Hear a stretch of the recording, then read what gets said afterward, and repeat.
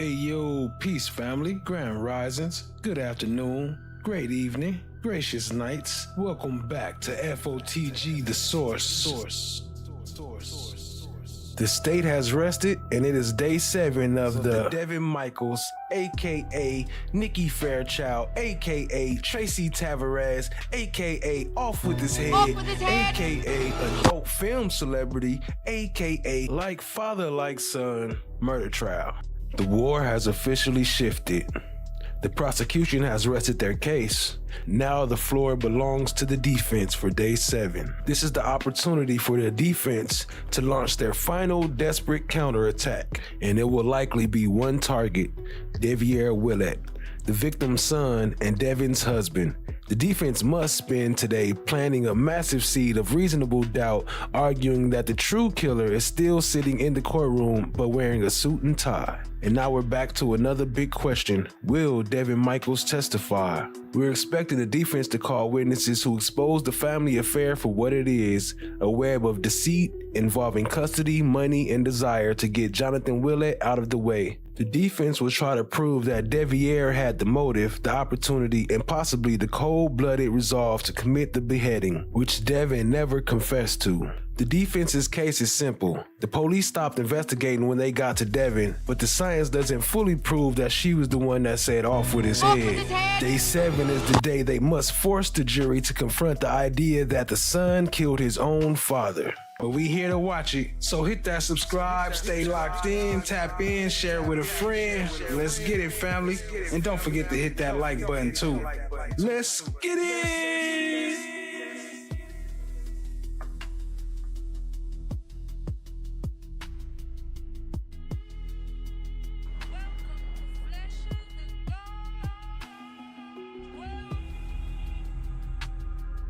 Well, isn't this a nice surprise?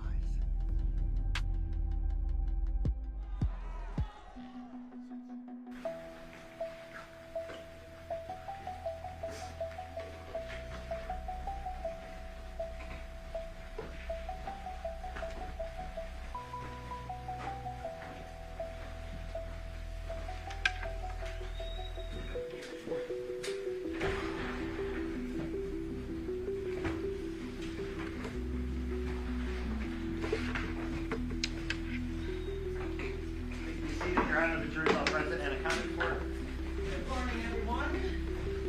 We are back on the record. C 377-396. Yes, we did returns on behalf of the state. We both parties stipulate to the presence of our jury. Yes, Your Honor. Yes, Your Honor. All right. The state rested their case yesterday. Since you have any witnesses you intend to call? Yes, Your Honor. We're going to call Sean O'Brien.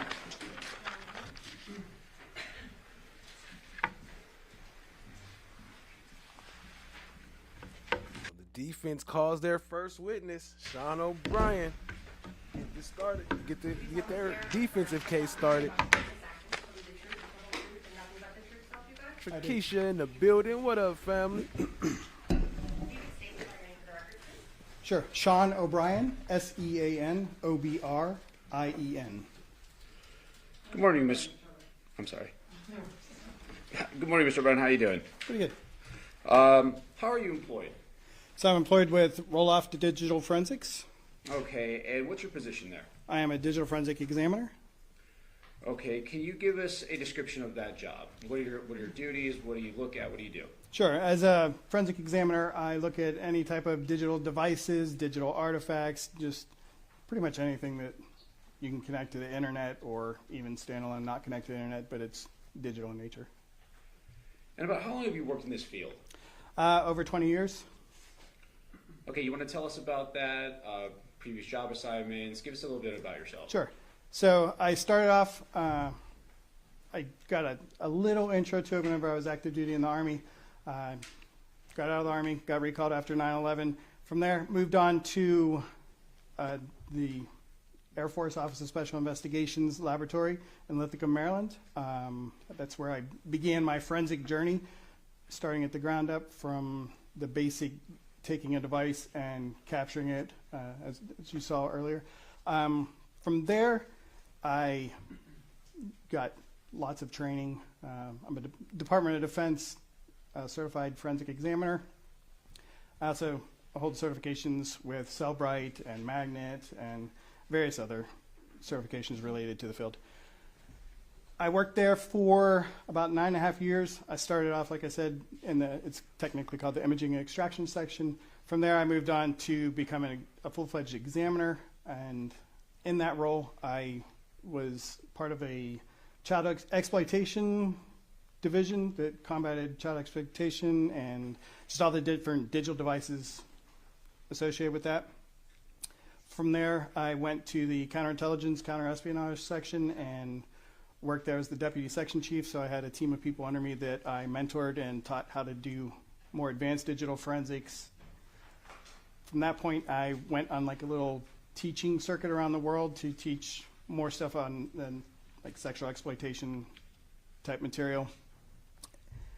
And then after that, I spent a little bit more time there at, it was called DCFL at the time. And then I switched over to Navy NCIS. I was offered a position to go start up a digital forensic lab, or restart a digital forensic lab in Naples, Italy.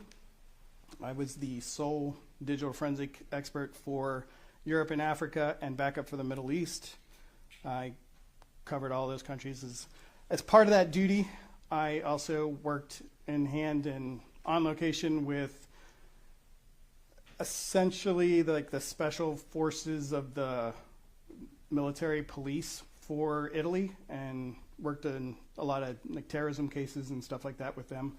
I also worked with NATO, establishing the baseline digital forensics standard operating procedures so that everybody in NATO would have a baseline, because you have a lot of different economics, like there's very wealthy countries in Europe and there's not so wealthy countries in Europe. So Shout out to Allie, Indigo Kepra in the building. Appreciate y'all, family.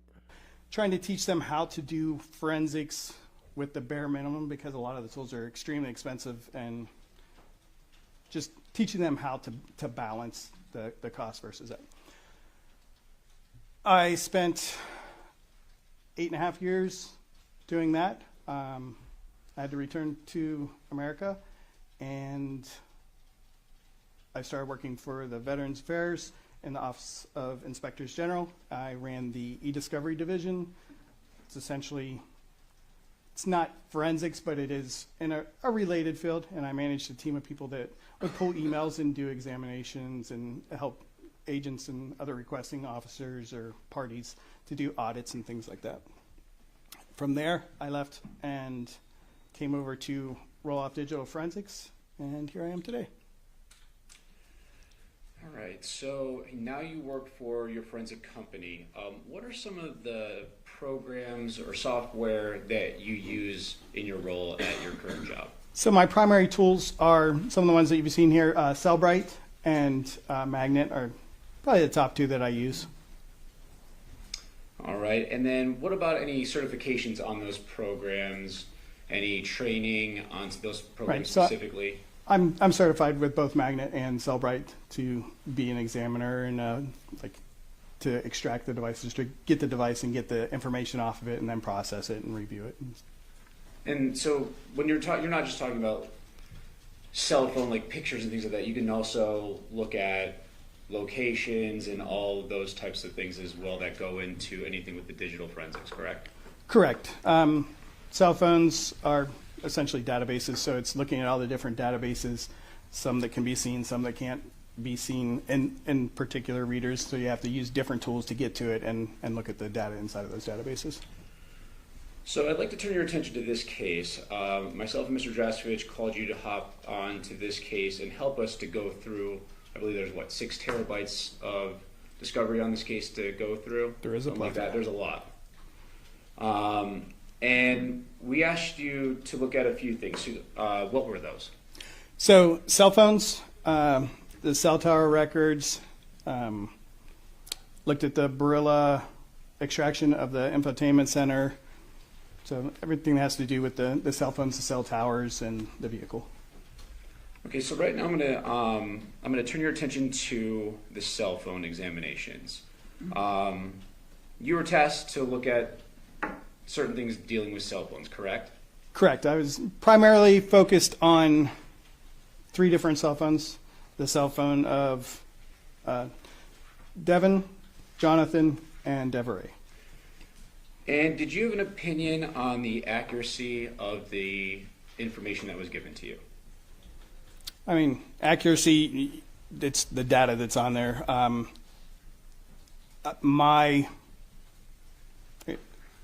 Are you asking more like, was there anything that stood out, or? Well, was it the accuracy of the extractions? Is there anything that was missing or that you would have liked to see more? So, as previously stated, the cell phones are made up of databases, and I stated that the software doesn't always pull all the information. So the information that Ema Tower was found guilty of first-degree murder, huh? Okay, we're gonna have to cover that probably this weekend. I didn't know it's over already. Guess it was a short case, huh? I was provided was a UFED reader report, which is after you do an extraction, you take that data, you put it into another piece of software, and then you can create a reader report, which is what I reviewed in this. That is only the data that is able to be interpreted by the software. So I found it problematic because over my review and looking at everything, it's only, of all of the apps that are on the phone, the average between the 3 devices was only 3% of the data was displayed and presented with the databases backing it up. So would it be your opinion that this was incomplete as what was provided to you as a whole? Yes.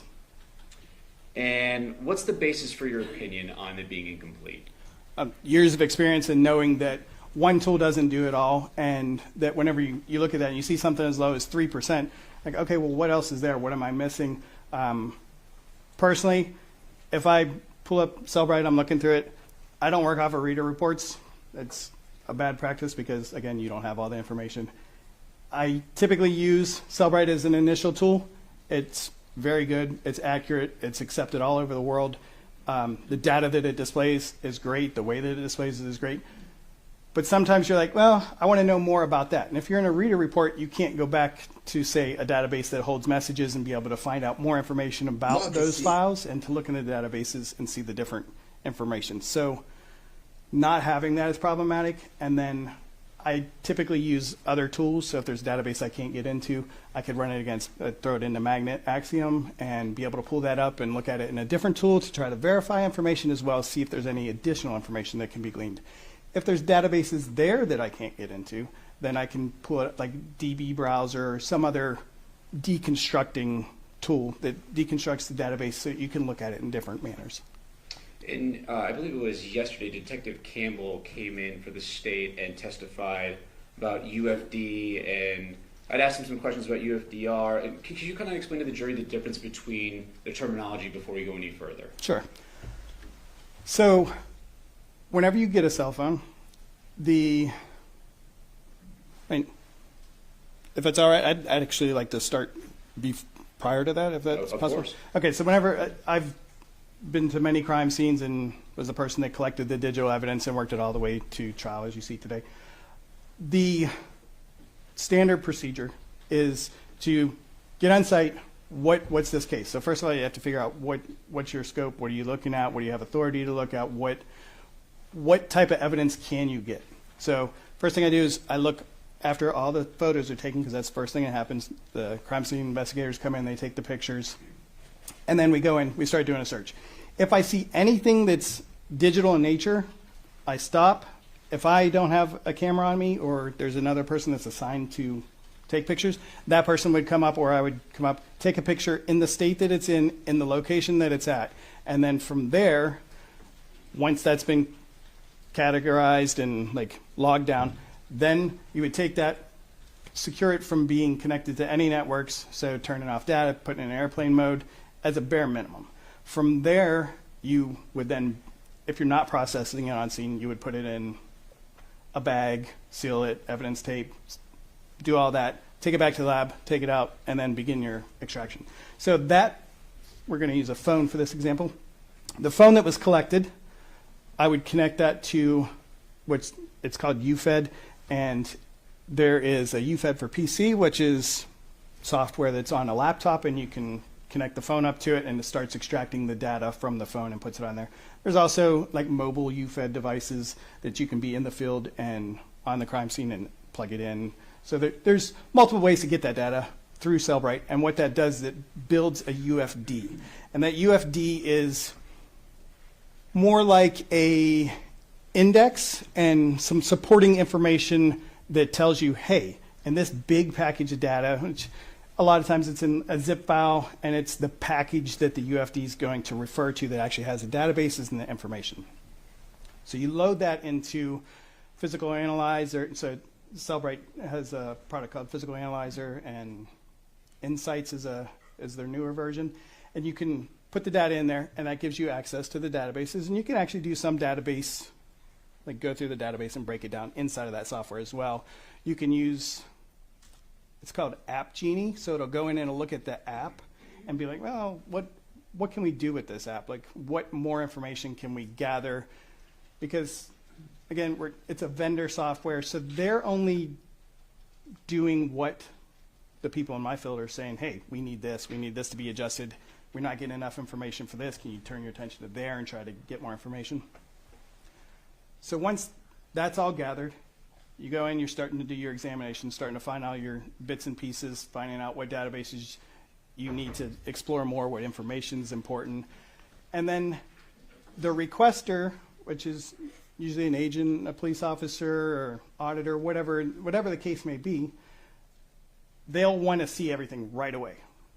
Unfortunately, digital forensics is not a right-away type field. It does take quite a bit of time. I think 6 terabytes is a lot of time it takes to get through that. So they'll want something right away. You create a reader report, send it out to the requester. That way they have just a first look of like, oh yeah, that's my suspect. Oh yeah, this is a message they talked about. And you can start to get little bits and pieces. It keeps them happy while you're doing the more in-depth stuff. It also allows them to say, hey, I saw a message on this day, but I can't find anything else that's around there. So they reach back to me and say, hey, this date, I need to know more. So then I can hone it in and be able to say, on this date, at this time, looking at these different databases, I was able to determine this or to provide more information. And then from there, you write up a report, you put everything together, and then it goes back, the report goes back into evidence if it's an evidentiary report. Again, you're working off a copy of the data, so the phone's already been put away. You don't mess with that anymore. If the extraction, like you drop a hard drive or whatever and it stops working and you have to re-extract, you still have that. And one of the other things to touch on that, there's a verification. So I know earlier in the trial there was talk about a hash value being a fingerprint. Same thing, whenever it does the extraction, Cellbrite does a hash of the data, and you're able to just click on verify hash value to make sure that you're looking at the same data that you were previously. So, in reviewing this and basing your opinion, what are we looking at here?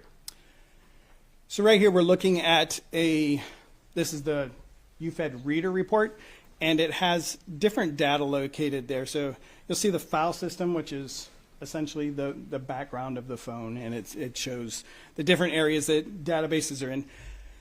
The one database that we'll look at in a little bit, or information that was supplied from that database, you can see I have typed out there the path that has the com.android.providers.telephony and the databases.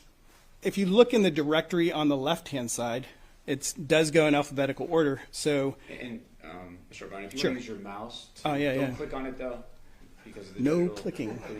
But all right, no clicking. Yeah, So right here you see com.android Chrome, com.android vending, like wallpaper backup. So that only 3 com.androids were found, not the com.android providers. Like that whole directory structure isn't there to include the database. So is this a complete picture of this phone? It is not. Okay. So did you also review the Armada infotainment system? So I reviewed the portions of the Barilla extraction that were provided to me, which were the data locations where the vehicle traveled. And so I'm thinking that we heard testimony about how Detective Campbell was it was Detective Good was able to go through and kind of ping along how Detective Spangler, all these guys with these technology and phones, I apologize. Detective Spangler was able to go and follow the infotainment system of where the car went, when it started, when it stopped. You saw that, correct? Correct. And I believe Shout out to no one in the building. I see you, family, hanging out in the bushes. That's all good. Appreciate you, family.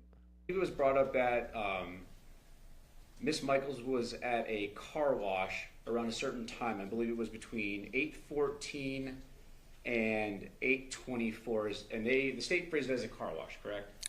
Yes. And we asked you to look at the points at this supposed car wash, and that's what we're looking at here. That is correct.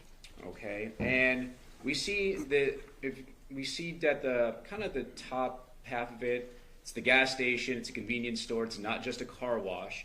But what did you do here?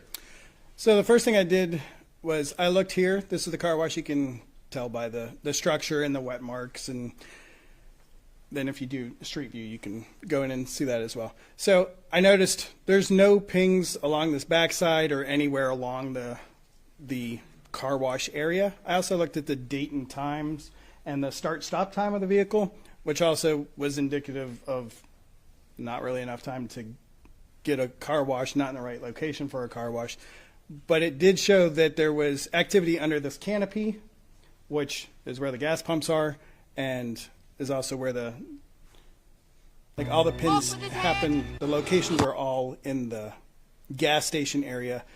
Coming in from this side, going around into the area here, and then come out and leave that direction. And just as a side, you shut off your car when you get gas, right? Typically. Usually when you're at a car wash, you leave it on, you're sitting there listening to music. Or having to drive forward, yeah. Correct. Or neutral, let it go on its own. So, turning your attention to another item, did you review video data at 6505 Taylor Creek? I did. And what is your opinion of what was recovered from that address? So again, I believe it to be incomplete just based upon the type of evidence that it is and the devices that it comes from. There are, as you can see on the screen, 2 of them are labeled ring video, and the other one just has what appears to be a date timestamp and a .mov. The others are .mp4s. So the 2 videos on the right, the washed out one and then the one that's more in color, appear to be videos that were extracted off of either the Ring app or you can go online to the website and pull it down, download it. You can share via email. There's lots of things that you can do with Ring videos. And the one on the left appears to be a few still shots that were then combined into this video that's there. So the snapshots being put together, I'm not sure how familiar you guys are with the Ring camera, but you can set it up so that it does snapshots. So you can I don't recall the minimum amount of time, but I believe it to be like minutes, maybe even seconds, and then from there you can go into you can turn it off completely. So the fact that there are what appears to be snapshots would indicate that snapshots were being taken. And if only 1 or 2 snapshots were taken of that area, and I believe this is the one where you can see the house up on the vehicles on the top right. Yeah. It's this one. So in this area here is the area of interest. So if you're having a lot of snapshots in that area, you're going to be able to see things coming and going. So you would be able to refer to those snapshots. However, in this exhibit, I did not see multiple. Well, there were multiple, but not a plethora, not a whole bunch of snapshots to look through. It was just, hey, we collected these 2 or 3 snapshots because we see the vehicle there, and then done. But there's so much more that could have been collected on that and more information. And you weren't provided any document from law enforcement that they were looking for snapshots of this camera? I was not. I didn't receive any reports or anything on this. So basically, he proving that the investigators for the prosecution didn't really do a full investigation. They just grabbed some quick shit like, hey, this enough to lock her up. We don't need nothing else. It don't even matter. Are you aware that any other videos that had been provided to you, anything else that you saw that was recorded except for what we saw here? So there were, I looked at a bunch of different videos that were collected. And let me, from Sure. this address. From this address? No. And that's because there could have been, but from what you saw, there wasn't anything done about the snapshots or anything. There was just that one. Correct. Now, I'm going to turn your attention to one of the phones we asked you to look at, and off of the information that was provided from the state, it was Deviere's phone. Did you review that? I did. And I want to get to...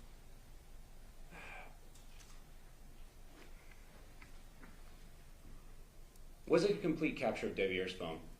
No, same as it's previously shown. There wasn't information about every single app, every single activity that was going on. There was not. But even though we had an incomplete picture, you were still able to access some background information, some stuff from the databases that can tell you kind of what was going on. Correct. I was able to access the reader and what Cellbrite was able to pull out and look at those provided items. So what are we looking at here? So here we're looking at on 8/6/2023 at 10:36 at night. There I am shouting the building. What's good, family? I see you. Appreciate you joining. is communications, an instant message that was outgoing from, we're looking at Deviere's phone, so the outgoing would be the from, and then to the phone number related to the device of Devyn. So from Deviere to Devyn, their devices. It says, see you when you get back, I'm going to sleep, girls. So it's part of a text message.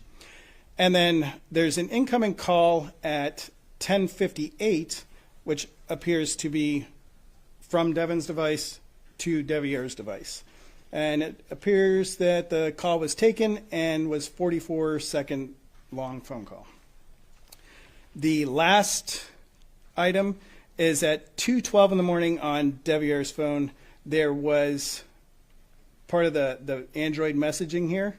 There was a icon, so whenever you save a contact, you can add a picture to it, and just so whenever you look at it, it pops up, has the picture. So this is a picture like that. And this is a little bit more information on that Correct. icon. Same one, it just different slide. Same timestamp. Same timestamp, date. same messaging, same area. And this is just a close-up of the photo of the contact. It is. Whoa, that don't look like no friendly. We just did this for convenience relationship. So it shows that there may have been some activity going on at that phone around that time. Correct. Now, in your experience and investigation and the roles at your work, gaming systems and other devices, not just cell phones or computers, but anything with hard drives, anything that's... All right, it's 6. Hold on, give me a second. Let me get a screenshot of It's that an real activity. quick. We might need to use So it that. shows that there may have been some activity going on at that phone around that time. Correct. Now, in your experience and investigation and the roles at your work, gaming systems and other devices, not just cell phones or computers, but anything with hard drives, anything that's able to be communicated over, that would be important, correct? Correct. You would be collecting those things as you go through and see what's at the scene. Correct. Depending on what the crime is, depends on what you collect. In a murder case, you're going to collect pretty much everything you can. You can do some field assessments and be able to look and say, well, you know, this device is dead. It's one of the examples was a really old like Nokia bar phone from in the early days. And if you're dealing with a crime right now, there's no power to it. It's stuffed in a box in the back corner and like in a storage unit or something like that. You might not necessarily take it. I mean, you could, but it's more, all right, well, we know that's there if we ever have a need for it. But in general, if you're doing what's considered a major crime, which murder falls under, you're going to want to take as much digital evidence as you can until you start getting more information. Because in the beginning of an investigation, you don't really know what's going on. You're trying to collect anything that may have evidentiary value to later be examined, or if something comes about the investigation, you have that preserved. Correct. And even in this case, so there was an additional cell phone, I believe it was Devyn's. Going to show that anything that I may have said, they exacerbated it. Cell phone that was, okay, this is too old, the activity is too old, it's not really relevant to the specific focus point of this investigation. So again, collected as it should have been, reviewed, not relevant, set it to the side. So here's a picture. It's one of the exhibits that has been admitted for the jury to look at. Just looking at this picture, do you see anything here that of evidentiary value that would bring you to preserve some of this? So I see two items in here that could potentially hold additional information. There is a Xbox on the... And I prepared it a little bit here just for you. So it appears to be an Xbox here and then a Nintendo Switch here. And the significance of that is that both of those devices you can chat with people. You can communicate. There's multiple ways that you can do that. One of them you'll see in a little bit, like Discord is a really big gamers app. A lot of people that use Xboxes also use Discord as a communication method if the game that they're playing or whatever doesn't have it embedded, or if they just want to save speed. Or Discord is a very easily used communication tool that is not tracked. We talk on Discord all the time. When we on Rock Solid TV, we are talking on Discord like a regular phone. data, just to make things more efficient. But even in like a Nintendo Switch, where you can switch out data cards to store things and add more games, or even Xboxes with hard drives to plug in for additional space, it can be just a normal hard drive. Those are things that you'd want to look at and see if they were there. Absolutely, and they connect to the internet, and you can browse the internet as well. So potential for communications that way on top of chat applications. So going to other things that could have been looked at here, what are we looking at on this exhibit or this slide? So this is showing that the Discord app was purchased through the Play Store on Deviere's phone, and it looks like 4/27/2023 is whenever it was installed. So it just shows that an additional chat application was on his phone that is also found on gaming systems. And Discord, I know you kind of briefly touched on it. I'll let you explain that because you're more well versed in that. Can we just go through again for the jury what that is? One more time, please. Discord, what Discord is? So Discord, a chat application, you can have it on your phone. You can have, there's multiple places that you can hold that, and it allows you to communicate back and forth via voice or text.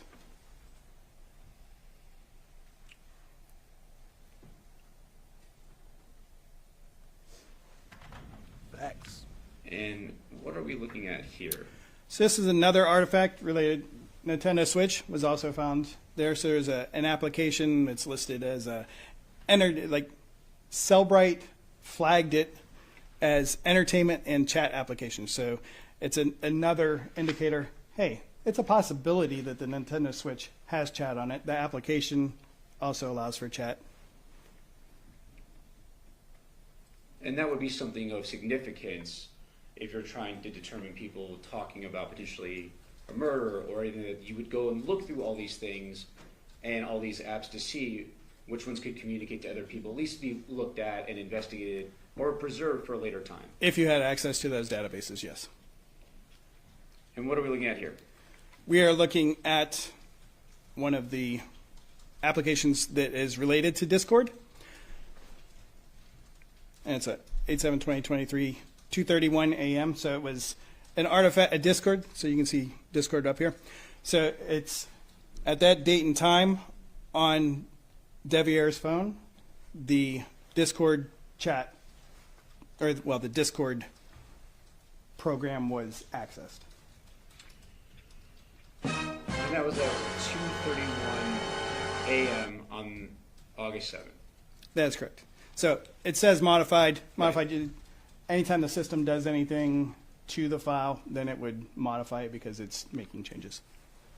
And briefly, you didn't look at any router logs, did you? I did not. You weren't provided with any router logs? I was not. Nothing from the Porcupine residence about a router? No.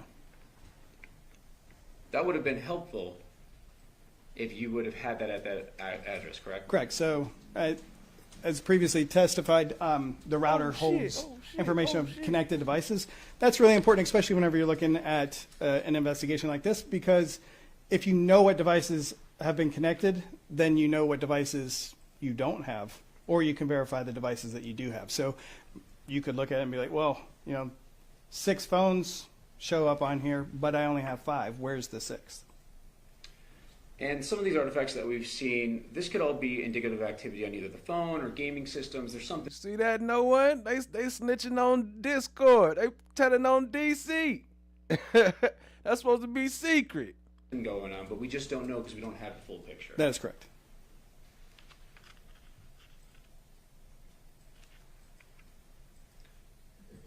It's supposed And to be now sacred. we're looking at slide 18 on our presentation for the jury. What are we looking at here? Oops. Okay, so you'll see in the next slide, it's the same slide as previously shown with the missing database. This lays it out a little bit more. So the native message here, which is found in this MMS-SMS database, which we've already shown is not located on the reader report. It has a message in it here that says headed there now.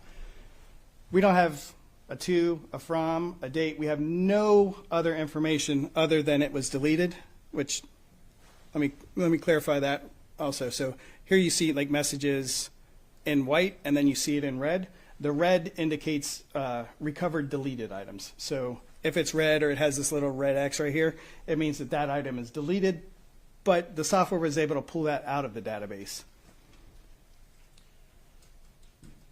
But does it show a time or date or to and from? It does not. And again, I couldn't go back to the database to see if there was any more information in there or related stuff around that time, like around that message or looking at deletion orders, or there's no way to tell more information in the presented state.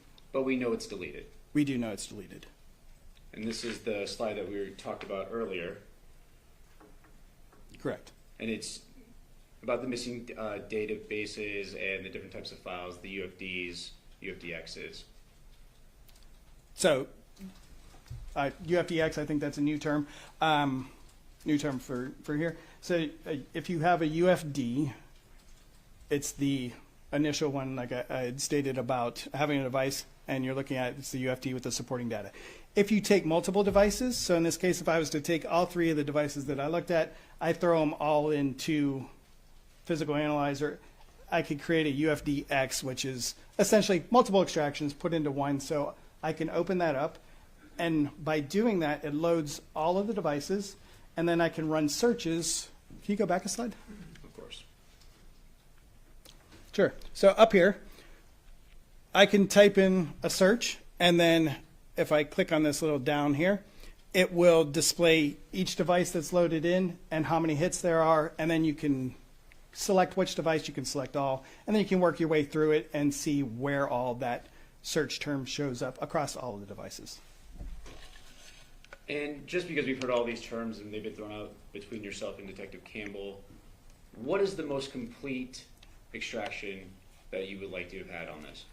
I would have liked to have the UFD with the supporting files so that I would have access to all of the data and not just the maximum 3%.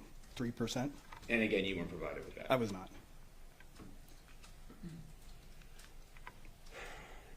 Now, when we asked you to review, yesterday we heard from Detective Campbell about it was Detective Good at the cell site location. It was a couple days ago. They said that they only looked until 9 a.m. at that time. That is correct. And we asked you to look a little bit further, give or take on both sides. And did anything stand out to you? There was a location I was like, this looks interesting. Maybe want to take a look at it. Again, I don't have much more information other than the location at the time that was shown.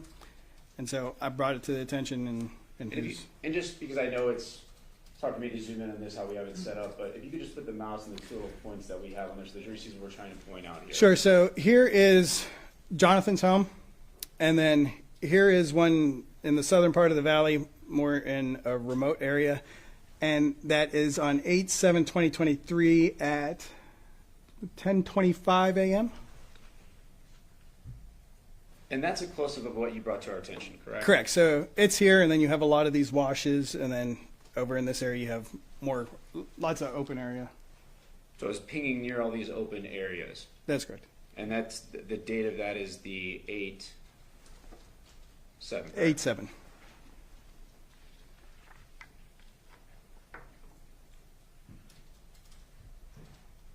In your review of this, and I know I've hit this a bunch, but this is not complete. It is not. There's more out there that could have been done. Absolutely. And some of the things that we've brought up, these are things that we would have liked to know more about, we just couldn't get into. Correct. That could have helped us. Correct. Court's indulgence. Pass the witness. It was already too late.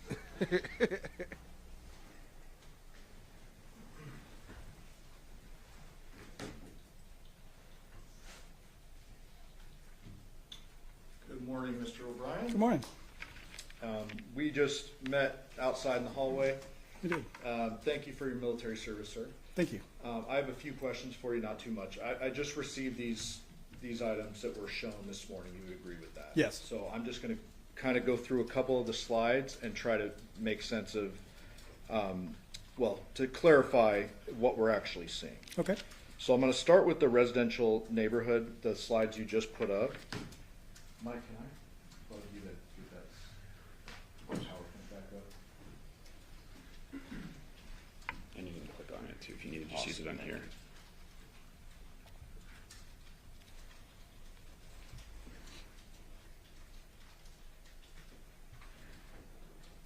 Yeah, perfect. And just, yeah, and then you can click on the slides below and it goes up. Perfect, thank you. So I'm showing the slide that you'd agree that's a residential neighborhood, correct? Yes. And you looked at a whole lot of stuff in this case. Would that include text messages on Deviere's phone? It would. We got a bunch of text messages after 9 a.m. On August 7th of 2023 from Deviere's phone. Correct. And you'd agree with me there's text where he's talking with his boss and talking about a job and going to that job? Yes. Okay. And you'd agree this is a residential neighborhood, a newer one, kind of out at the tip of the valley? I would. Okay. And the location data is that you're looking at that caused you to testify that he was in this residential neighborhood was from the CDRs, not from the device. That is correct. So CDRs, as a reminder, those give a general approximation. They're not like the breadcrumbs from the Burla or the Google. It's not the GPS, guys. Got it. So you're not saying in any way to this jury that his location put him in any of these desert areas, correct? That is correct. Okay. You indicated earlier that you reviewed not only the DFLs, which were the actual phone extractions, but you also reviewed the CDRs and the Burla, correct? That is correct. Did you also review the Google? I did. The geofence stuff? Yes, Okay. I did. You would agree that there's nothing in any of those sources of information that shows Deviere's phone going toward or at the Paladura address between 10 p.m. on the 6th and 8 a.m. on the 7th? That is correct. Okay. You would agree that all of those things show the defendant's device, car, and everything at the Paladura address until 2:04 a.m.? That is correct. So the Google data is separate, and that was a geofence, Yes. right? And you're familiar with the steps and Google's privacy and I am all the that. obfuscated numbers and doing Yeah. the 2-3 steps. Right. So just to narrow it down and like simplify it, a geofence is actually placed on around the home, the Paladura home, and says, the first step says, show us what devices are at that home, but they give general numbers. Correct. And if I oversimplify it, you can tell me. It's good. That Okay. works. And so in this particular case, it only showed the defendant's device at that home. Well, it showed multiple, but once you select which one you want that's of evidentiary value, and yes, that was one of them. And that would be Yoko's, Yoshida's, and Johnathan's were actually there too. Yes. Yeah, and nobody else's. Not that I recall, no. Yeah, so it's 4 devices at the Paladura home, not including Deviere's. Correct. And Deviere did have a Google device. Yes, an Android that. Yeah, Android is a Google Yes, device. Okay. So we're in agreement. Nothing at all that you went through suggests Deviere was at the Paladura address between those time frames. That is correct. Okay. The Google data did show John's phone traveling from the Paladura address at around 2:04 a.m. in the same exact path as the defendant's car and phone. Yes.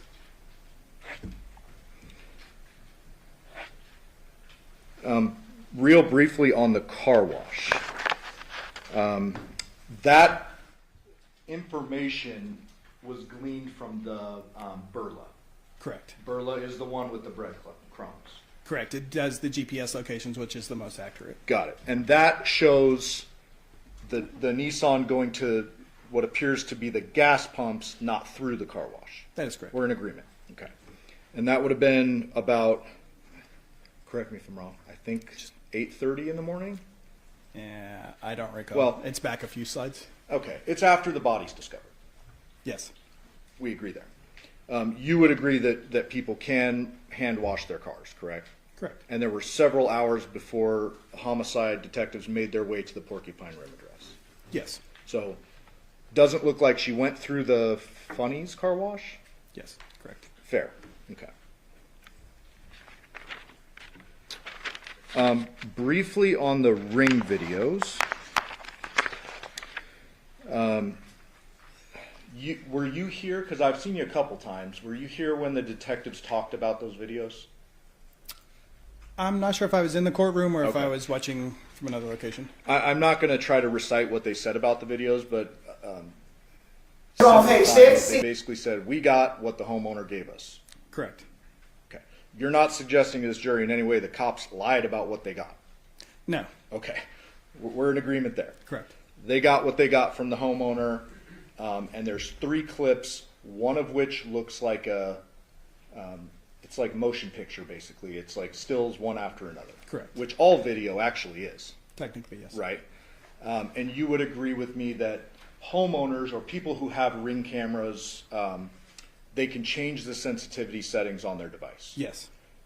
If they don't want to keep getting annoyed with every time a car drives by, they can lessen the sensitivity just to kind of encapsulate their driveway. You can set up boundaries. You can set up. There's lots of different Yeah, settings. there's a ton of different settings. Correct. You would agree that in the videos from that same camera at night and in the morning, it appears Deviere's vehicle is in the same exact spot. To the best of my recollection, that is correct. And on top of that, there is video from the entrance, the only entrance and exit a vehicle could go at the Porcupine Rim address. To my knowledge, that is correct. Yes. And that is continuous record. That's not a motion camera. I'm not aware of the settings. Okay. There may have been testimony about that. Sure. Fair enough. So I want to get to slide 10 and, well, Do you want me to help you? You just go to the bottom a little bit. Okay. And slide it over. Thank you. Slide 10. So the 3 rows represent an instant message. Row number 1, an instant message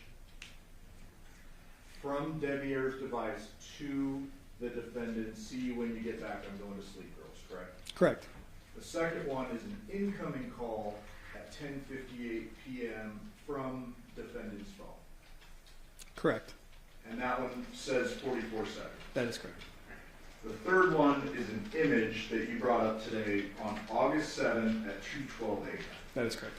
And I believe the language you used was, I wrote it down. somewhere.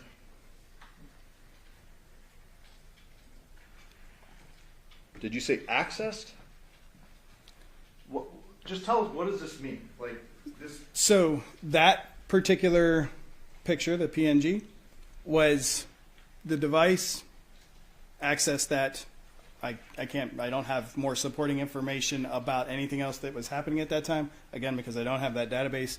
But something was done with that particular file at that particular time. Got it. So we understand, though, when you use that terminology, are you saying the device accessed it or a person accessed it? Unable to determine. Okay.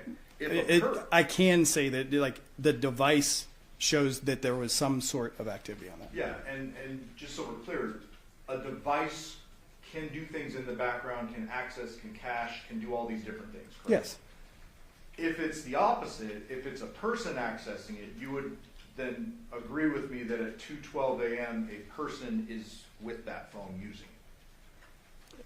You stated that a person was to show that a person would have to be there. Yeah, absolutely. I mean, Yes. it seems obvious, but like, there's two alternative theories. It's either the device access it somewhere in the background, or a person is actually handling their phone at 2:12 a.m. That is correct. Okay.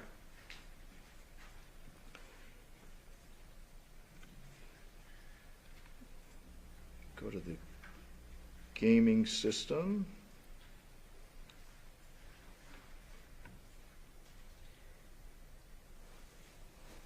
So you pointed out a couple of a Nintendo Switch and an Xbox, correct? That is correct. And there were, to our knowledge, no gaming systems. My bad, I clicked the wrong one.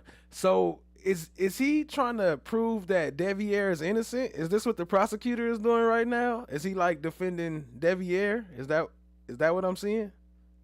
Found in the other home, the John's home.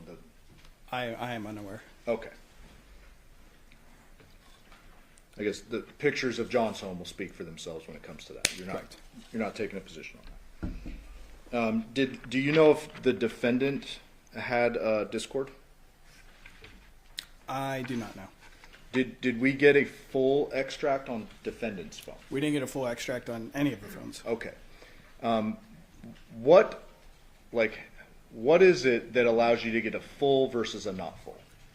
So the initial extraction that I talked about, the UFD, is the extraction. What we've been presented with was the UFDR, which is after that extraction is done, then you can either select all, or you can like handpick what you want and then create that reader report. Okay. But to clarify, when you're selecting all, it's all the data that piece of software at that time is able to interpret and put into a report. Got it. And so are you suggesting to the jury that the detectives... Exactly. That's what I was just about to say. Trying to put in that reasonable doubt, or it will stop the reasonable doubt that they already built on the defense. They trying to deflect it back. picked and chose what they took, or are you suggesting that... I'm not really suggesting anything other than the full set of data was not provided, and I was unable to do a full examination based upon the lack of data. Okay, and in prior cases, you have a bunch of experience. I have some experience with phones, not nearly as much as you, but there are many, many times in which you cannot get a full extract out of a phone. Yes. Right. That's not abnormal. Correct. And you're again not suggesting the detectives like only pick certain things out of the devices. I have no knowledge what actions they took, but okay. So with the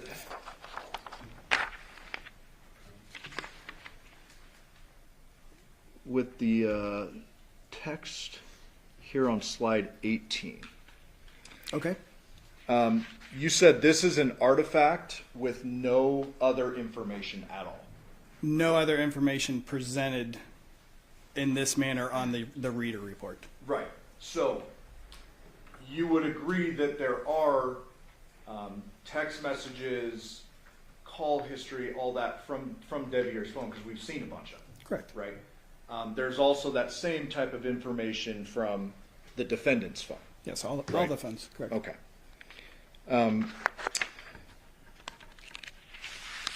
The text history for Deviere's phone goes back years, right? It's quite far, yes. And he has a bunch of contacts saved in his phone like we all do, Correct. right? I don't even know the number, but like dozens, hundreds, I don't know. Can you see it on that? If you go back a slide, maybe. I'm not sure if it was captured on that or not. So before the bar shows up in the movie? Yeah. Let me help you. Do that animation. Oh, gotcha. I don't know how to pull it off though. There you go. There we go. Thank you. No, I didn't capture the contacts on there. Yeah, but it is captured somewhere in. It is part of the reader, yes. Yeah. The reader file has that. And so you agree with this headed there now message. That could be to any number of people years back, 5 years ago, 4 years, whatever it is. That is correct. Okay. But you got to bring it up because, I mean, it's something.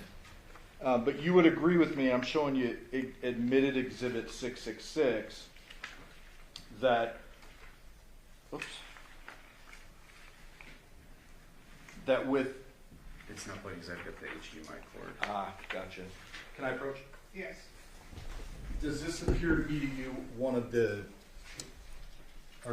text string that the parties admitted between Deviere and defendant? That is correct, yes. And this shows a relationship text 8523? 8/5 at 1 a.m. already adjusted from UTC. Yes. This next one is from voicemail to Deviere. So voicemail being the owner of the phone. And it says, where the WTF are you? You obviously ain't home, but you ain't cheating, exclamation points. That is correct, I see that. And August 5th. 2023 at 4:02 a.m. Okay. And then the next text says, from Deviere to the defendant's voicemail, see you when you get back, I'm going to sleep, girls are in the living room, correct? That is correct. Okay. No other text saying, I'm on my way, or I'm sorry, headed there now. No.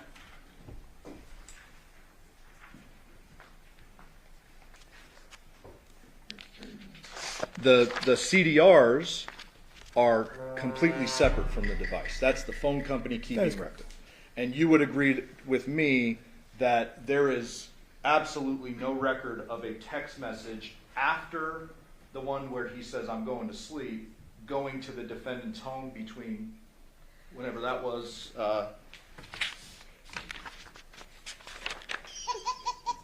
10:36:24 p.m. and 8 a.m. Can you repeat the initial question? The CDRs. Okay, CDRs. Yeah, that is we're correct. away from the phone. Yep, that is correct. In the CDRs maintained by an outside source, the company, Yes. there is no incoming text to Devyn from Deviere, no outgoing text from Deviere to Devyn after that one at 10:36. Based on my review, no. So it's headed there now. When you're scrambling and scraping for shit. No, I like that. Text doesn't have anything to do with our time frame, based on the CDRs. Based on CDRs, I believe that is correct.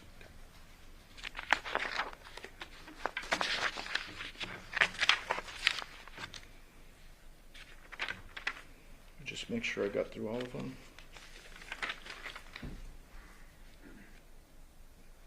Yep, that's it. Thank you very much, sir. Sure.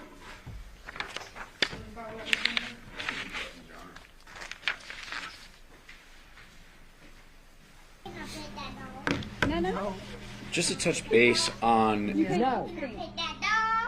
No, he's sleeping. the picture being accessed and the gaming data of, I think it was, what's that, a Discord?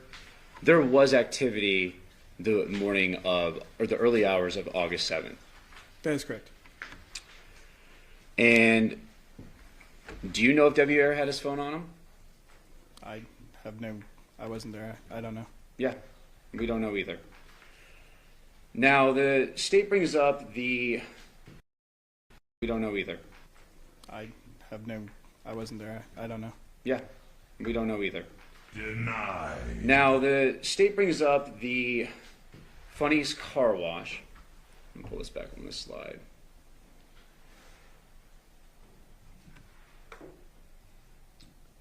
Now, he brought up the state, and I'm not trying to misstate, I'm just kind of summarizing, is about pulling in a potential hand wash of a car or something like that. You remember that question? Yes. Now, the car turns off at 8:17 and turns back on at 8:21. Does that sound about right? It does, yes. Nissan Armada is not a small car. It's not a Honda Civic. It's not a hatchback. It's a pretty big car. Correct? Just from your, I mean, you've seen them on the road. Yeah. It's a bigger SUV. It's not a small Correct. car. That's correct. So to hand wash a big SUV that they've made is super clean. That 4 minutes is pretty quick. Correct. To hand wash a car, not drive through a car wash, but to hand wash it at a To hand wash the car in 4 minutes. What up, ghetto superstar? I see you. Appreciate you joining, family. gas station, unless there's, doesn't seem to add up. Correct.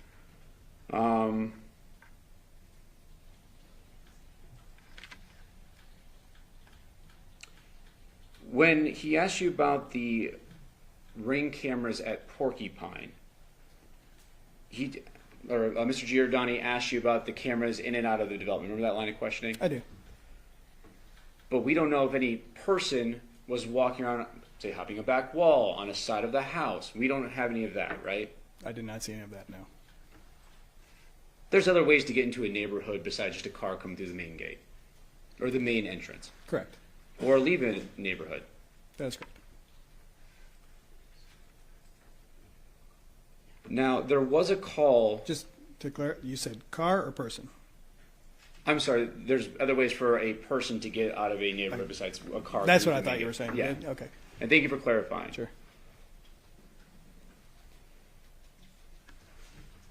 And we do see that there was a call at 10:58, right? That's correct. And that was Devyn to Deviere. Yes. Well, to the devices. Correct. Now, we went into the UFD, UFDR. Like I said, I always confuse these, so I'm glad you're here. We were not provided, you were not provided with the full downloads or extractions. That's correct. And from Detective Campbell, yesterday he testified that he got his extraction and gave it to Detective Ozawa. It's kind of what you remember, because you've looked at the reports, you're familiar with the case. Yes. Do you remember seeing, or do you remember being handed any kind of information from phones that there was a follow-up from Detective Ozawa to get more information on the phones? I did not see any more. You were just given the initial UFDR of the phone. I have no idea when those, I can look up the time that it was created, but I don't know what order, if there were other extractions done. I have no further information other than I received these reader reports. So from what you received, it is just, I have this one download, and that seems to be the only thing that was done. From Correct. what you've been From given. what I've seen, yes, that is correct. Now the headed now text, it was deleted, wasn't it? It was. And we don't have a time. We do not. We don't know what that's in reference to. No.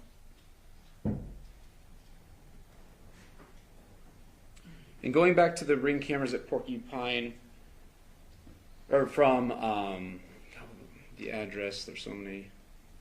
The Taylor Creek address. Okay.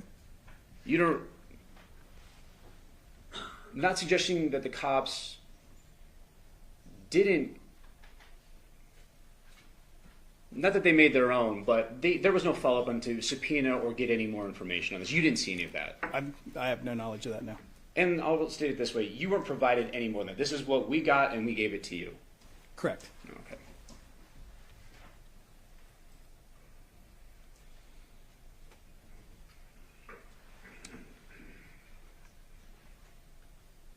And just going back to this picture of one of the last pings on Deviere's phone, the state suggested that there was this, he had this work schedule, which it's been throughout the course of the trial. There's been testimony that he had to work, that morning, and he went. But were you able to confirm that by any text message you looked at through the phone? Nothing popped out to you. No, nothing stood out to me. It's kind of why this popped out to you by this area at this time. That's correct. No further questions. Any follow-up statement? Yeah, I have to apologize. So there actually is text messages where Deviere is talking to his boss and saying, I'm headed to a job out. You saw those, right? Yes. Okay, so those do exist. Yes. Okay, that's not just testimony, that's in the device. It's in the device. And There's it's multiple occasions that they talk about work. Hey, I'm headed to this side, headed to that side. I'm going to run late. That morning, August 7th. I don't recall specifically. No. Well, I can show you. Okay. Can we agree overall that you went through these devices like with a fine-tooth comb? No. I did the best I could in the amount of time that I was provided with the data that I was provided. Okay, fair enough. When you go through this, I mean, you're presenting everything that stands out to you as like, this is fishy, or this is something I would bring up, or whatever, right? Correct. There's nothing you left out that was something you were like really interested in and didn't present to the jury? No. Okay. So,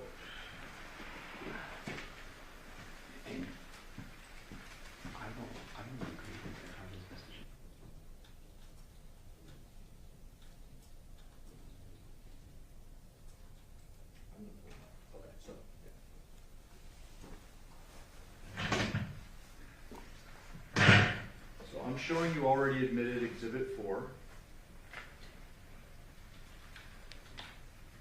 And I want to kind of show you this just in context of the timeline you just provided to the jury. So we agree that there is an incoming call to Deviere's phone at 10:58 from defendant's phone.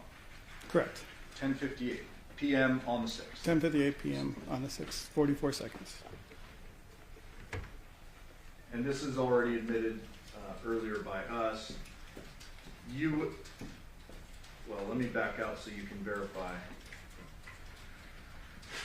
You would agree that this appears to be stuff from the defendant's phone, correct? The Z Fold? Based on the naming, Yeah. yes. And then I'm going to go into the call log timeline.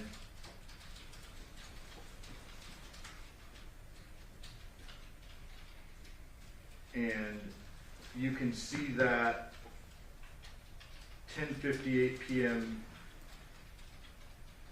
outgoing call from the defendant's device to Deviere, correct?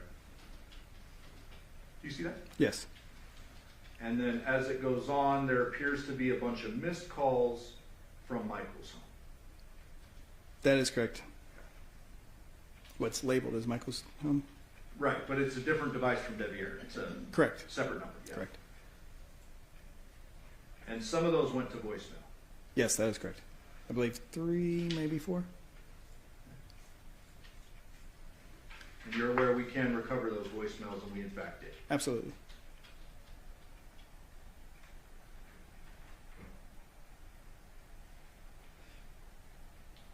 Opening the folder entitled Audio.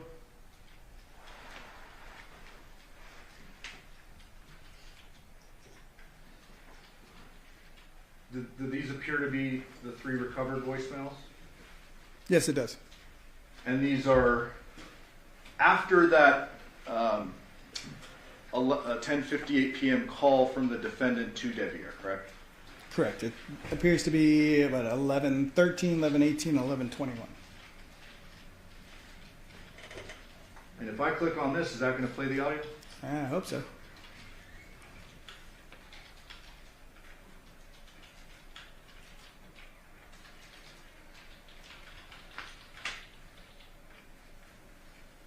It doesn't have the supporting file. Yeah, I did this before, and I think I have to open it in a different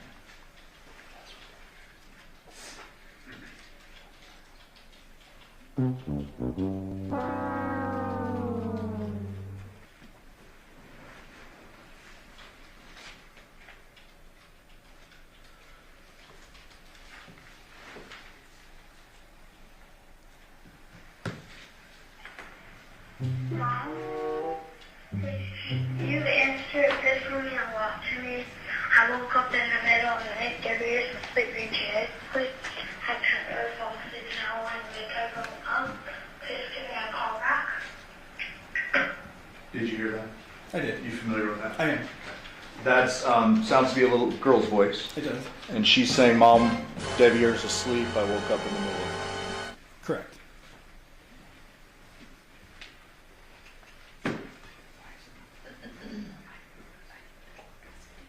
So did the kids have the device? Can we somehow move that up? Was that staged?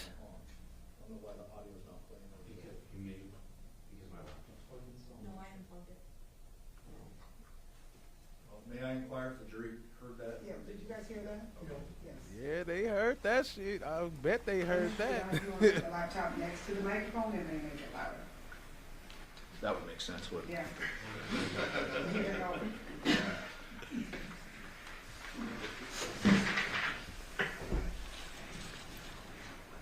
That was the kids, not Deviere calling.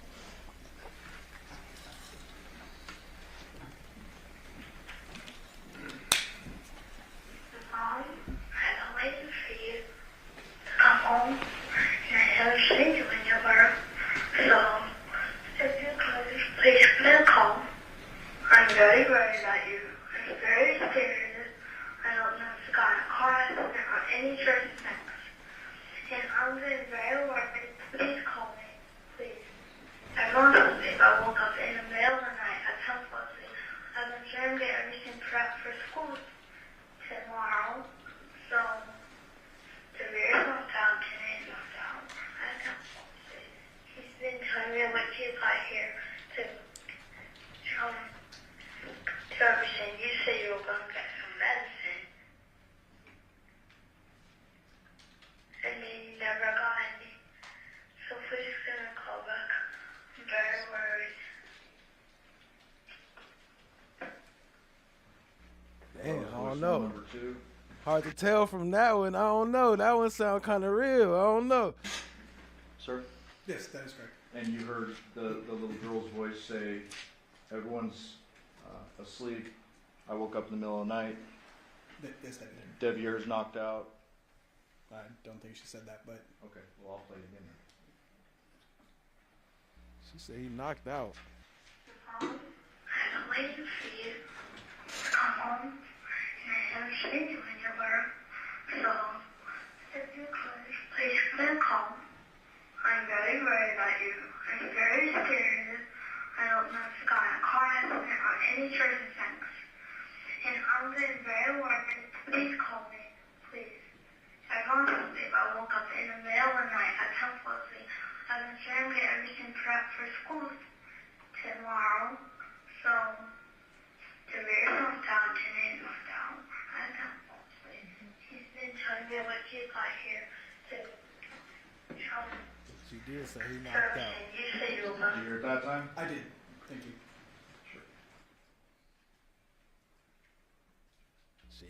She did say that time.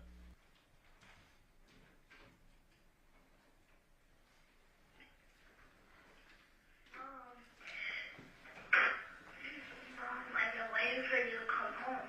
You never came home. I saved you a couple of minutes and I should hear them, but I'm getting very worried. Please call me. I'm very worried. You know how you're worried about me sometimes? I'm kind of worried about you scared and everything. I'm really getting worried. I'm like, so, like, are you in a car accident or something? That's not worried. So please can you call back? I see a car in the neighborhood and it stops in front of our house. I'm not sure if it's you. If it is, could you call me back?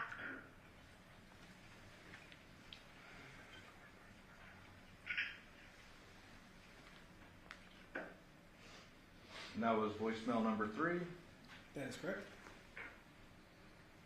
And then if we back out of that, we go to the report. That would have been, for the record, 11:13 p.m., 11:18 p.m., and 11:21 p.m. in that order, right? That is correct.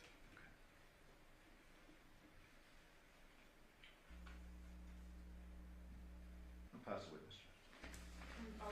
That's some crazy evidence right there, but it still don't technically prove that he was there. He could have just had the door closed or locked or something, left his phone in the living room, and you know, and she might have thought he was in there. They would need to call her to the stand, not that they should, but I'm saying they would have to ask her if she actually saw him when she was making those calls, or if he was asleep in the room or something the whole time.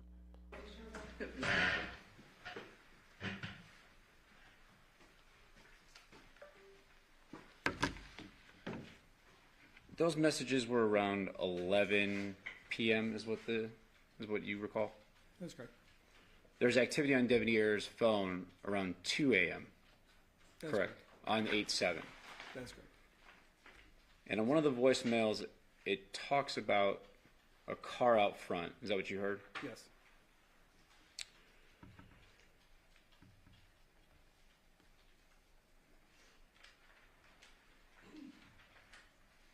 Now, going back to the wash,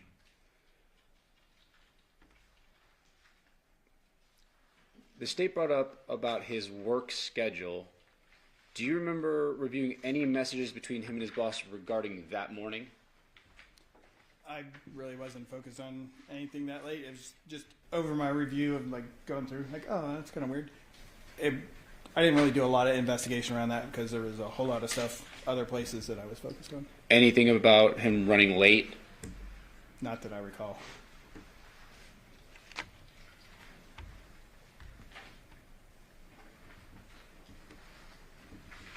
And we saw those artifacts on the phone around 2 a.m. with the Discord and the photo. Correct. And we can't. The photo, yes. I'd have to see the Discord one again to verify that time. Pull it up. Looks like Discord was 2:31. Is that? Am I? Sorry, I have it's no not plugged reason in. to dispute I'm that. sorry.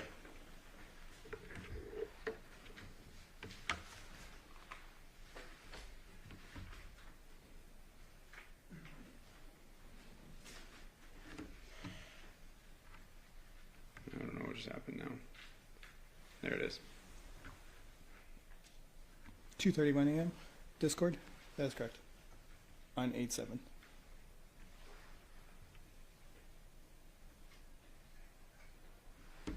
Court's indulgence. There are no further questions. Any follow-up statements? Ladies and gentlemen, the jury have any questions for this witness? Okay, first question on full sheet of paper with your name and your jury number. Oh, we got jury questions. Brought to you by the law offices of Porcupine and Pine. Shout out to no one. Shout out to Allie. Shout out to Ghetto Superstar. Shout out to I Am Shout. Shout out to Indigo Kepra.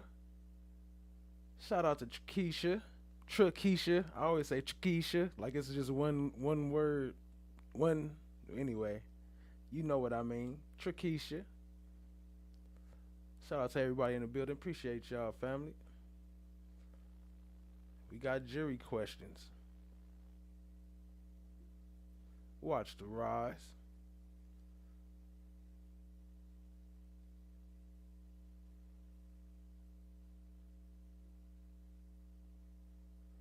Can I pet that dog?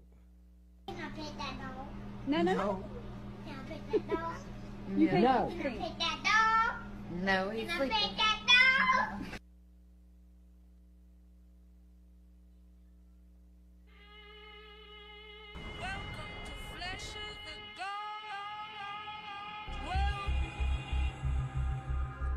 Well, isn't this a nice surprise?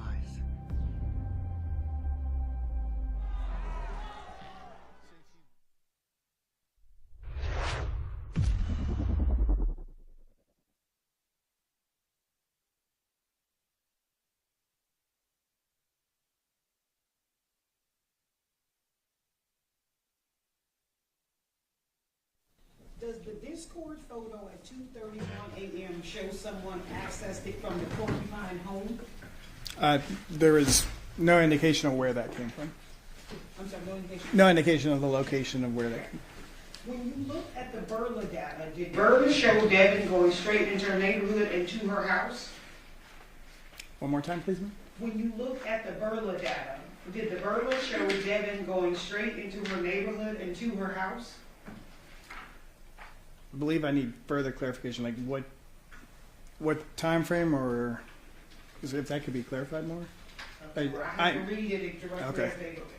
Was there any stops in her neighborhood? None that stood out to me now. When using chat applications such as Discord or others, if the phone is set to show notifications, will this create activity records even if the phone is not being used? Yes, it would. It houses it in a database, which again, I didn't have access to that database. Okay. Mr. Horvath, any follow-up based on your question? Of course, indulgence. Okay. Yeah, it will ping your phone if you got your settings on though. I usually don't have my app settings on, so I don't get notifications until I check my computer. That's why I be late a lot of time, because I don't usually have. I think question at 2:04 when the Armada leaves Paladura, it goes to the pharmacy. Correct. That's what you reviewed. Yes, that is correct. And then it goes straight home. Yes, That's it. that is correct. No other stops. Not that I saw. Stood up. No. No further questions. State any further questions based on your question? Just briefly, you'd agree with me that the Nissan Burla data is specific to the car, correct? Yes, that is correct. Nothing about that or the phones is going to show whether the defendant got out of her car with a basket, with a head in it, walked over to the neighbor's house and dumped it in the trash, correct? Potentially, Barilla could pull information about weight distribution and, like, you know how if you're in your car and it says, hey, there's something in the back seat, make sure to check it. Potentially that could be there. I didn't see any. Only information I got was location data. So human head weighs about 8 to 10 pounds. We agree? Sure. If a doctor testified to that, we can agree. Sure. Are you saying that the Burla would show an 8-pound differential? Or Not really sure. I mean, it's dependent on the car, so I don't know what the setting is on the car, but it's possible. okay. So you have nothing to suggest that the defendant's car stopped anywhere else? That's correct. We've already talked CVS and then. Yeah. Correct. And she can, whatever she did after she got out of the car, you have no evidence of that? That's correct. Thank you. Pass it. Any follow-up? Just real quick. In cars, seatbelts. Some in the newer cars, this car looks like it's a newer car. Sometimes when someone is less weight, you know, it says buckle the seatbelt or they shouldn't be there. You've seen those at mornings, right? That's correct. Do we know if this car had this? I don't know. I was not Didn't have provided the full information. And then just like the car, if you don't have your cell phone on it, you can't track that person. If it's that person's phone, if they're supposed to have it on them. Say one more time, please. You can't track a person by their phone if they don't have their phone on them. That's correct. Thank you. No further questions. Any follow-up statement? No, thank you. Do ladies and gentlemen, do you have any further questions for this witness? Okay, seeing no response, we'll excuse. Thank you very much for your testimony here today. Thank you, ma'am. All right, ladies and gentlemen, we are going to take one brief recess for the morning. During this recess, you must not discuss or communicate with anyone, including fellow jurors, in any way regarding this case or its merit, either by voice, phone, email, text, internet, or other means of communication or social media. You must not read, watch, listen, any news or media accounts or commentary about this case. You must not do any research, such as consulting dictionaries, using the internet, or using reference materials. You must not make any investigation, test the theory of the case, recreate any aspect of the case, or in any other way investigate or learn about the case on your own. You must inform or express anything regarding this case so it's sponsored to you. Ladies and gentlemen, 10:29 will be a recess to 10:40. All rise for the jury. I'm still seeing some reasonable doubt. I don't know, family. It's a battle. It's getting tough. I ain't gonna lie. It's getting tough when I don't even know who to believe at this point. But I am seeing some reasonable doubt. I do see that. Did she do it? Did she hit him over the head? She admitted to that. Did she cut his head off? I don't know. I don't know if we've seen proof or evidence of that yet. Hey yo, peace family, grand risings, good afternoon, great evening, gracious nights. Welcome back to FOTG, the source. The state has rested, and it is day 7 of the Devyn Michaels, aka Nikki Fairchild, aka Tracy Tavares, aka Off With His Head, aka adult film celebrity, aka like father like son murder trial. The war has officially shifted. The prosecution has rested their case. Now the floor belongs to the defense for day 7. This is the opportunity for the defense to launch their final desperate counterattack, and it will likely be one target, Deviere Willette, the victim's son and Devyn's husband. The defense must spend today planting a massive seed of reasonable doubt, arguing that the true killer is still sitting in the courtroom but wearing a suit and tie. And now we're back to another big question. Will Devyn Michaels testify? We're expecting the defense to call witnesses who expose the family affair for what it is, a web of deceit involving custody, money, and desire to get Johnathan Willette out of the way. The defense will try to prove that Deviere had the motive, the opportunity, and possibly the cold-blooded resolve to commit the beheading, which Devyn never confessed to. The defense's case is simple. The police stopped investigating when they got to Devyn, but the science doesn't fully prove that she was the one that said off with his head. Day 7 is the day they must force the jury to confront the idea that the son killed his own father. But we here to watch it, so hit that subscribe, stay locked in, tap in, share with a friend. Let's get it, family. And don't forget to hit that like button too. Let's get it!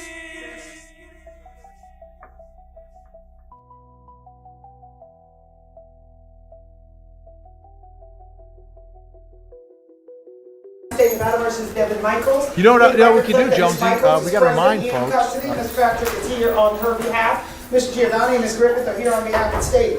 Mr. Dayton, time set for sentencing. Are both parties prepared to go forward? Yes, Your Honor. Yes, Your Honor. All right, state, this is a stipulated sentence. Anything you want to add? I do just a couple of things, Judge. First, we have 3 victim speakers. I asked if they permitted me speak last. Okay. We obviously went to a settlement conference. We stipulated this sentence. I think that the life tale reflects the gravity and the haunting nature of the facts. As you know, the defendant not only murdered her ex, but then desecrated his body by decapitating him and putting chemicals on his body, causing it to burn. The defendant admitted to the fatal blow. She never admitted to the decapitation portion, but the evidence was overwhelming that it was obviously her who did it. Another haunting fact, and something that should be concerning, which supports the life tale, is that the defendant had a corollary child abuse case that pre-existed this. We reviewed, Ms. Griffith and I reviewed the minutes in that case, and it appears that 2 days after she murdered and decapitated her ex, she appeared in court in front of another judge in this courthouse and made representations that she was staying out of trouble, and obviously had that on her conscience at the time, walked right back out of the courthouse, and then ultimately was developed as our suspect and arrested. We take this case very seriously, obviously the family does as well. What up though, Ms. DB? Nah, you didn't miss it yet. They the state is presenting their case. They I just think they just finished with their first witness. So next up they're gonna be calling another witness. They just went on break real quick, so we just doing a flashback during a break. But what up, Ms. DB? I see you. Appreciate you joining, family. Come on now, dog. Come on, man. Come on now, dog. Come on, man. We believe the sentence reflects the gravity of the crime, so we will submit it. We do have some updates on CTS, which was wrong in the PSI. Correct. I calculated the credit at 455 days as of today. Okay, that sounds correct. Because I calculated it in regards to she was on probation when this offense occurred. She then got that sentence imposed. She was released on that sentence, so she started accumulating the credit on that day. And I have it at 455 days as of today. Yes, and we also have restitution requests. We've now received documentation. Actually, I not received documentation. Right, we just received it this morning. We showed it to Mr. Patrick. Okay. It's supposed to be $5,000 to VOC. I have that. $1,923 to James Willette. Hold on just one second. $1,923? Yes. I just told one thing after another, and I truly believed that we were going to do the right thing, and it just didn't happen.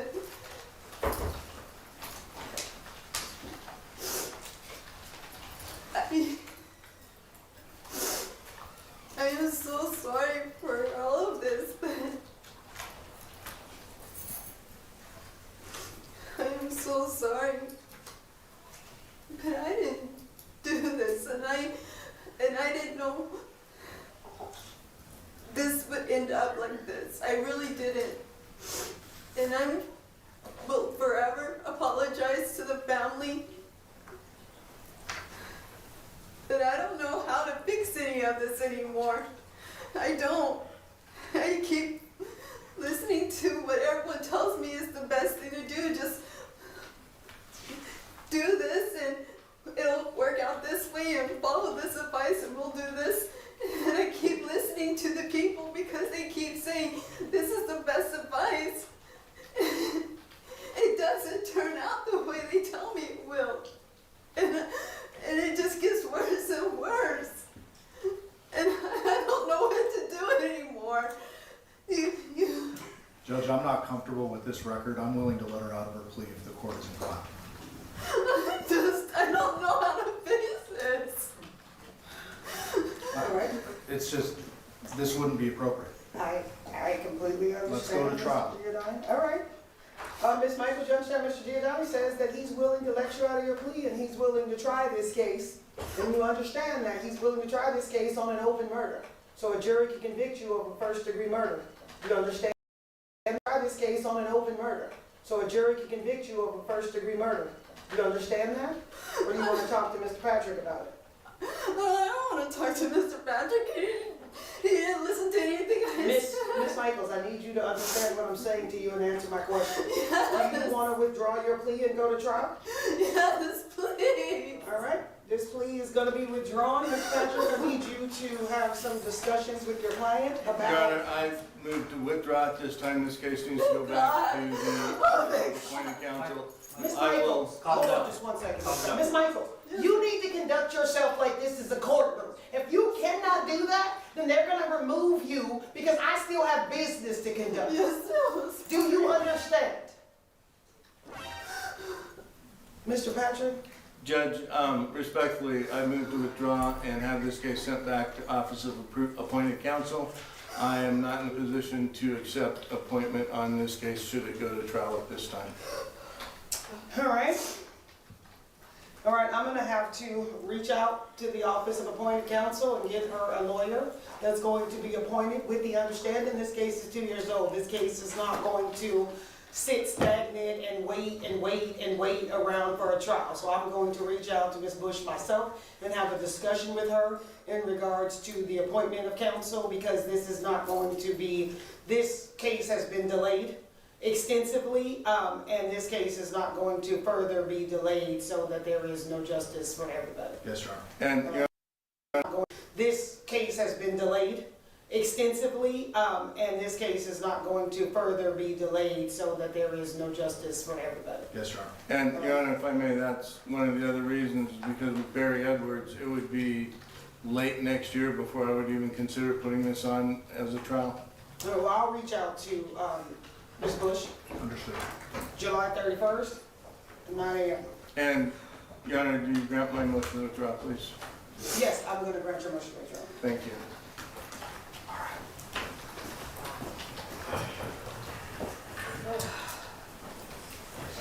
Make your fence when you're ready.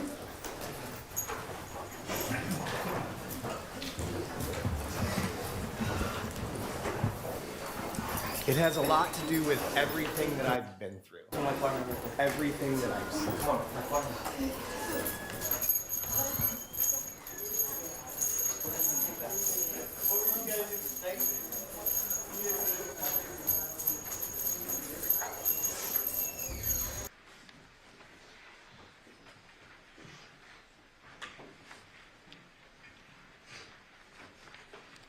I know no matter what I say at this moment, I know right now no one in the family is going to be Your Honor, the me. jury's all present and accounted for. We are back on the record at C. 377-239, State Officer Devyn Michaels. May the record reflect that Ms. Michaels is present her attorney, Deputy District Attorney on behalf of the state, and both parties stipulated to the terms of the Yes, Your Honor. Yes, Your Honor. House. Judge Blaze. Keeping matter, we have stipulated medical records. Okay. If I can make part of the record. Okay, what are the exhibit numbers? Okay. There's C4 and D4? Okay, C4 and D4 will be admitted to the stipulation. Defense, you may call your witness. Thank you. The defense calls Dr. Larry Sims.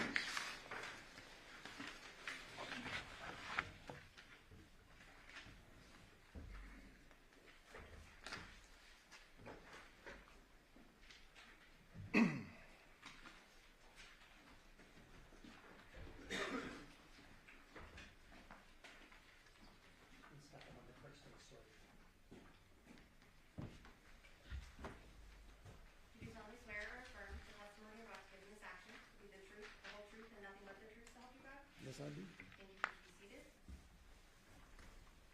Please state and spell your name for the record, please. My first name is Larry, spelled L-I-R-Y. My last name is Sims, spelled S-I-M-M-S. Thank you. Dr. Sims, if you could tell us a bit about yourself, beginning with your education. Well, I graduated from high school in 1970. I graduated from college in 1974. I went to medical school at Oklahoma State University and graduated from there in 1978. I did a rotating internship as a physician in Dallas from 78 to 79. And I was a general practitioner for 10 years, 3 years in rural America and 7 years in Detroit. I had about 55,000 patient contacts, delivered about 100 babies. Then I went back into training at Michigan State University in pathology for 4 years. Then I did a 1-year forensic fellowship at Cook County Medical Examiner's Office in Chicago.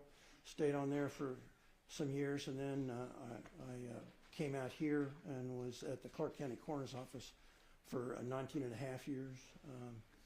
I maintain a licensed medical license in Nevada, and I'm board certified in anatomic pathology, clinical pathology, and forensic pathology.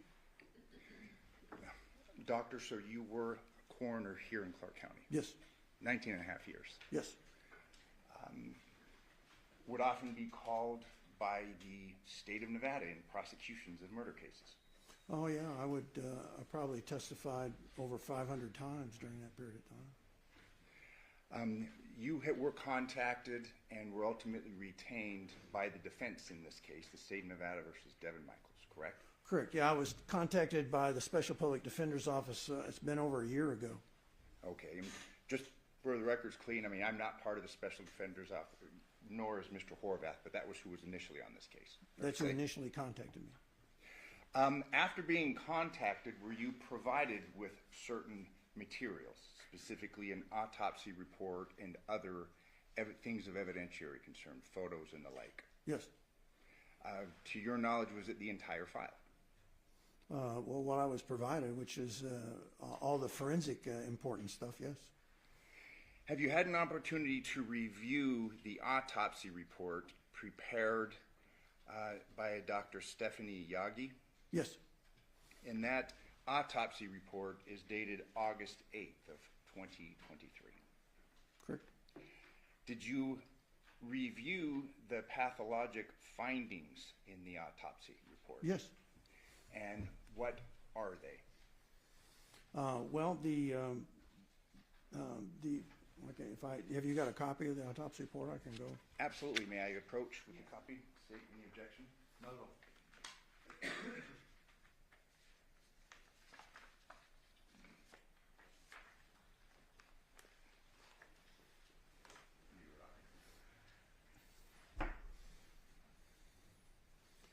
So the main two findings is she classified the death as homicidal violence, and then she noted that he had a fatty liver.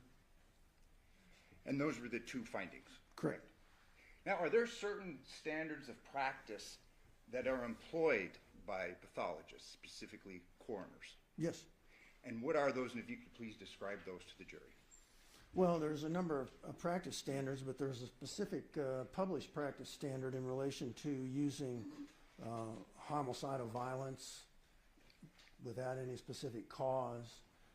It was published in 2010, and it has 5 separate criteria that all 5 have to be present before you use a non-specific cause of death, such as homicide by unspecified means or homicidal violence. And Doctor, what are those 5 criteria, and if we could just have you break them down, please? Well, one of the important ones is that there can't be any other cause of death present. In other words, there can't be any natural disease present. There can't be any toxicologic explanation of death. There can't be any environmental explanation of death, such as drowning or cold. And there has to be an indication that the body was altered in some way. And there's one other criteria. I can look at the paper. I can't remember what it is. Okay, if I may approach the witness.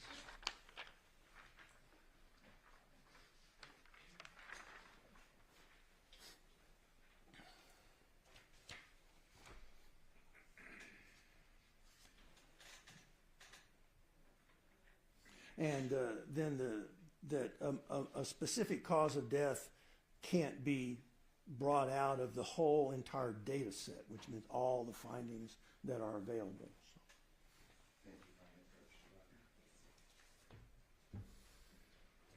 So from the get-go, we have this pathological examination done, and we have these pathological findings. The first being homicidal violence. And you had discussed these 5 criteria. Let's focus on 2 of them, specifically no atomic cause of death. How is that a concern, and how did this examination and this opinion not follow the standard practice? Well, there are, in this particular case, he actually has 2 natural diseases that could cause his death. His heart was enlarged. What up, what up, what up? Cat Knott Williams in the building. I see you, family. Appreciate you joining. Y'all show Cat Knott Williams some love, which y'all already did, but drop them KSPNs. Appreciate you, family. And he had a fatty liver. And those are obviously borne out through Dr. Yagi's analysis and review of the body, correct? Correct. There's another criteria I'd like to draw your attention to, and that's no toxicologic cause of death. If you could please explain that and the significance in this exam. Well, there has to be drugs can be present, but they have to be at low enough levels not to cause a death. Is kind of the main thing to take away from that. Or there can be drugs present that are not known to cause death, like a medicinal type of drug. Just a hot mess. Flesh of the Gods, good to see you. Good to see you. So in this case and on this examination, there was a toxicology report, correct? Correct. And what were the findings of this toxicology report? Well, the main findings, he had a low level of alcohol below the legal limit for driving. His marijuana level was substantially above the legal limit for driving. And he had quite a bit of alcohol in his stomach, but not really very much in his blood, which indicates just that he had drank a significant amount of alcohol just prior to his death before he died. Let's break that down just a little bit, and let's start with the alcohol, where you just left off, Doctor. Are there different places where these draws are taken in order to arrive at the alcohol content of the body? Correct. It's very important to, without going into a lot of explanations, to take the blood from a certain region, because that region is more characteristic of the level of whatever drug prior to death. If you take it some other regions, it could actually be higher or lower. So in this case, was there both a blood draw from perhaps a leg or an ankle and from the stomach? Yes, they did both of those. If you could please explain those processes and the findings to the jury. Well, the blood was taken appropriately, and so I have good confidence in the the alcohol level of the blood and the. Have you got a toxicology report, just so Yes. I make sure I don't say anything wrong? I believe, oh, absolutely, doctor, I believe it's attached Part to of this? the back of the report.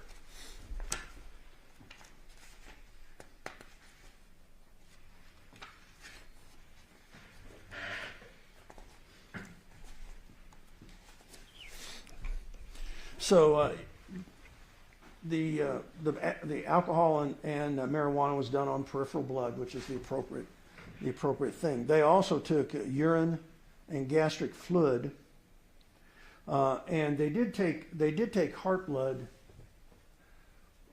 and they did measure the GHB level in the heart blood rather than the peripheral blood, which is not a good thing to do. It should have been done on the peripheral blood. Those are the main things. And focusing in on the alcohol content, you had testified that in the blood it was not particularly high, correct? Correct. But then you made reference to the alcohol in the stomach. If you could please explain the significance of that. Did that denote recent drinking, heavy drinking? What would that indicate? Yes, he had. It was about 30 times higher in the stomach fluid than in the blood. So he had drank, a couple of some significant alcohol that had not been absorbed yet into his blood. Now, if the THC content, it was significantly above the legal limit, correct? Correct. Yeah, the legal limit is 2, and his was 26. So over 10 times the legal limit. Correct. For THC. So if an individual were to have ingested alcohol, as we have evidence of, and smoked marijuana, could you opine, was that person intoxicated? Oh, definitely, yes. If we had heard testimony that this person had gone to sleep or shouldn't be driving, a family member was concerned about him driving, would that be consistent with the findings of this pathological report? Yes.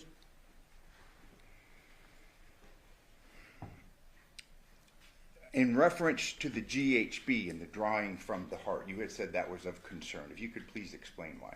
Well, because heart blood is notorious for being inaccurate as far as a true level of the antemortem prior to death level. I'm not saying it's completely inaccurate, but it would be better to do that on the peripheral blood, which is what the other toxicology was done on, than the heart blood. But even given that, the DHB level wasn't into any significant toxic range. Turning your attention back to the findings concerning cause of death, manner of death, and specifically the standards of practice, these 5 criteria. Is it fair to say that homicidal violence is an incorrect designation? Yes. What should it have been? The practice standards are clear about this. If those 5 criteria aren't met, then you classify the death as undetermined. As we've covered cause of death, manner of death, it states homicide. Is that incorrect? Correct. Yes, it's not correct, no. What should it have been? It should also be undetermined.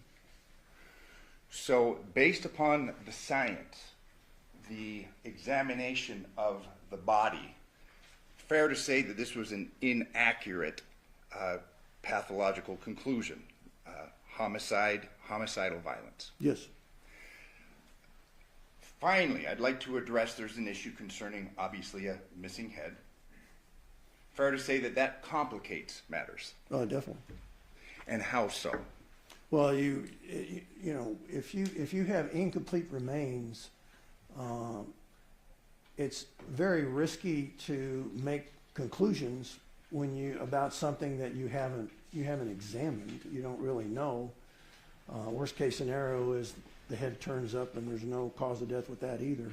So in this particular situation, that would preclude you from scientifically, objectively assigning a cause or manner of death.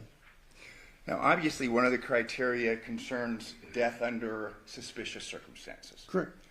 And I don't know if you have had an opportunity to review the file, because we haven't discussed it all that much, but obviously we have some fairly suspicious circumstances surrounding this death, correct? And is it fair to say that Dr. Yagi perhaps relied upon that, outside the practice standards, but relied upon that in finding a cause of death and a manner of death? Probably so. Okay. I mean, we're humans, we make mistakes, fair to say. Oh, definitely, sure. In a strictly scientific sense, okay, doctor, and based upon the data, the empirical data, is it possible that this gentleman died of natural causes? It's definitely possible. That's why you would classify it as undetermined. Before you come to a conclusion, especially one of homicide, which is going to have significant effects, you want to base it on provability. You want to be able to prove it. And in this particular situation, he actually had, in the body that was examined, he actually had causes of death that could cause his death. And the fact that the head is gone precludes you from making a scientific determination. And again, we've discussed somewhat in this jury's heard for a week and a half, perhaps substantial, suspicious circumstances, but from merely the science, he could have died. Correct. Natural death. Correct. As a forensic pathologist, that's the role that we're talking about. That's the role I played. You have to base your conclusions on objective evidence, not just suspicion. Finally, in reference to the decapitation, you obviously reviewed the photos, you reviewed the examination of the body. It was clear that this body was decapitated. Correct. Any opinion was it post-mortem? Does he indicate that this happened after death? Definitely. It was examined by an anthropologist, or an anthropology team, I guess it was, and they concluded that it was a post-mortem decapitation, which I don't disagree with. Based upon the circumstances, you read the evidence, fair to say it probably happened close in time of death and decapitation? That's an excellent question. There's it might be very, very difficult to say that. There's no doubt that the blood was still liquid, but that would be liquid for a number of hours. So it's more likely that it was, but as far as being able to objectively prove it, you'd have to do a substantial number of kind of uncommon tests to do that. And in reviewing Dr. Yagi's report, in fact, she enlisted an anthropologist to do further analysis on C2 and C3, correct? The findings of that anthropologist was that the head was severed using two instruments, correct? Correct. A handheld knife and a mechanical powered saw. Correct. Do you take issue with those findings? Well, after reviewing all the pictures and looking at them, there was an area in the skin that had, in my experience, the characteristics of a chainsaw. But it was only in an area of the skin, which that would be enough for me to be concerned that was part of what was used. A chainsaw? Correct. So while we have the anthropological findings on the bone, did you view any follow-up evaluation or analysis on the skin that you're referring to? No. In reference to this idea concerning the cause, the undetermined cause of death, and we have a post-mortem decapitation and the time of death, we agreed that it's fairly close in time.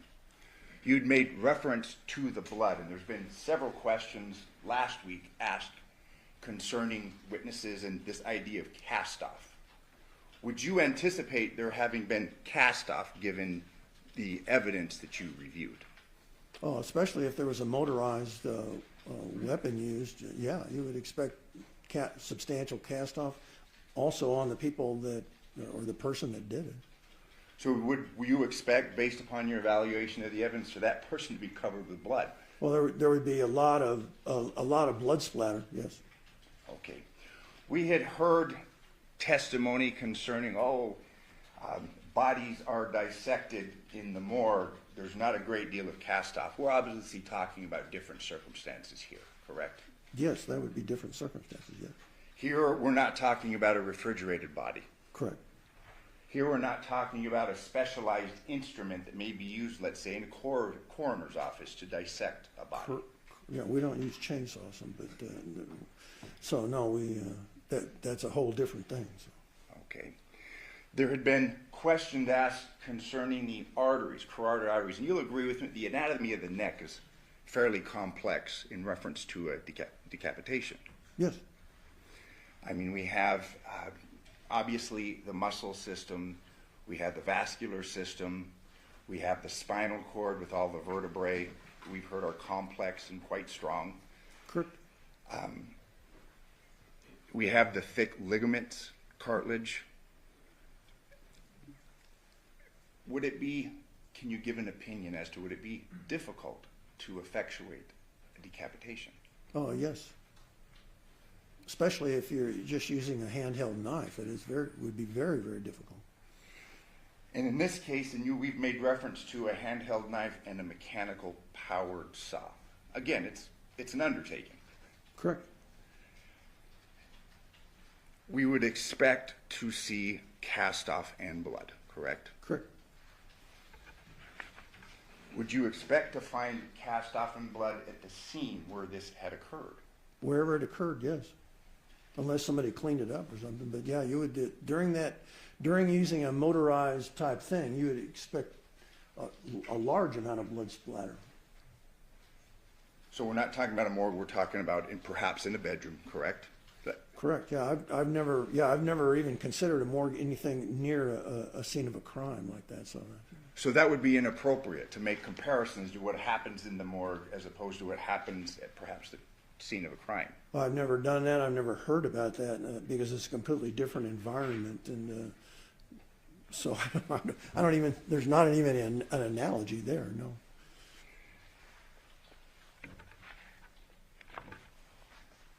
We could have the court's indulgence just one moment.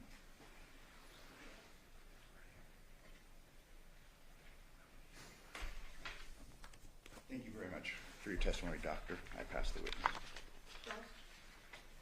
Yes. How are you, Dr. Sims? I'm okay. How about yourself? Good. Good to see you, sir. I'm not going to disagree with you too much. I just want to clarify a couple things. We're in agreement, sounds like, that it's difficult to determine cause of death when the head is missing, correct? Yes. We're in agreement that it's a postmortem decapitation. Yes. We're in agreement you weren't at the scene, nobody here was at the scene, well, maybe except one person, right? That is, yeah, I definitely was not at the scene, no. Yeah, so you don't know if someone covered it up while they're doing the sawing with the knife or the saw. We can agree there. That's a good point, and I was not at the scene, nor did I've never visited the scene, Yeah. And so no, I don't know that. Fair enough. And you mentioned cleanup. Goes without saying, you can't say whether the person may have gotten blood on them, took a shower, any of that. That's correct. Use chemicals to clean up or anything like that. That's correct. Okay. Are you familiar with the term hesitation marks? Yes. What does that mean? So those are primarily in relation to sharp force injury, and they can occur in somebody trying to kill themselves or when they're going to kill somebody else. And it's a mark where you're considering making a cut and you become afraid, or there's some reason that you don't, and so you leave just a superficial injury. And you mentioned some of the cuts to the back of John's neck. Correct. You're not telling this jury that it was in fact a chainsaw used, correct? No, I just talked about one area that was that I picked out, seeing the photographs, that was concerning to me. Sure. But you'd agree there are hesitation marks. Definitely. It looks like somebody who went to do it was like, oh my God, I can't believe I'm doing this kind of thing. Definitely. There were multiple hesitation marks, yes. And with regard to the tools, that was sent out to a forensic anthropologist, and there's tool mark experts, et cetera, right? Correct. Yeah, that is a specialized type of analysis, and I thought they did a pretty good job. Okay, and that was going to be my next question. Are you calling into question Dr. Burns and her associates' work? No, I read it. They took very good photographs. They made the proper, in my opinion, the proper descriptive statements. So if that report would have came back to me, I would have adopted the report. Sure. And it's a report. You didn't prepare a report, I've been told, in this case. No, I didn't. I was never asked to prepare a memorandum or an email or anything about anything. I was just the reason I was originally contacted with this from the Special Public Defenders. They were puzzled about the cause of death. They didn't quite understand it. So We are in agreement that the decapitation is not the cause of death. that is correct. You would agree with me? We've had cases together before back in the day. You would agree with me that a single blow to the head with a large blunt object can kill a man. Yes, they can. And you've probably seen lots of those cases. Blunt force injury is a common mechanism of death. Yes. And there is a difference between the terms homicide and murder, correct? Definitely. Homicide is a medical legal definition, and you know it better than me. I think it's death at the hands of another. Correct. It basically talks about a mechanism. Murder is a legal conclusion because there can be justified homicides. Sure. Or unjust. Murder is an unjustified homicide. Right. Gotcha. My point is you're talking about whether or not it's a homicide. You're taking issue with Dr. Yagi's terminology. Based on the published practice standards, it did not follow that. I wouldn't have came to this conclusion at all. Okay, fair enough. And I'm not arguing with you about that. I'm just trying to say you're not saying to this jury that John was not murdered. I don't know. Okay. Murder can be proven by other means, not just your narrow medical legal determination. Oh, definitely it can. The jury can come to whatever conclusion they, based on all the data. Yeah, phones, video, even confessions. Correct. Murder and homicide, two different things. Correct. Pass the witness. Thank you, sir. Any follow-up, Mr. Justice? Yes. Suffice it to say that based upon the evidence available, you could not say this person died of a blow to the head, could No. you?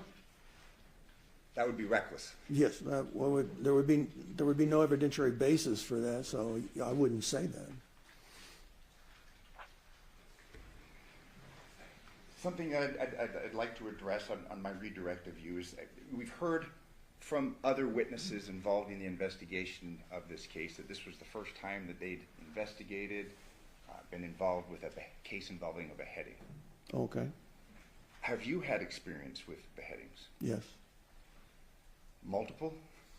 As far as in the general term of dismemberment, it's probably around 24 out of my whole career since doing forensic cases starting in 1991. So. Thank you.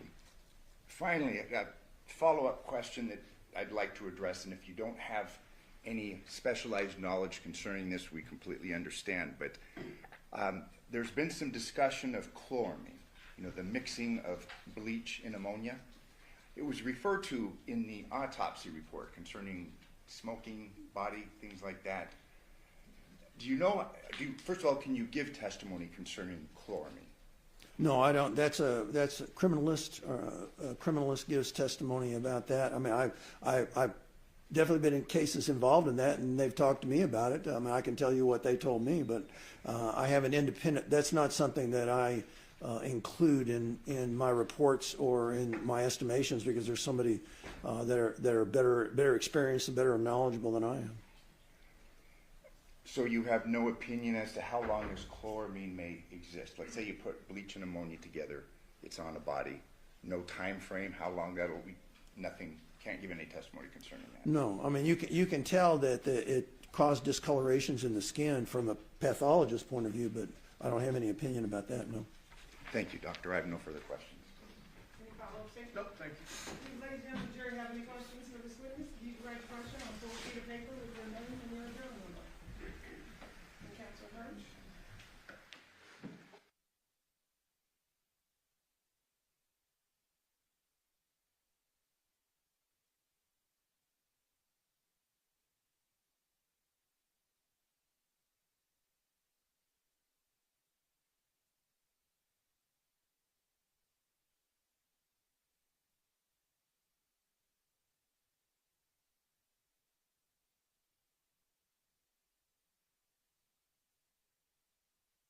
My bad for the dry air, but yeah, so that was kind of crazy. Oh, they coming back. If the handheld knife were described to you as a meat cleaver, would it be better to understand that the head could be removed easier than using a knife? Yes. Okay. I'm sorry, Mr. Ratcliffe, any follow-up based on the jury? What up, Miss D56? I see you, family. Appreciate you joining. But in addition to this knife, and again, the findings were of a handheld knife, correct? Correct. Would you expect a cut to be different from a handheld knife versus a meat cleaver? No. Similar? Yes. However, in addition to a blade, based upon the findings, we're to understand that a mechanically powered saw was used. That is correct. Yeah, whether it was a reciprocating saw or a rotary saw or whatever, they didn't go any further than that. But it was some kind of powered instrument. Thank you. I have no further questions. State, any follow-up based on the jury question? No, thank you. Do ladies and gentlemen, during any further questions for the witness? Yes, if you right question, I'll share a sheet of paper with your name and your jury number.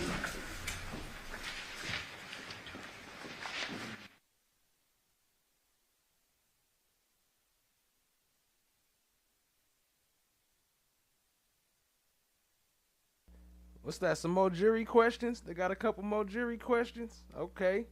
Jury doing their work today, huh? They not just letting all the witnesses pass by. They gonna ask a couple questions. Do some.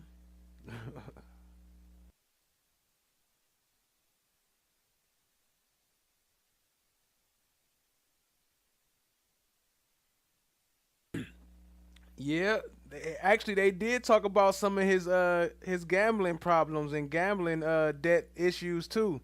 They couldn't go too deep into it, but they did mention that, and we did say like, shoot, they could have set all this up. We seen that happen in movies, and just made it look like she did it, and Devyn was just high and whacking whoever it was with the golden spoon, right? That's definitely a possibility. Especially in Vegas. Especially in Vegas, family.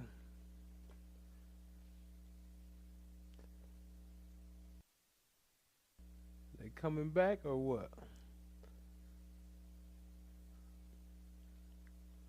Oh, clarifying the question. Is they even... Oh, okay, yeah, they had to go back and clarify the question.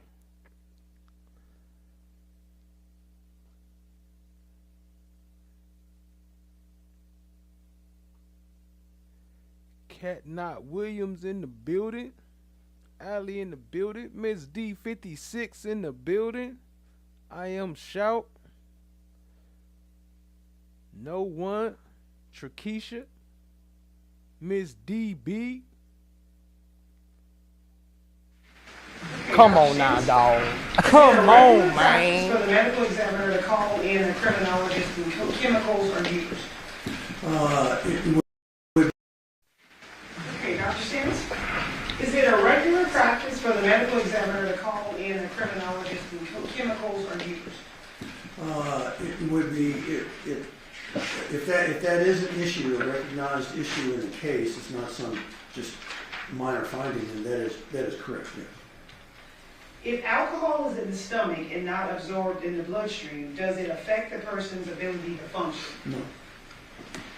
When you talk about natural causes, would you expect to see physical signs of a heart attack or cardiac enzymes? That's a very excellent question. Because there was no microscopic analysis of the heart. There was no microscopic analysis of the liver to actually fully assess the amount of pathology and whether there was something acute or longer, which should have been done in this particular case. In terms of the liver, if fatty liver disease progresses, would you expect to see signs of jaundice or bad enzyme levels? That's also an excellent question. So in his particular case, it had not progressed to cirrhosis as yet, but without getting into a lot of pathology, the storage of fat in the liver disrupts the liver's ability to function, and the function is the main metabolic organ that takes care of all toxins in your body, whether they're drugs or anything else. And so when you lose that, then you allow a higher level of those toxins to be in your bloodstream, which can cause death. And that's how it operates. Mr. Pastor, do you follow up based on the jury? Yes, just briefly, in reference to the question, the alcohol, based upon your test in the stomach, based upon your evaluation of this person was clearly intoxicated.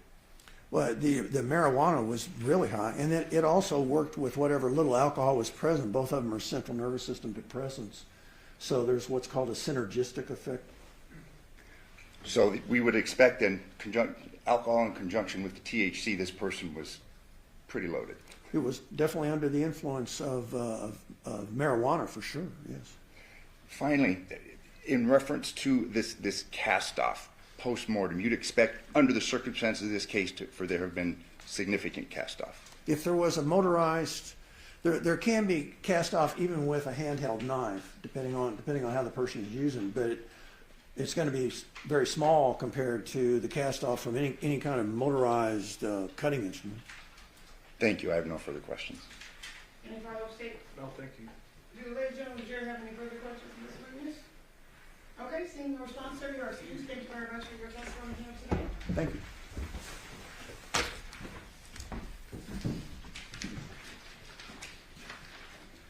Does the defense have any further witnesses they wish to call? We have no further witnesses that we are going to call. We are going to arrest. However, we do have a housekeeping matter. Did we get those other exhibits? She's looking them right now. Okay. We'll stipulate. We'll stipulate the defense rests. Okay, what are the exhibit numbers? E4 through N4 are going to be a dead pursuit stipulation. The defense will rest at this time. No, thank you, Your Honor. All right, ladies and gentlemen of the jury, we have now reached the conclusion of evidence in this case. We have now reached the portion of the case where I am going to read you the instructions on the law that applies to this case. You guys are the fact finders, so it's very important that you understand what I'm reading. That's the sound of the police. That's the sound of the police. Just in case I read too fast and you guys, we don't want you to listen.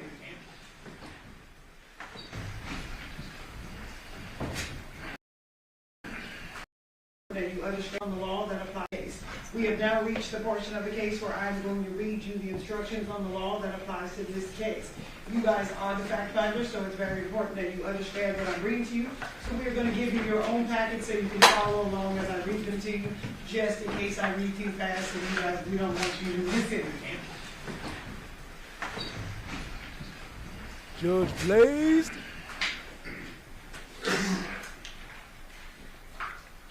Closing arguments. I thought she was gonna testify. I ain't gonna lie, but it probably wouldn't have been a good look because they would have tore her up on the prosecution would have tore her up on cross-exam.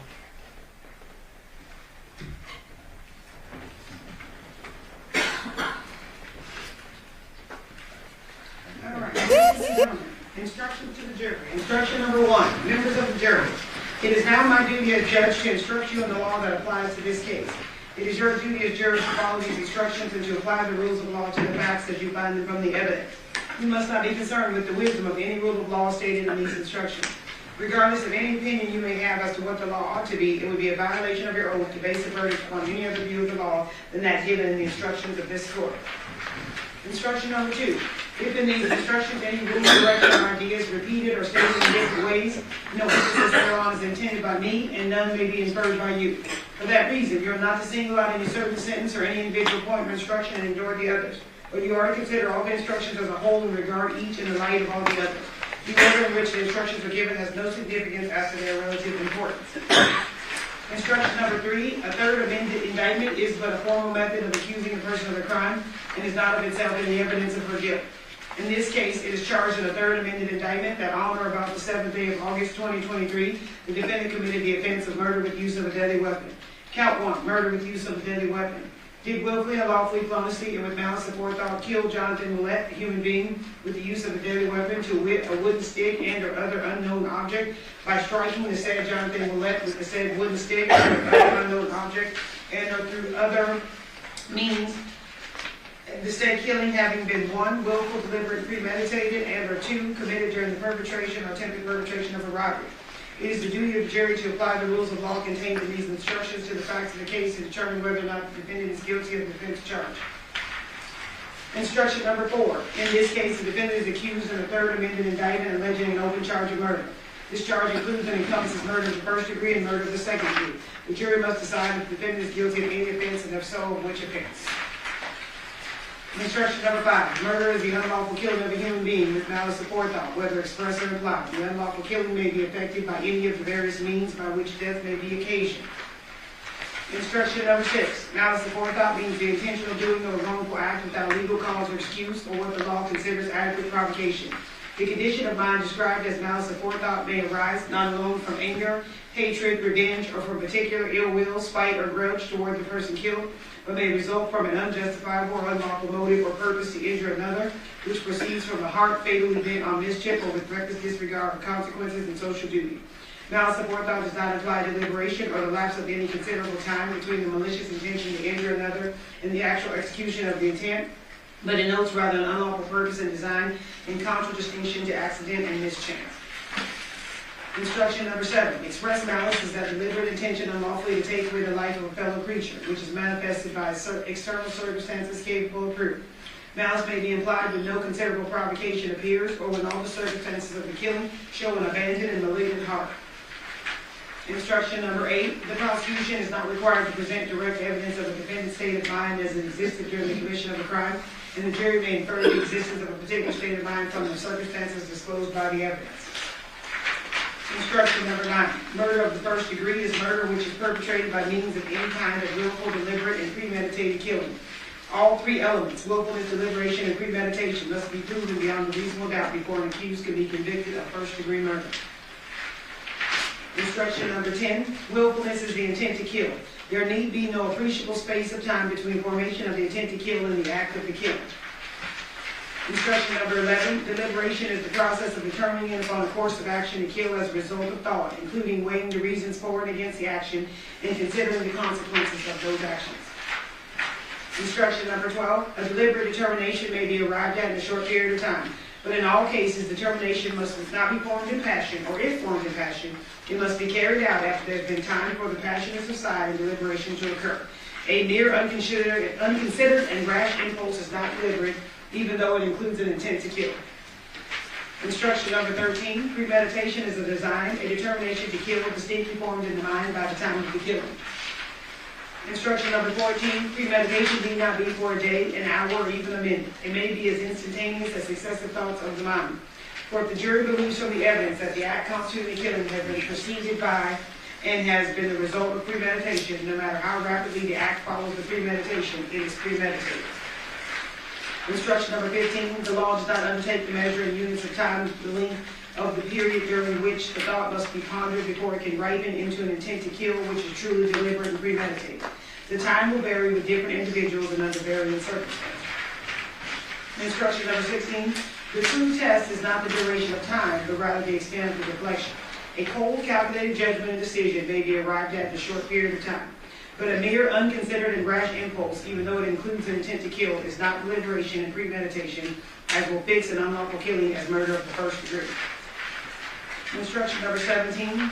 There are certain kinds of murder which carry with them conclusive evidence of malice of forethought.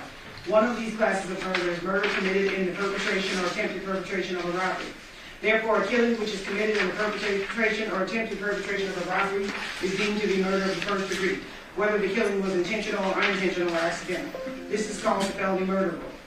The intent to perpetrate or attempt to perpetrate a robbery must be proven beyond a reasonable doubt. In order for the felony murder rule to apply under the robbery theory, the intent to take the property must be formed prior to the act constituting the killing. Instruction number 18. Robbery is the unlawful taking of personal property from the person of another in his presence against his will by means of force or violence or fear of injury immediate or future to his person or property, or the personal property of a member of his family, or of anyone in his company at the time of the robbery. Such force or fear must be used to 1. Obtain or retain possession of the property, 2. To prevent or overcome resistance to the taking of the property, or 3. To facilitate escape with the property. In any case, the degree of force is immaterial if used to compel acquiescence to the taking of or escaping with the property. Such taking constitutes robbery whenever it appears that although the taking was fully completed without the knowledge of the person from whom taken, such knowledge was prevented by the use of force or fear. The value of property or money taken is not an element in the crime of robbery, and it is only necessary that the state proves the taking of some property or money. Instruction number 19, robbery may spread over considerable and varying periods of time. All matters immediately prior to and having direct causal connection with the robbery are deemed so closely connected with it as to be part of the occurrence. Thus, although acts of violence and intimidation preceded the actual taking of the property and may have been primarily intended for another purpose, it is enough to support the charge of robbery when a person takes the property by taking advantage of the terrifying situation she created. Instruction number 20. It is unnecessary to prove both violence and intimidation. If the fact be attended with circumstances of threatening word or gesture, as in common experience, and is likely to create an apprehension of danger and induce a man to part with his property for the safety of his person, it is a robbery. It is not necessary to prove actual fear as the law will presume it in such a case.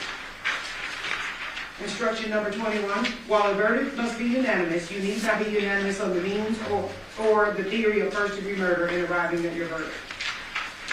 Instruction number 22. Murder of the second degree is murder with malice aforethought, but without the admixture of premeditation and deliberation. All murder which is not murder of the first degree is murder of the second degree. Instruction number 23. When it is impossible to commit a particular crime without committing at the same time and by the same conduct another offense of lesser grade or degree, the latter is, with respect to the former, a lesser included offense. If you are not satisfied beyond a reasonable doubt that the defendant is guilty of the offense charged, she may, however, be found guilty of any lesser included offense, if the evidence is sufficient to establish her guilt of such lesser offense beyond a reasonable doubt.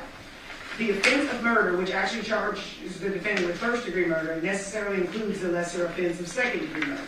If you are convinced beyond a reasonable doubt that the crime of murder has been committed by the defendant, but you have a reasonable doubt whether such murder was of the first or second degree, you must give the defendant the benefit of that doubt and return a verdict of murder of the second degree. Voluntary manslaughter is a lesser included offense of both first and second degree murder. Thus, you may only return a verdict of voluntary manslaughter if you first rule out both first and second degree murder. Instruction number 24. Voluntary manslaughter is the unlawful killing of a human being without malice aforethought and without deliberation or premeditation. It is the killing upon a sudden quarrel or heat of passion caused by a provocation sufficient to make the passion irresistible. The provocation required for voluntary manslaughter must either consist of a serious and highly provoking injury inflicted upon the person killing, sufficient to excite an irresistible passion in a reasonable person, or an attempt by the person killed to commit a serious personal injury on the person killed.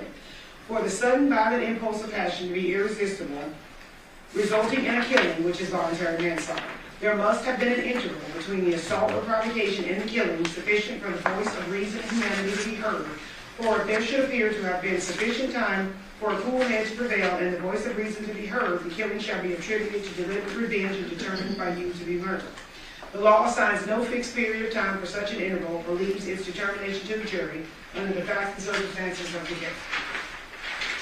Instruction number 25. The heat of passion which will reduce a homicide to voluntary manslaughter must be such an irresistible passion as naturally would be aroused in the mind of an ordinarily reasonable person in the same circumstances. A defendant is not permitted to set up his own standard of conduct and to justify or excuse himself because his passions were aroused unless the circumstances in which he was placed and the facts that confronted him were such as also would have aroused the irresistible passion of the ordinarily reasonable man in likewise situated. The basic inquiry is whether or not at the time of the killing the reason of the accused was obscured or disturbed by passion to such an extent as would cause the ordinarily reasonable person of average disposition to act rashly or without deliberation or reflection, and from such passion rather than from judgment. Instruction number 26. You are instructed that if you find the defendant guilty of murder or voluntary manslaughter, you must also determine whether or not a deadly weapon was used in the commission of this crime. If you find beyond a reasonable doubt that a deadly weapon was used in the commission of such an offense, then you shall return the appropriate guilty verdict reflecting the use of a deadly weapon. If, however, you find that a deadly weapon was not used in the commission of such an offense, but you find that it was committed, then you shall return the appropriate guilty verdict reflecting that a deadly weapon was not used. Instruction number 27. A deadly weapon is any instrument which, if used in the ordinary manner contemplated by its design and construction, will or is likely to cause substantial bodily harm or death, or any weapon or device, instrument, material, or substance which, under the circumstances in which it is used, attempted to be used, or threatened to be used, is readily capable of causing substantial bodily harm or death. Instruction number 28. The state is not required to have recovered the deadly weapon used in an alleged crime or to produce the deadly weapon in court at trial to establish that a deadly weapon was used in the commission of the crime. Instruction number 29. To constitute the crime charge, there must exist a union or joint operation of an act forbidden by law and an intent to do the act. The intent with which an act is done is shown by the facts and circumstances surrounding the case. Do not confuse intent with motive. Motive is what prompts a person to act. Intent refers only to the state of mind with which the act is done. Motive is not an element of the crime charge, and the state is not required to prove a motive on the part of the defendant in order to convict. However, you may consider evidence of motive or lack of motive as a circumstance in the case. Instruction number 30. The defendant is presumed innocent until the contrary is proved. This presumption places upon the state the burden of proving beyond a reasonable doubt every element of the crime charge and that the defendant is the person who committed the offense. A reasonable doubt is one based on reason. It is not mere possible doubt, but is such a doubt as would govern or control a person in the more weighty affairs of life. If the minds of the jurors, after the entire comparison and consideration of all the evidence, are in such a condition that they can say they feel an abiding conviction of the truth of the charge, there is not a reasonable doubt. Doubt to be reasonable must be actual, not mere possibility or speculation. If you have a reasonable doubt as to the guilt of the defendant, she is entitled to a verdict of not guilty. Instruction number 31. The evidence which you are to consider in this case consists of the testimony of the witnesses, the exhibits, and any facts admitted or agreed to by counsel. There are two types of evidence, direct and circumstantial. Direct evidence is the testimony of a person who claims to have personal knowledge of the commission of the crime which has been charged, such as an eyewitness. Circumstantial evidence is the proof of a chain of facts and circumstances which tend to show whether the defendant is guilty or not guilty. The law makes no distinction between the weight to be given either direct or circumstantial evidence. Therefore, all the evidence in the case, including the circumstantial evidence, should be considered by you in arriving at your verdict. Statements, arguments, and opinions of counsel are not evidence in this case. However, if the attorney stipulates to the existence of a fact, you must accept the stipulation as evidence and regard that fact as proof. You must not speculate to be true any insinuation suggested by a question asked a witness. A question is not evidence and may be considered only as it supplies meaning to the answer. You must disregard any evidence to which an objection was sustained by the court and any evidence ordered stricken by the court. Anything you may have seen or heard outside the courtroom is not evidence and must also be disregarded. Instruction number 32. The credibility or believability of a witness should be determined by his manner upon the stand, his relationship to the parties, his fears, motives, interests, or feelings, his opportunity to have observed the matter in which he testified, the reasonableness of his statements, and the strength or weakness of his recollections. If you believe that a witness is lying about any material fact in the case, you may disregard the entire testimony of that witness or any portion of his testimony which is not proved by other evidence. Instruction number 33. A witness who has special knowledge, skill, experience, training, or education in a particular science profession. What's your personal verdicts? Put it in the chat. Guilty first degree, guilty second degree, guilty of manslaughter, or innocent until proven guilty. I mean, not proven. Reasonable doubt. An occupation is an expert witness. An expert witness may give his opinion as to any matter in which he is skilled. You should consider such expert opinion and weigh the reasons, if any, given for it. You are not bound, however, by such an opinion. Give it the weight to which you deem it entitled, whether that be great or slight, and you may reject it if in your judgment the reasons given for it are unsound. Instruction number 34. Although you are to consider only the evidence in the case in reaching a verdict, you must bring to the consideration of the evidence your everyday common sense and judgment as reasonable men and women. Thus, you are not limited solely to what you see and hear as the witnesses testify. You may draw a reasonable inferences from the evidence which you feel are justified in the light of common experience. Keep it in mind that such inferences should not be based on speculation or guess. A verdict may never be influenced by sympathy, prejudice, or public opinion. Your decision should be the product of sincere judgment and sound discretion in accordance with these rules of law. Instruction number 35. In arriving at a verdict in this case as to whether or not the defendant is guilty or not guilty, the subject of penalty or punishment is not to be discussed or considered by you and should in no way influence your verdict. Instruction number 36. You are here to determine whether the state has proven beyond a reasonable doubt the guilt of the defendant from the evidence in the case.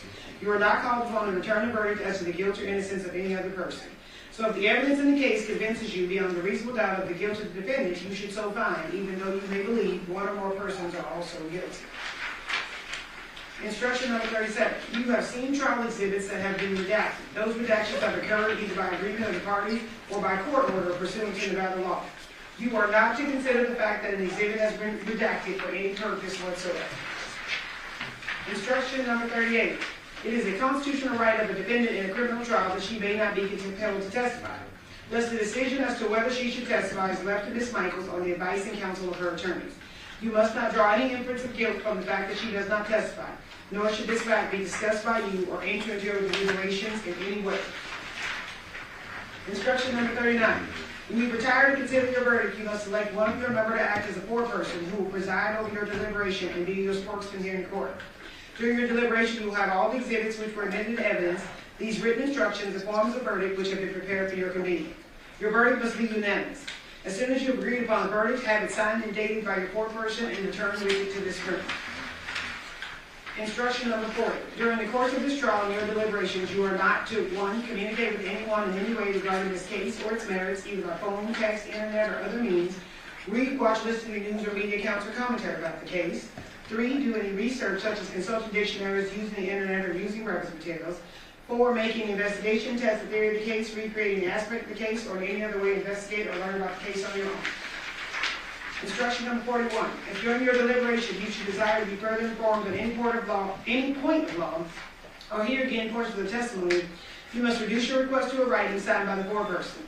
The officer will then return you to court where that information sought will be given to you in the presence of and after notice to the district attorney and the defendant and her counsel. Playbacks of testimony are time-consuming and are not encouraged unless you deem it a necessity. Should you require a playback, you must carefully describe the testimony to be played back so that the court reporter can arrange her notes. Remember, the court is not at liberty to substitute the evidence. Now you will listen to the arguments of counsel who will endeavor to aid you to reach a proper verdict by refreshing in your minds the evidence and by showing the application thereof to the law. But whatever counsel may say, you will bear in mind that it is your duty to be governed in your deliberation by the evidence as you understand it, remember it to be, and by the law given to you in these instructions, with the sole fixed and steadfast purpose of doing equal and exact justice between the defendant and the state of Nevada. All right, ladies and gentlemen, we do not want to break up the closing arguments for you, so we're going to take our lunch recess now, and then when you guys come back, we will have the closing arguments by the parties when you return from the lunch recess. During this recess, you must not discuss or communicate with anyone, including fellow jurors, in any way regarding this case or its merits, either by voice, phone, email, text, internet, or other means of communication or social media. You must not read, watch, or listen to news or media accounts or commentary about the case. You must not do any research, such as consulting dictionaries, using the internet, or using reference materials. You must not make any investigation, test the theory of the case, recreating the aspect of the case, or in any other way investigate or learn about the case on your own. You must not express any opinion regarding this case unless it's given to you. Ladies and gentlemen, it's 11:40. We'll be in recess until 1 o'clock. All rise for the jury. 1 o'clock, which means about 1:10, which means about an hour and a half from now. I don't know, family. I don't know how good it's looking. Let's see the polls. What y'all say in the polls? What y'all say in the polls? First degree guilty, 38%. Second degree guilty, 12%. 38% say guilty of manslaughter, and 12% say innocent, not proven, reasonable doubt. Appreciate y'all, family. Appreciate the participation. 11:40 there. Yeah, they an hour behind me, so yeah, it's 11:40 there. That's why I say so. An hour and a half. They be back in about an hour and a half. 1 o'clock for them. It'll be about an hour and a half. You know that extra 10 minutes for her to put her blunt out. Judge Blaze. So let's get into some of this. What's his name? Dima Tower. Let's see his guilty verdict. I think this is it here. Make defense when you're ready. Thank you.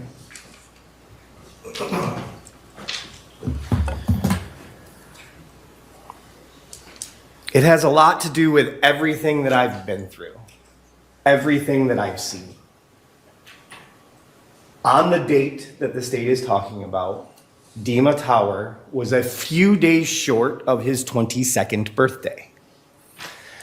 He had been in this country for approximately... That was one of the questions I was wondering, because we said he came out here when he was 16 to America or whatever, but we didn't know how old he was exactly when it happened. I mean, I didn't do the math, but we could have found out. But anyway, he was 21. 7 to 8 years. So he was old enough to be drinking liquor. Came from Ukraine, where he was in foster care prior to coming to this country. He was in foster. Real quick, Cat, my bad. I don't know. I missed that part too. I don't know what they get to take back with them during deliberations. I missed that too. Foster care, you will hear, because his mother passed away when he was very young, and his family in Ukraine just didn't want to deal with him. So they put him in foster care in a country at war, where he was raised until two strangers picked him up and brought him to America. I'm basically a nobody coming from nowhere. That's what Mr. Tower said. This trial is going to be a little bit different. If you're expecting that I'm going to stand here and say that Mr. Tower is not guilty of anything, you would be just incorrect. a hot mess. Flesh of the Gods, good to see you. Good to see you. We talked during jury selection about different levels of murder and different levels of homicide.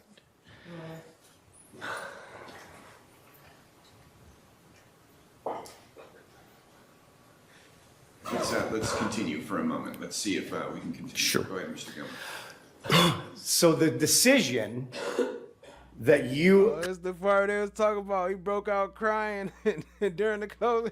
collectively, as a group, and individually will have to come to is whether or not Mr. Tower has the ability to fully form the... It's difficult for, I think, us Sure. here. Let's take a short break. Members of the jury, can you please leave your notepads turned down here in the courtroom, writing implements on top.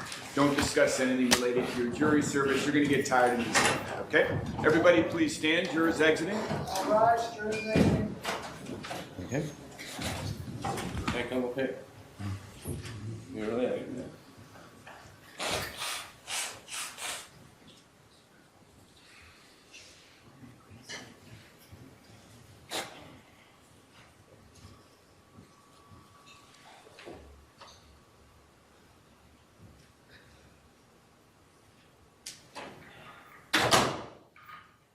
All right, we just, everybody may be seated. We just had, I just excused the jury. It got to the point where the defendant, in crying and using Kleenex, was disrupting the jury trial.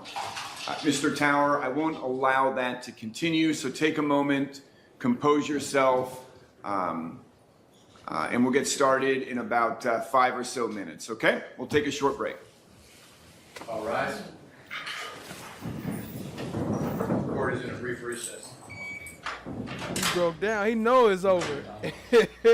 He was like, it just realized, it just dawned on him, like, what the hell did I do?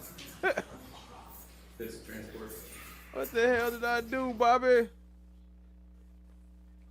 It's over for me. Because sobbing, using Kleenex behavior. All right, we have everybody back in the courtroom, including the defendant, Mr. Tower. Mr. Tower, we just had to take a break because of your behavior in the courtroom. You were showing emotion, crying, sobbing, using Kleenex. You were here when I spoke to the audience this morning, right, Mr. Tower? No, I was not, was it? Okay. I spent time this morning, I thought you were in here, where I instructed those in the audience that they can't show emotion, that there are times during especially a murder trial where the emotion might be high, and that if they're unable to handle it, I need them to remove themselves from the courtroom. I will not allow the jury to be persuaded or interfered with by folks showing that emotion in the courtroom, okay? And that includes you, Mr. Tower. So you need to handle yourself accordingly. If you need to take a break because you feel that the emotion is too high and you're struggling, please bring it to Mr. Gilman's attention. And we can take a break, okay? But we can't have any more outbursts like that in front of the jury. Do you understand, Mr. Tower? Yeah. Anything else, Mr. Gilman, you wanted to add? No, Your Honor. State? No, thank you. Okay, are both sides ready to bring the jurors back in? Yes, sir. Yes, Your Honor. You have your thoughts together where you were in your statement, Mr. Gilman? Yes, Your Honor. Okay, let's bring the jurors back in.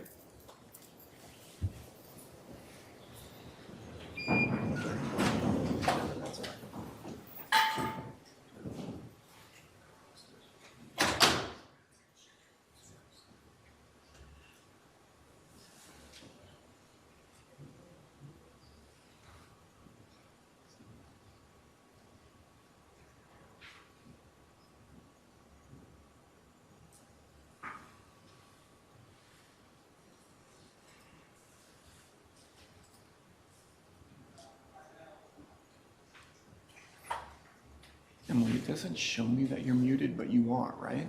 I'm not connected to the audio, that's why. And maybe that's the same for whoever JW is. It's not showing muted, but it must be.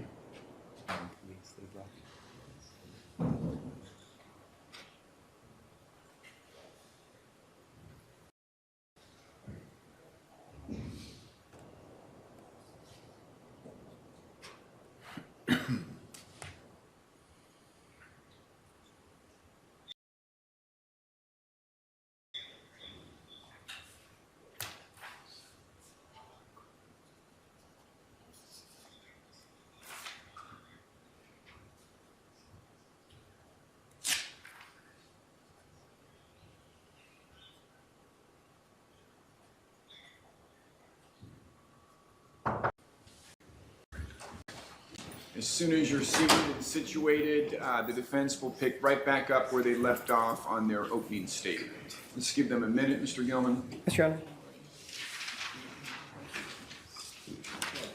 Statutorily mandated. I would just ask that the court to impose the sentences on counts 1 and 2 concurrent rather than consecutive. All right, thank you, counselors. You can be seated. All right, to the family, I know law enforcement is here who worked hard on this case. I want to thank you for your courtesy throughout the trial. I know it can be very hard to sit in a long trial where you have loved ones that were viciously and brutally murdered, as your loved ones were in this case. You respected the process. You respected the role of the judge, the jury, the witnesses, and you allowed for the trial to go through properly, efficiently, lawfully, which is our roles in the judicial system. You know, we serve a function and we need to make sure that happens. And so I appreciate your role in that. As the judge, I don't know the folks that are murdered or injured in cases. You realize I come into the story much later at a trial often or at a sentencing hearing. I can tell you that the role of a judge is very difficult sentencing most days. I anguish over sentencing decisions I have to make. I do it on a daily basis, 5 days a week, handling all types of different cases and have to make decisions as to whether someone goes to jail or not, or goes to prison or not, and if so, how long. And I think you can imagine in many cases, most cases, that can be difficult. You see the human compassion in people, and you see mistakes can be made. Today, obviously, is not one of those days for me. Sentencing today is very easy, and I think it was Miss Lisa Huff, or actually, no, it might have been Laura Ely, I'm not sure, maybe both, who had great insight in their statements, that there's a role that the court has, and that is to punish and also to provide for the safety of the community.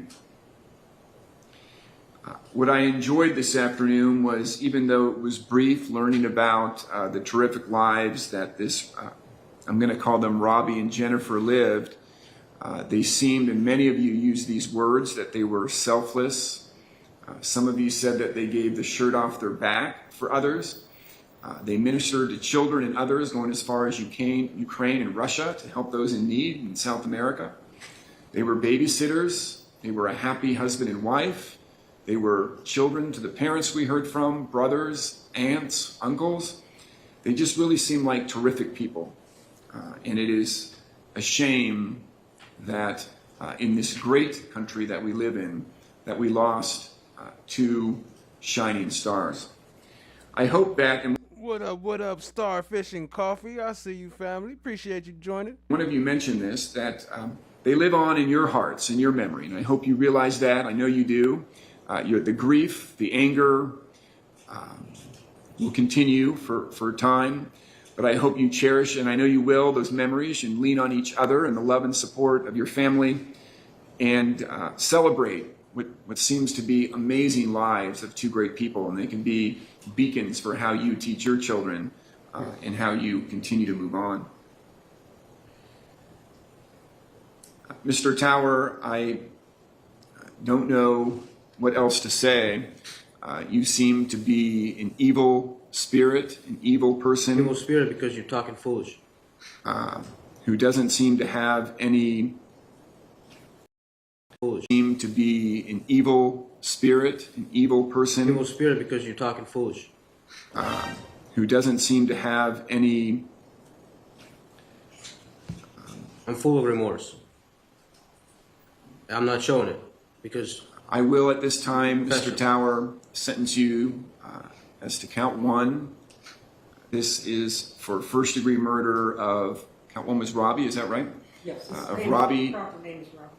Of Robbie Tower. I will sentence you to life in prison. You will serve the rest of your life in prison without the possibility of parole. Count 2, and often I do run them concurrent. I know that the defense requested that. We have a unique and clearly a special life in Jennifer Tower as well. And I spoke about that earlier. I'm going to adjudicate you guilty of count 2, first-degree premeditated murder on Jennifer Tower. I will run this sentence consecutive to count 1. I will sentence you, Mr. Tower, to life in prison without the possibility of parole. Count 3, the fleeing or attempting to elude law enforcement with lights and sirens. I'll adjudicate you guilty. Let's see, this is what degree felony? State third. Sentence you to the maximum of 5 years in prison to run concurrent with count 2. I will order that you have no contact whatsoever with Robbie and Jennifer's family, aunts, uncles, cousins, nephews, parents, siblings. I will order restitution and reserve as... I'm talking. Make me. It's my time. Make It's me. my time. to the amount. I'll order as a civil judgment against you court costs, a prosecutor fee and public defender fee of $100 to each. Are there any other statutory terms that I'm leaving out, State? No, Your Honor, but I do have a score sheet for count 3, which is the only count that requires a score sheet. Mr. Gilman, anything I left out? No, Your Honor. All right, Mr. Tower, you have 30 days to appeal the judgment and sentence of this court. If you cannot afford an attorney for that appeal, one will be appointed to represent you. What about the truth? Good luck to everyone. Court will be adjourned. What about the truth? Hell no. What about the truth? Boy, they would have tackled us, boy. For that appeal, one will be appointed to represent you. What about the truth? Good luck to everyone. Court will be adjourned.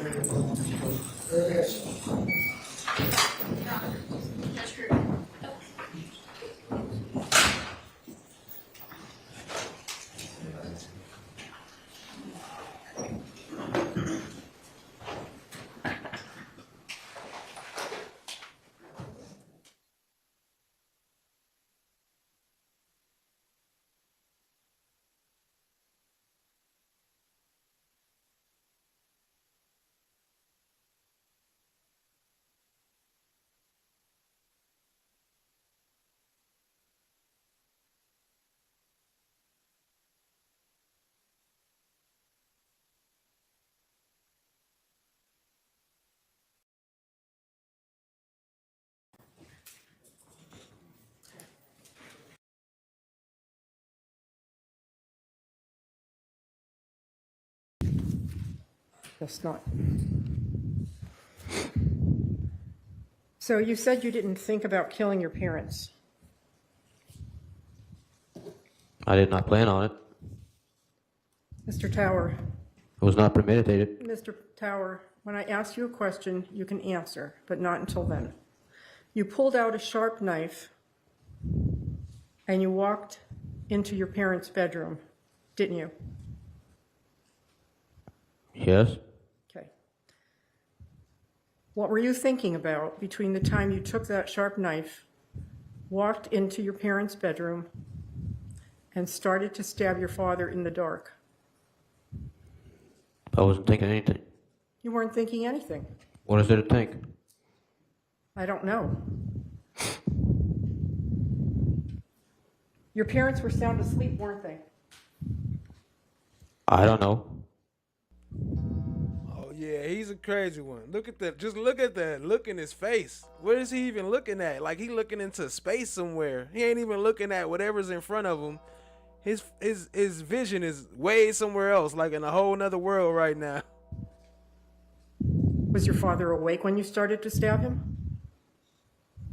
It was pitch black.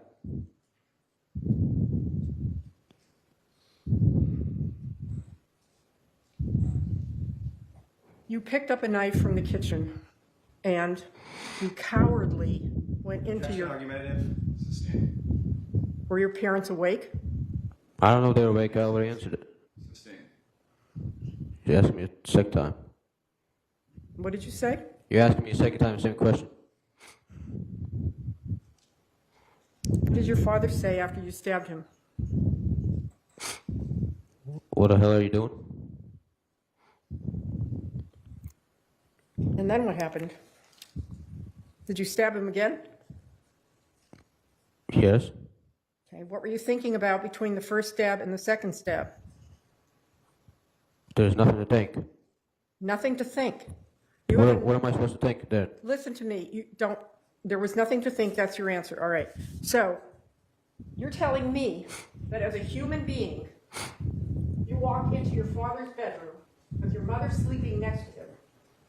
The parents that brought you over here. Objection, argumentative, compound question.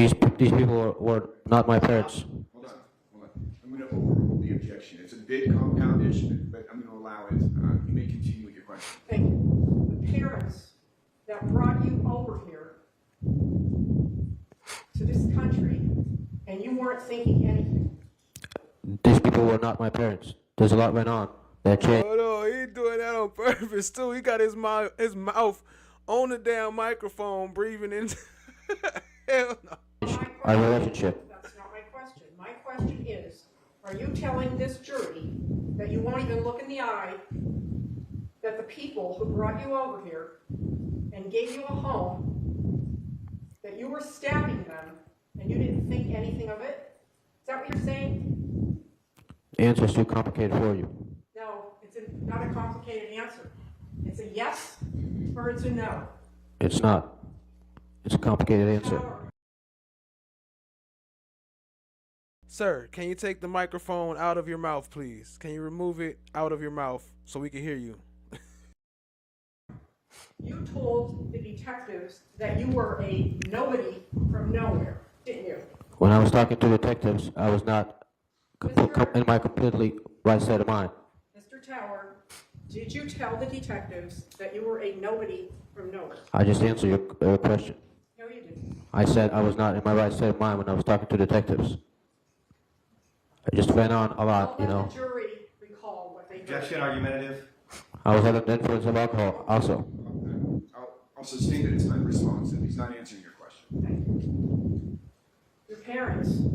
They were not my parents, unfortunately. Sir, you cannot interrupt the attorney. Wait for them to finish their question, and then you can answer the question asked of you, okay? Oh! Somebody! Oh! He needs some milk! Please ask your question. Mr. Tower, the people that brought you over here, they gave you an opportunity to be a somebody from somewhere, didn't they? It depends on their parenting. Come on now. It depends dog. on their parenting. Come on, how you man. raise your children. Depends on what? You don't even know what I'm talking about. No, Have you ever been a mother of children? After you stabbed your father to death, you walked outside with a knife in your hand because Jennifer was outdoors, wasn't she? I was temporarily insane. Fucking nuts.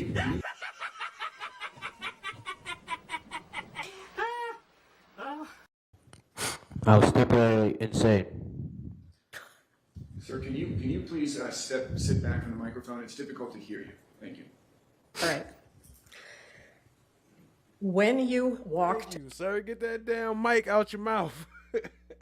out of the house after you killed your father, did you carry the knife with you to lead Jennifer back in? I did. You did or did not? I can't understand. I said I did. You did. You took the knife with you to go out and find the person that adopted you. Yes, I was temporarily insane, as I said.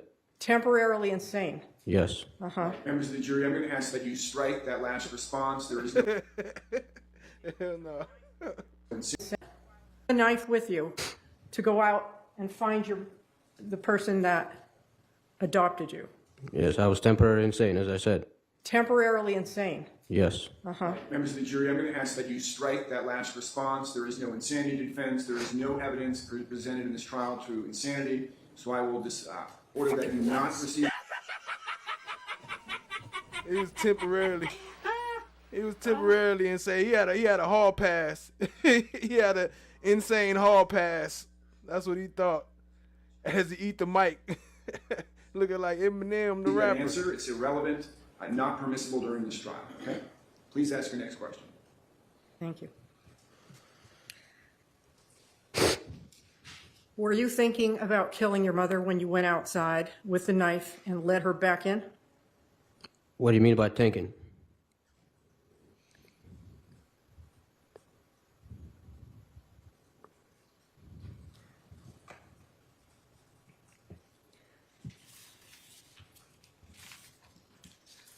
Did your parents buy you a car? Objection outside the scope. Overruled. What does that have to do with this? Did your parents buy you a car? Answer my question. Well, I know where your question is. I know. Answer I don't my understand. question, I don't Mr. understand your Tower. question. I don't understand it. Did your parents buy you a car? I don't understand this question. Did your parents get you a bank card? Yes, and I don't understand it. What's the point of this question? Did your parents get you a bank card? So? Did you have a TV in your room? No. What's the point of these questions? You told the detectives that you were thinking about killing your parents for the last several days. Isn't that true? That is not true.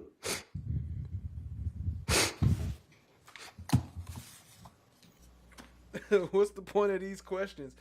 Yeah, my bad. That's a fact. Not Eminem. Stan. There you go. This is Stan's. This the little brother, the one he signed the hat for. Here's an autograph for Dave. I wrote it on a starter cap. This the little brother. This Stan little brother. Were you in the courtroom when your recording was played? Mr. Tower, I was. were you listening? I was listening. And did you hear that you were telling the detectives that you were thinking about that for more than a day? Again. You don't remember that? Again. I did not know what I was saying. Also, I only taught this a couple of times. This was not a constant thought in my head. Okay, so you thought about it at least a couple times before you did it? No, I taught it one time, and the second time I taught it, I did it. There was no thinking about it. You thought about it the first time, and then you put it off. Then you thought about it the second time, and then you went and did it. Is that right? Correct. Okay. So when you thought about it the first time, where were you? Probably in the car somewhere. Where in the car? Parked in front of your house? Possibly. Very possibly. Very possibly. Well, I don't remember. You're asking me a question that happened a long time ago. I don't remember. Okay. Why did you ask your mother to go back inside the house? Brought her off the street. I don't know. Because you wanted to kill her, didn't you? Did you hear the doctor talk about how many times you stabbed your mother, Jennifer Towers, the person that you say is not your mother? How many times did you stab her? You're talking to someone who has no understanding. You don't understand that question? No, you don't understand what you're saying.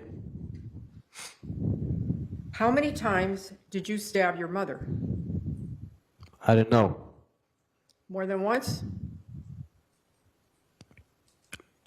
Yeah, more than once. I don't know how many times. More than twice? You've seen it how many times? So we were all in here. You've seen it. Because these members of the jury have a right to hear what you have to say. Objection, Your Honor. They don't hear what I say because I'm not allowed to say Let's it. not have an argument between you and the witness, okay? Let's ask your next question, please. These jurors are not allowed to what I have to say. Hold on. Mr. Tower, you need to wait until the question is finished and then answer the question that's asked of you, okay? Please ask your next question. Thank you. You told the detectives that you stabbed your mother to death, but not until you finished what you had to say to her. What did you have to say to her that night? There was a lot went on between the three of us. What did you say to your mother before you stabbed her to death? I'm answering your question. You're not listening. There was a lot that went on between the three of us. It wasn't just a parents and a child. So there was a lot that went on among the three of you, correct? That's what I just said. Okay. That I'm being stopped from talking about. How old were you when you killed Jennifer and Robbie Tower? 21. You were a grown man, weren't you? No, I was not. You don't know the definition of a grown man.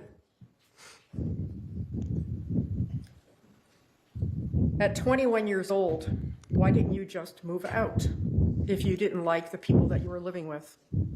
Why didn't you just move out? The age has nothing to do with it. Mr. Tower, why didn't you just move out if you didn't like the people you were living with? I did move out a long time ago. I came back. You went to West Virginia, didn't you? Before West Virginia, I moved out. I just told you there was a lot that went on between the three of us. That the judge and the state won't let me talk. Mr. Tower, do you believe in free will? There's no free will. You know, we're all controlled in the states. Mr. Especially. Tower, answer my question. It's a simple question. Do you believe that people have free will? The answer, the question is not simple. If you look around, this is bigger than us.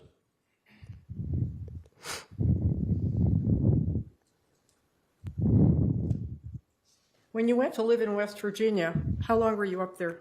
I lived other places before West Virginia. I didn't ask you about that. I asked you how long you lived in West Virginia. Maybe 9 months, 10 months. And what were you doing up there? Working. Who set you up in that place to live in West Virginia? There was a church that I found. The pastor over there helped me. You were living with Jennifer's father in West Virginia, weren't you? That was a long time ago before I went to West Virginia to live on my own. Please answer You're my getting question. but you're getting Mr. the Tower, questions mixed up. Mr. Tower, did you live with Jennifer's father in West Virginia? That was a long time ago. That was not during the time when I went there by myself. Why did you go to live in West Virginia when you were living with Jennifer's father? The time that I did go to West Virginia to live with her father was because... Because why? I'm gonna answer. Let me think about it. We were having fights in the family, and I was gonna visit. I was gonna see him for Could we maybe have for a you couple, move away maybe from for the a couple microphone months. so we can hear Jury you? will now go off and Maybe. deliberate on. Guilty! That nigga is guilty! Sir, settle down. You have to go deliberate. I don't need to deliberate. Hang that nigga now. I got the rope right here. For a couple months, I was gonna visit him until I went to job corps. Yeah, who set you up in the job corps? Jennifer, didn't she? What is your point? Did Jennifer set you up in the job corps? No. Did Jennifer set you up to live with her father in West Virginia? No. What is the point of your question? Remember, you're under oath, Mr. Tower. You're I know under I'm oath under to oath. tell the truth. You're making no point in your questions.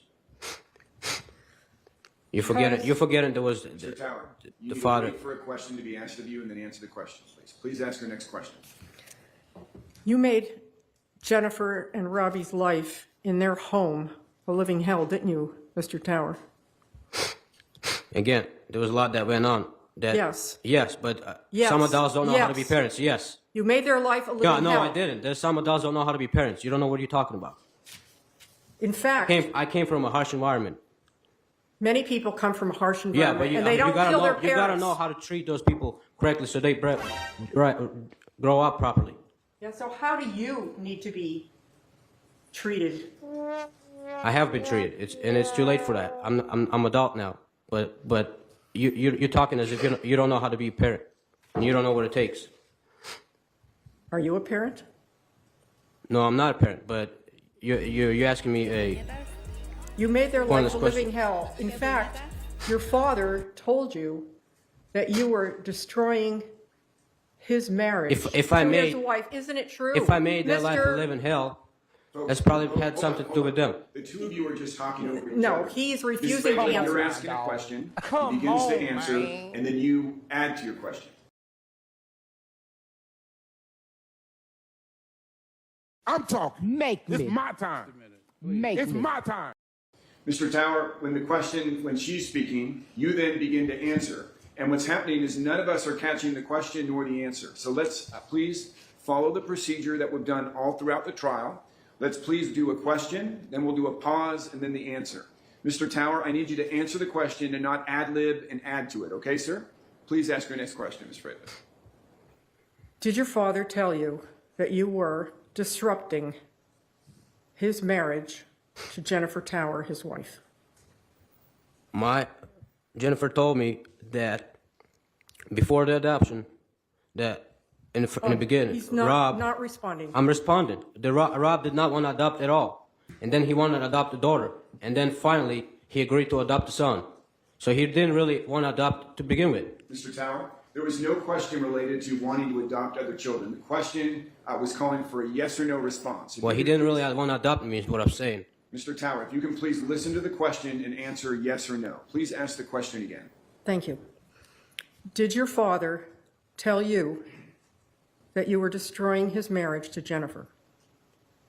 I was not destroying his marriage to The Jennifer. question, sir. The question was, did your father tell you that? Did your father tell you that, yes or no?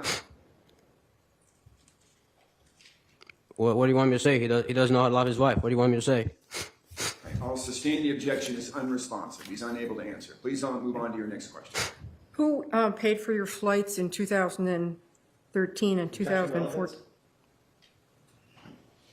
As stated, at some point, I'm going to cut off all these questions about perhaps benevolent acts. You can go a bit further, but let's start to move on, okay? I'll overrule the objection. You may finish your question. Yes. Who paid for your flights to the United States in 2013 and 2014? This question is pointless, but however, the company who provided who had something to do with adoption did. And I don't understand what's the point of this question either. Why did you drop out of high school? Because I was being brainwashed, as the rest of the children are. You dropped out of high school because you were on the verge of getting expelled, weren't you, Mr. Tower? What expelled? You even know what they teach in schools? What are you talking Mr. about? Tower, answer my question. I'm answering your question. You don't know what you're saying. These schools today, they don't teach anything the kids should know. And the schools are not for everyone. Mr. Tower, you dropped out of high school because you were on the verge of getting expelled from high school. No, I wasn't. I'm telling you that. You ever been to school? You know that schools don't teach kids proper education. Mr. Tower, stop talking. I'm talking because you don't know what you're talking about. All right, let's move on to the next question. His answer was no. Please move on to your next question. In fact, you were about to get expelled because you were fighting with other children in the school and on the bus, weren't you, Mr. Tower? No, I wasn't. I just told you what happened. How old were you when you dropped out of high school? I don't remember. You don't remember. How old were you when you were in 10th grade? My bad. I was looking for that insane in the membrane. Insane in the brain. What up, Michelle B? You missed a little bit. Nothing too much that you can't catch up later, but they got closing arguments coming up next, which should be starting in about 5 to 10 minutes. Grade. I said I don't remember.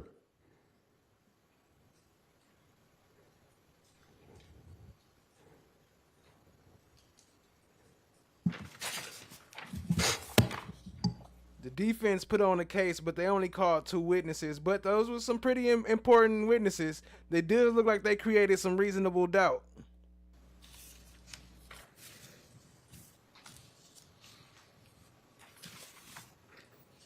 When you were sitting out in your car before you went into the house on the night And by the way, Wagwan, Michelle B, appreciate you joining, family. Of August 31st,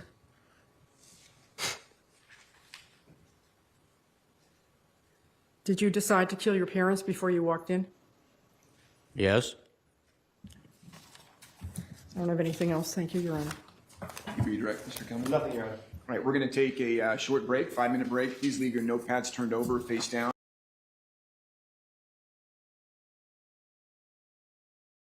Should be coming back pretty soon.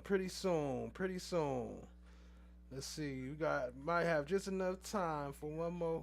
Oh, and my thing beeping, so I got to do this real quick. Appreciate y'all. The bomb, Keisha says she want the new logo. She want the bomb fire emoji logo. She want the new one. No, I'm just playing.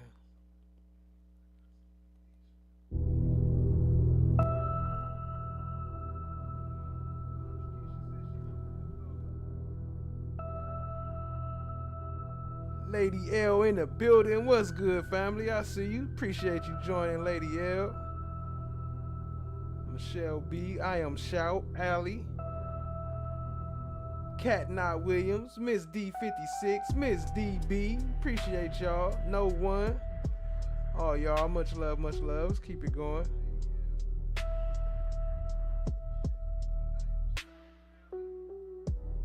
Hey yo, peace family, grand risings, good afternoon, great evening, gracious nights. Welcome back to FOTG, the source. The state has rested, and it is day 7 of the Devyn Michaels, aka Nikki Fairchild, aka Tracy Tavares, aka Off With His Head, aka adult film celebrity, aka like father, like son, murder trial. The war has officially shifted. The prosecution has rested their case. Now the floor belongs to the defense for day 7. This is the opportunity for the defense to launch their final desperate counterattack, and it will likely be one target, Deviere Willette, the victim's son and Devyn's husband.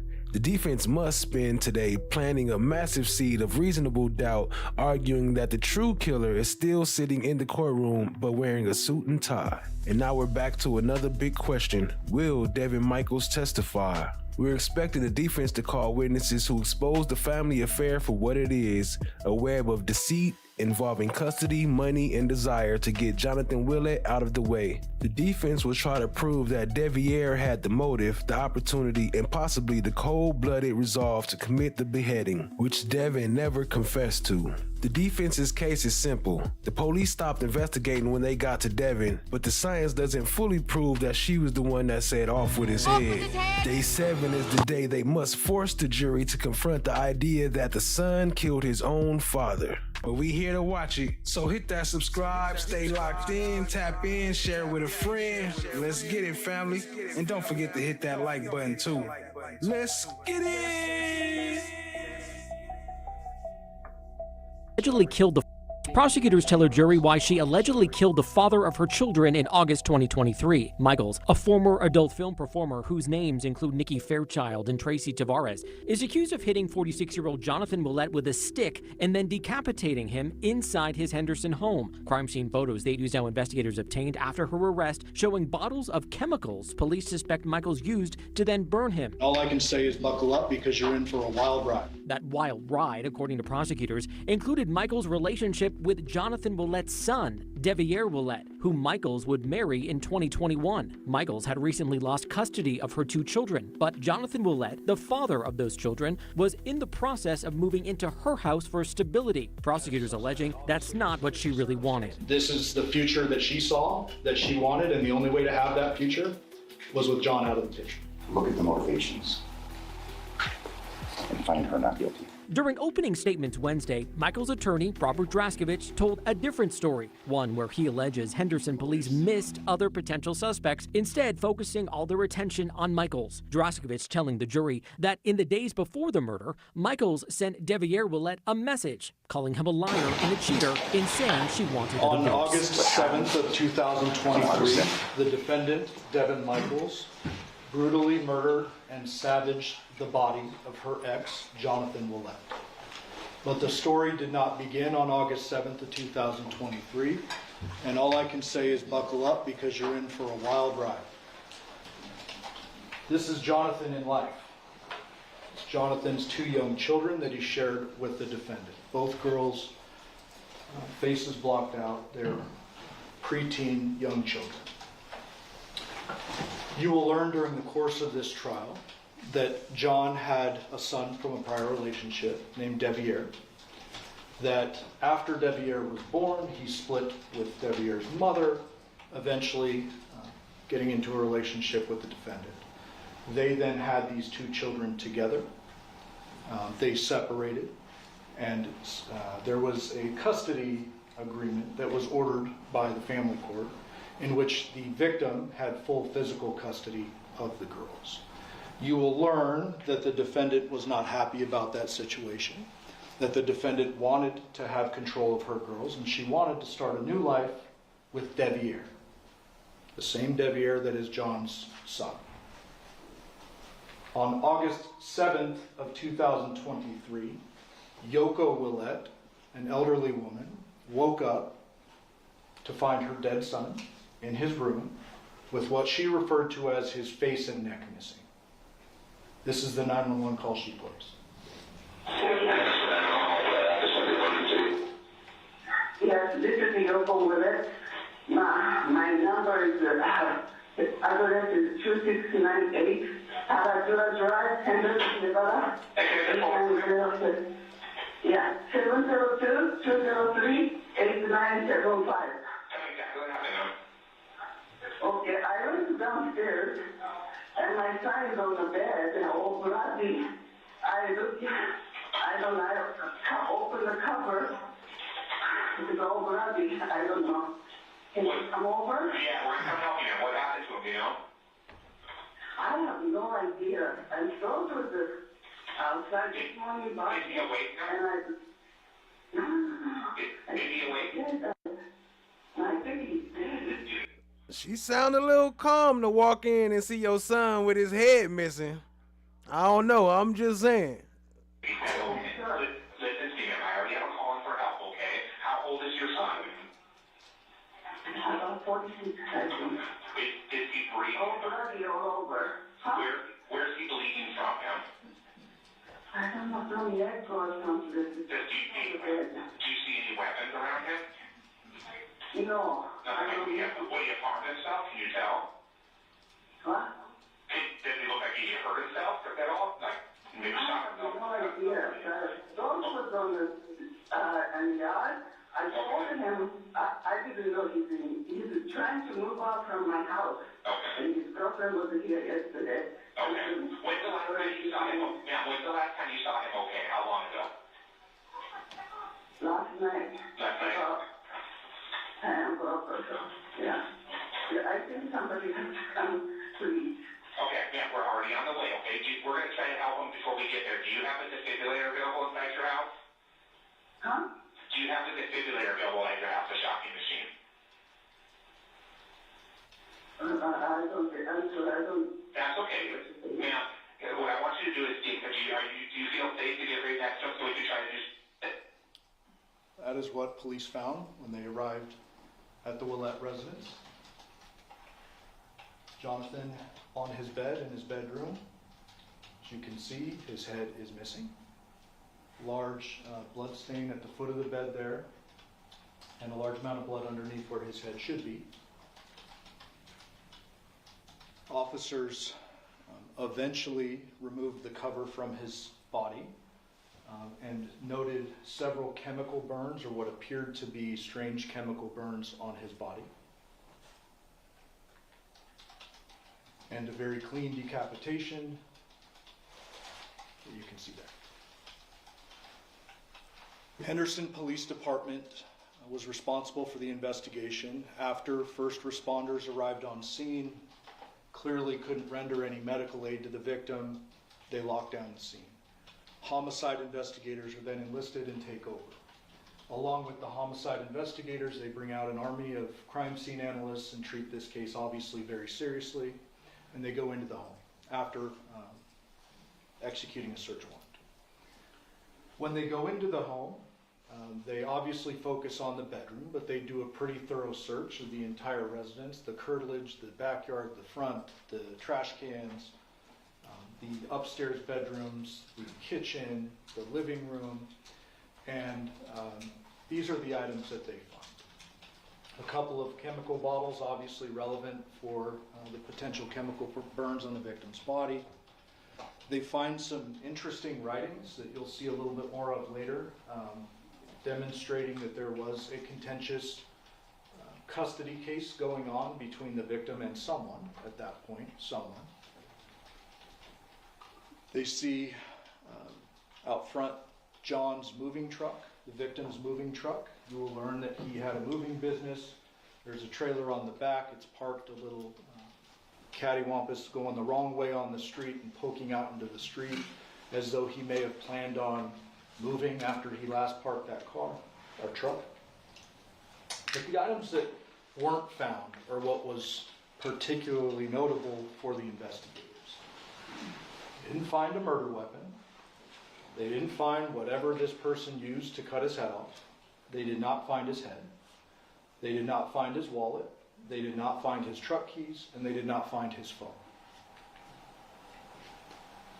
They interviewed Yoko, and the gentleman above Yoko's photo is Yoshida, her partner. According to Yoko and Yoshida, the defendant, who they referred to as Nikki and knew as Nikki, ultimately identified as Devyn Michaels, was the last person to see Johnathan alive.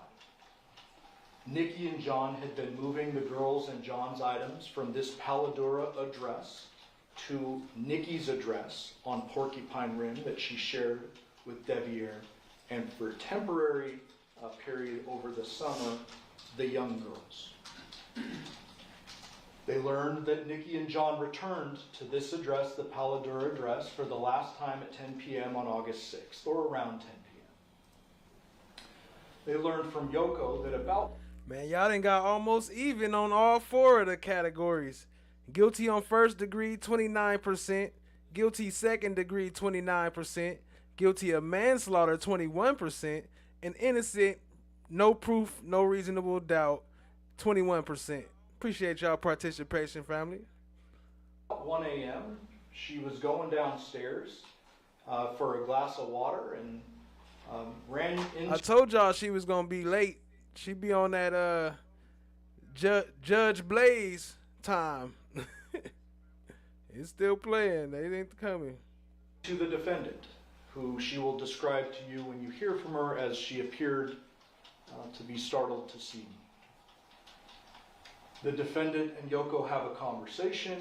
It's relatively brief. Yoko's in the kitchen cleaning up some dishes. The defendant has now entered the kitchen, and they begin to talk when the defendant tells Yoko, John's asleep.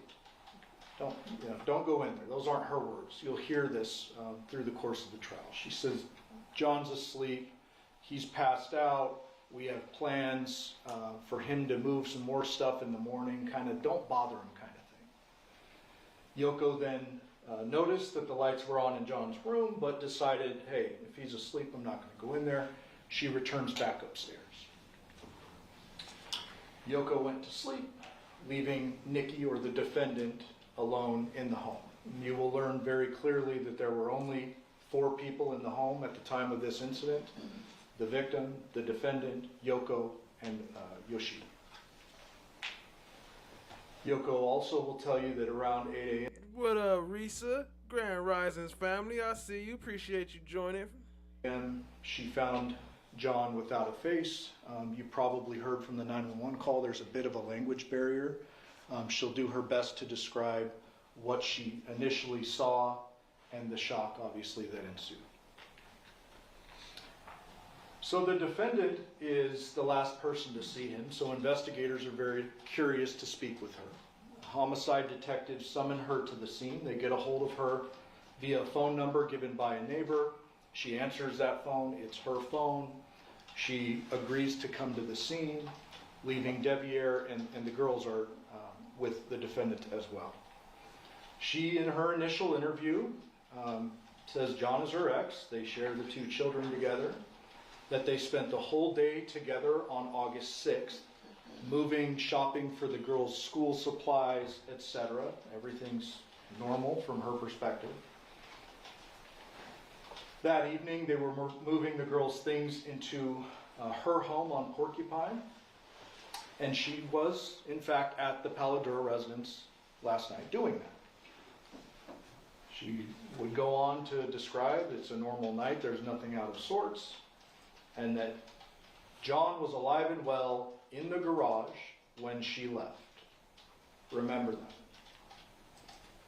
Further investigation, of course, occurs. Homicide detectives are treating this very seriously. You will learn from many of them that when a homicide such as this comes in, they divide duties. There's too much for one person to do, and so although there is a lead detective who goes by the name of Dennis Ozawa, Detective Ozawa was not in any way the only person investigating this case. He had an entire team, and you will hear from many of those people. You will learn that one big thing in the modern days of investigation is videos, video cameras. They're everywhere in our valley, so they canvass all around. The Paladura residence is kind of right in the middle of all those yellow markers. They canvassed all these different addresses for anything who saw, heard anything, and anyone who had a camera. Some of those were fruitful, some of them were not. They knocked on the doors where video cameras were visibly present. They even knocked on doors where they weren't present in the hopes that maybe someone saw or heard something. And they gathered a lot of footage. We're going to do our best during the course of this trial to streamline it for you. There's hundreds of hours of footage, and we're going to present it in the best way we can. They also learned that there is a neighbor directly to the left of the homicide scene who had a motion-activated Ring camera, which will become important later in the trial. There also was an autopsy, of course. The Henderson Detective Ozawa attended that autopsy. You will hear from the medical examiner in this case, Dr. Stephanie Yagi with the Clark County Coroner's Office, who enlisted the assistance of a forensic anthropologist, Dr. Burns, who works out of UNLV. You will learn that Dr. Yagi surmised that the cause of death was homicidal violence and the manner of death was homicide. You will learn that she noted the non-thermal chemical burns on the body, which did not contribute to his death, but were notable for investigative purposes. Something important I want you to keep in the back of your mind is there were no bleeding injuries anywhere else on the body, so everything was focused neck and above. You will learn that the decapitation occurred post-mortem. There are histological reactions that the body has if this type of thing happens while you're still alive and your body is trying to actively repair itself. None of those were present during the course of the autopsy, and so the doctor will testify that this was a post-mortem decapitation. As I mentioned, she enlisted the assistance of a forensic anthropologist, Dr. Burns. You will hear from her as well. She will talk about the science behind what she does, and in this particular case, she was enlisted for the main purpose of determining what was used to cut off Mr. Willette's head. She will tell you that she did microscopic examination. During the course of that thorough examination, she determined very clearly that there were 2 separate instruments used to chop off his head. She even can narrow it down by time because of the layering of the artifacts on the bones, and so she will surmise and testify that first, a serrated or non-serrated knife was used, so a knife, whether serrated or not. When that was unsuccessful, the defendant then used a powered saw of some sort. She can't narrow it down to class. You will learn, or class of tool. You will learn that the bones in the neck, the cervical spine, are very small. There are areas on it which would reflect these markings, but they are so small that she can't really surmise what type of saw. She'll testify that if it's a long bone, she has seen cases with dismemberment, involving dismemberment, but not a decapitation. But with dismemberment of larger bones, you can see more, which allows you to narrow down the type of saw that was used, but here that's not possible. Nonetheless, she will testify clearly that it was 2 different instruments, knife first, saw second. Further investigation also revealed what Mr. Draskovich alluded to in jury selection, a very non-traditional family situation. And I kind of mentioned this a little bit earlier. The investigation revealed that the defendant, after splitting with John, ultimately married his son, Deviere. Deviere moves in with her. They are together for an extended period of time. The defendant loses custody of the girls, and eventually the girls end up for a short period of time over the summer of 2023 before school starts, living in the home with the defendant and Deviere, with Johnathan living back at the Paladura residence with his mom and Yoshida. This is Clark County Department of Family Services document showing the parent placement verification letter describing that John was awarded full physical custody of the girls on October 27th of 2022. That Johnathan, as I said, and the girls were living at 2698 Paladura at the time. You can see in the document that the defendant had weekly supervised visitation with the girls for an extended period of time. And you will learn through various witnesses that John kind of bent the rules with that and allowed her to see the girls a little bit more than was court ordered. You will also learn that John allowed the girls to stay with the defendant and Deviere, as I mentioned, at the Porcupine Rim address over the summer of 2023, and that Johnathan was going to move in with the defendant and the girls to try to stabilize their lives and basically try to get everyone under the same roof. The girls were having a real hard time with the custody situation, and his main focus was the girls. Obviously, his main focus.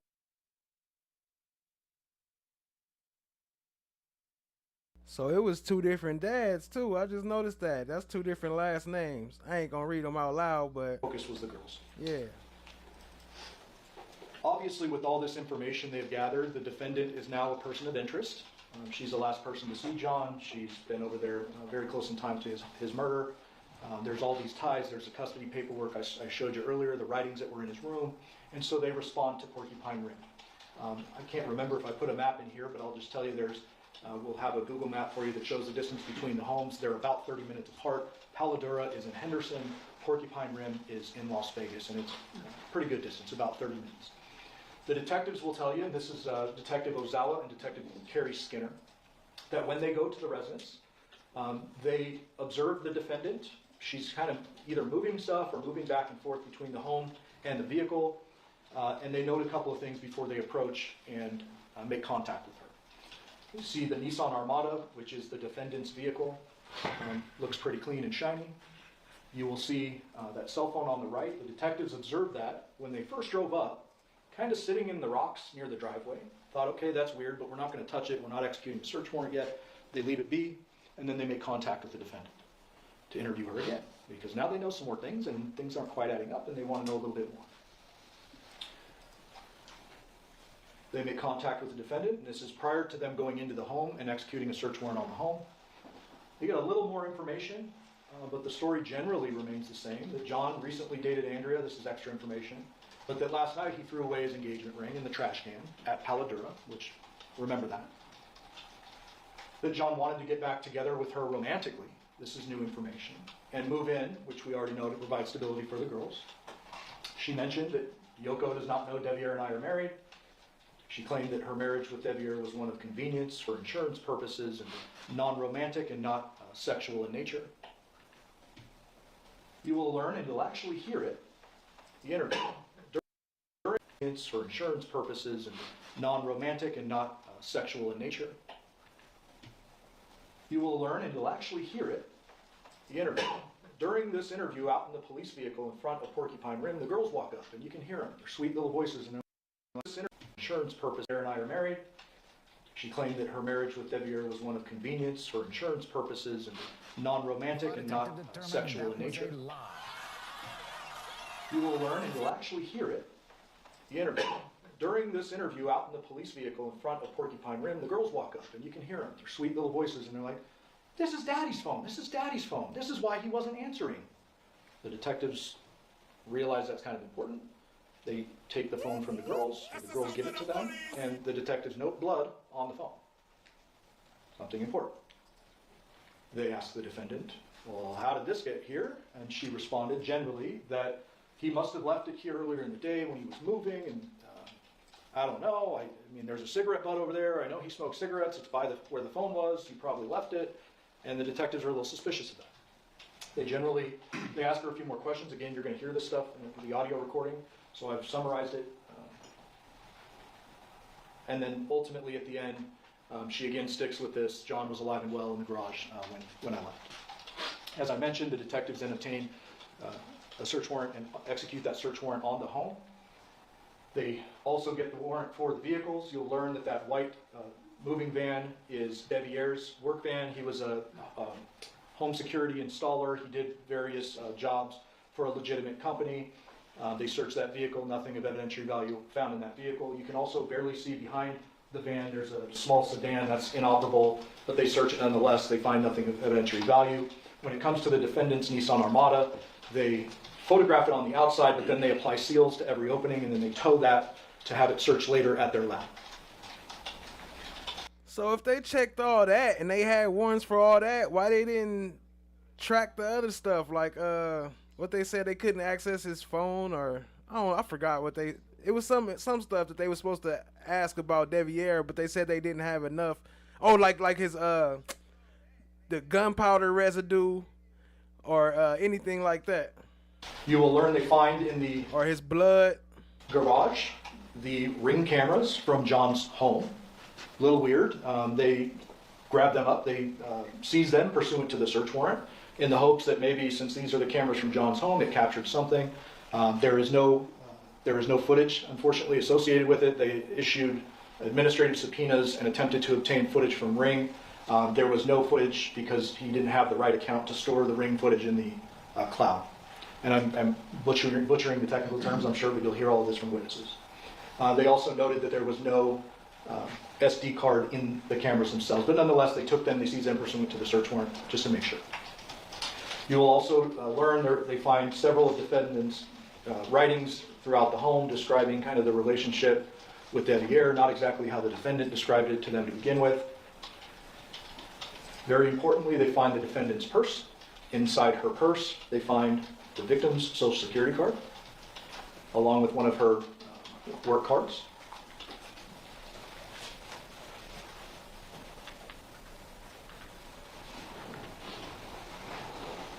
This is the defendant's bedroom. What I've circled there is basically her underwear drawer.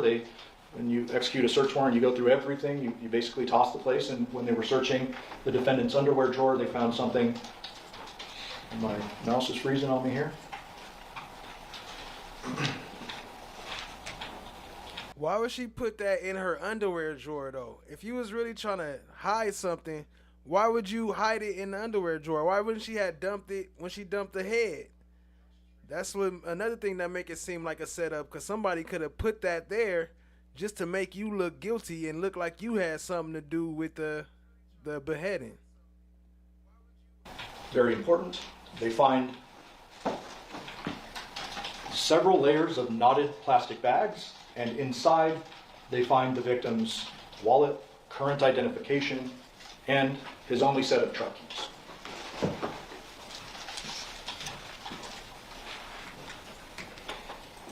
After the search warrant, they speak with the defendant again. They learn that the defendant's version regarding the phone is that she has no idea how it ended up there. They confront her with the blood on the screen. She initially says, "Oh, I don't know," and then she says, "He cut himself moving." Remember when I talked about the autopsy earlier, no other bleeding injuries on the victim's body, remember that? She claims he cut himself while he was moving. There's no evidence to suggest that. They learned John wanted to move in with the defendant so we could have the girls under one roof and parent them.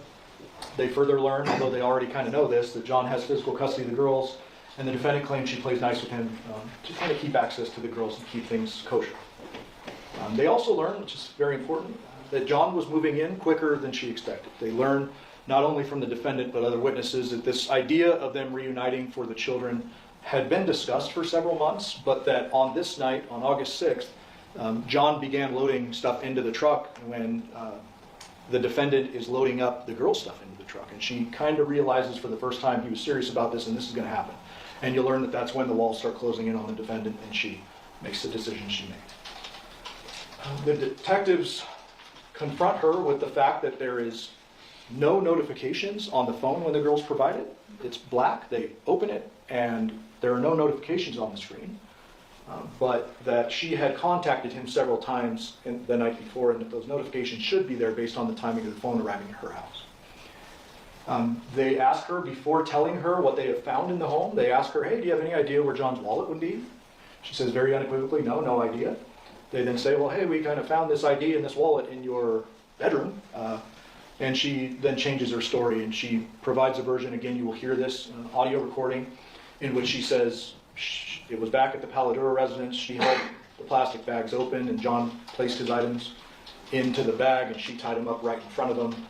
And they confront her when the story doesn't make sense over and over, and that's kind of the story she sticks with regard to that.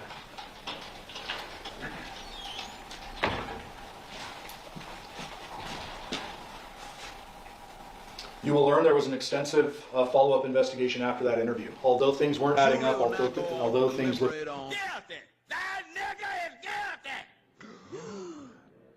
Sir, settle down. You have to go deliberate. I don't need to deliberate. Hang that nigga now. I got the rope right here. Very strange. The detectives did not rush to judgment and arrest her right there. Although all of the victim's property is inside her home, his blood is at her scene, they don't arrest her right there. They choose to do follow-up investigation. You will learn there was fingerprint analysis that was done. Nothing really of evidentiary value comes of that. You will learn that DNA processing was done, that the victim's blood was in fact on the phone at her house, and that the defendant's DNA was on the knot of those plastic bags where his property was found inside. You will also learn that an extensive digital investigation was done, and that was in the form of video surveillance, digital forensics, meaning phone dumps. They take the actual devices found. There's 11 found inside her home, including the victims. They plug it into a machine. They'll talk about the technology. They're able to extract the data from the phone, and they find several things of note. They also do a call detail record investigation. That is the records that your cell phone maintain or are maintained on your cell phone, everybody's cell phone, with the company you use for service. And those records not only show incoming and outgoing messages and calls, but they also show location data, because every time you place a call or receive one, you are pinging on some kind of tower and leaving a trail of where you've been. Not a precise trail, but a general trail of where you've been. They also pull Burla. Burla is a lot more precise than the cell phone towers. That is an infotainment system inside the Nissan Armada. And they're able to extract that data, and I'll show you that in a moment. They very clearly get a timeline based upon the Burla. The defendant's vehicle is at the victim's home by 10 o'clock at night. The vehicle activates but does not move at about 11 o'clock at night. The vehicle leaves the home for good at 2:04 a.m. 2:04 a.m. on August 7th, and you'll see that in a moment. I've noted here that the video surveillance, DFL, and CDR rule out Deviere. Obviously, he was interviewed. You will hear from him during the course. Dang, you right. I jumped the gun. I was hecka early, huh? They still got time. I might have to start another stream and boot it up for the closing arguments. To this trial, but they treat him as a suspect. Obviously, there's some fishy circumstances. They're not just pinning this on the defendant because what she's saying doesn't make sense. They're looking into both the defendant and Deviere and others. The video surveillance that I'm referring to is kind of wide-ranging. There is one particular camera you're going to learn about that was near the Porcupine Rim residence, the defendant's home. That is a full-time camera. That's not a motion-activated camera. That allows them to see the home, see what vehicles left, came and went at any given time, and they clearly rule out Deviere from that video. In addition, I mentioned earlier, there's video surveillance from next door to the victim's home that captures the defendant at around 11 a.m. going to a vehicle, moving it slightly, and then ultimately leaving. Gotta love technology. Here are a couple of additional clips from video surveillance. The one on the left is the defendant with the victim the night before when they're doing the moving. It shows us that they are together, that no third party is present, it's just them. They go into a store, they buy an item, and they leave. And then 2:28 a.m., the defendant is alone. It kind of clipped off on this particular picture, but the defendant is alone in her vehicle after she leaves the residence and goes back to her home, ultimately landing there about 2:46 a.m.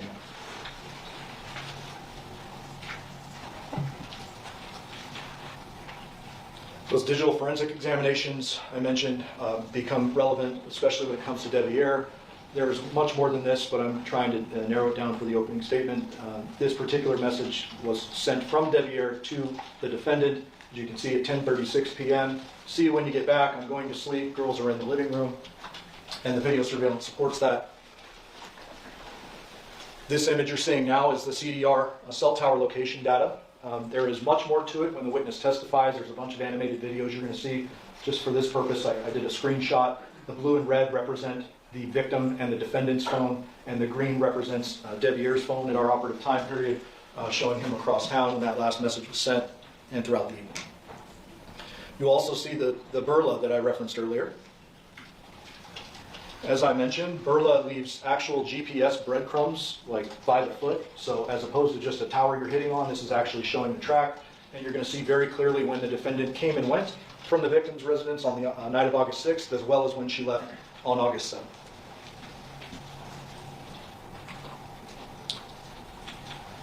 After all of this information is gathered, it's very clear that the defendant did this to the detectives. They make the decision to place her under arrest for murder with use of a deadly weapon. After she is arrested, she is interviewed again. This time they try with two different detectives. Obviously, the statement she gave earlier were inconsistent, and so they send in a couple of other detectives, and you'll hear from that detective as well. In this particular interview, the defendant acknowledged that she realized John was actually moving in, that at the time of the murder, she was giving John a massage on the bed. While he was lying on his stomach, the defendant got up, walked over to the fireplace and grabbed a large, what she referred to as a stick or maybe a candle holder. It's a large, heavy object. John was lying on his stomach, not a threat, in the midst of a massage, face down, unexpected, and the defendant admits that she returned to the bed, bashed him over the head with that club or stick, and that John went limp at that time. You will learn that the defendant refused. Good question. Starfish and Coffee said, was Robert Baker the father to Tamaya? Poor kid, bio dad in prison for killing girlfriend husband, and now mom going down for killing stepdad? That is a crazy situation, family. If that's her bio dad. To acknowledge what she did next. You can make your determination as to why someone might do that as this trial goes on. But she refused to tell detectives what she did with John's head or with the weapon, that those items were never recovered. And so you need to put together the pieces, as the judge just described with the rain example. You will learn that this is the reality of the situation before John was killed, and that the defendant wanted John out of the picture. This is the future that she saw, that she wanted, and the only way to have that future was with John out of the picture. Thank you for your time and attention this week. We truly do appreciate it. Leo Tolstoy, perhaps one of the greatest authors of all time, in his first book, the first novel, Anna Karenina, wrote, first sentence, all happy families are the same. Every unhappy family is unhappy in its own way. Her Honor asked whether we were going to give an opening statement. An opening statement, as Mr. Giordani had laid out, is the time for each side to stand before you and tell you what the facts are. It's our chance to give you a roadmap and explain to you what we feel the facts and ultimately the truth are. Oftentimes defense attorneys sit back and wait. Don't want to show anything. Let's see what they've got. This case, we're not doing that. We're going to get right out in front of this case and we're going to tell you what's really going on and what the state and what their investigation is missing. Initially, Mr. Giordani had said, well, buckle up, and I'm telling you, buckle up. You know, oftentimes in the intricacies and the complications of human relations, things get unsavory. Things are immoral. I'm going to be showing you things right now, not in a sense to offend you, to cast blame necessarily on the decedent in this case, but to give you a true picture of what was really going on with this unhappy family. Outward actions and outward statements are clues to motive. And we're going to ask you that through the course of this trial, you keep the idea of motive in mind. Motive authors actions. After the state had learned, the police had learned, concerning the death of Johnathan Willette, they began to conduct a series of interviews. And what's telling through the course of these interviews is what's discussed, what outward statements are made, and how those are clues to motivations. Deviere's interviewed the day of August 7th, 2023. And at the beginning of his interview, he admits that he's been drinking. He claims that upon hearing of his father's death, he got his drink on. But what's telling through the course of what he says and what he doesn't say, he's asked. And again, at first, and you can't blame the detectives, they're trying to do the best they can with a fairly complex situation. They're trying to get a feeling of the root of the relationships between the parties. I mean, you've got Johnathan Willette, who's dead. You've got Deviere, the son, that's living with the defendant now in this case, Devyn Michaels, and they're trying to grasp what's really going on. What's going on behind closed doors. They struggle in each of the interviews, both with Deviere and with Devyn, to get a feeling of what's going on. Like, what are the relationships? And they're misled, time and time again, by all parties. In this interview, the first of which that Deviere has, they're trying to get a handle on this idea of this marriage and the relationship. And they ask him, but you're saying that you guys are married more out of convenience, not like you guys actually love each other. His response, yeah, we don't. It's not like that. It's out of convenience. But you guys sleep in the same room? His response, no. He's asked here, they're at the home. His response, no. Are you guys intimate at all? His response, no. Deviere is being asked questions who, by the way, will be hated. And he's lying about the relationship that he has with his wife. There was some discussion concerning phones, and I'll tell you any more in this modern society. These are the key of most investigations. In fact, the state had said that's why Deviere was ruled out. The location data on the phone didn't track that night to the Paladera residence.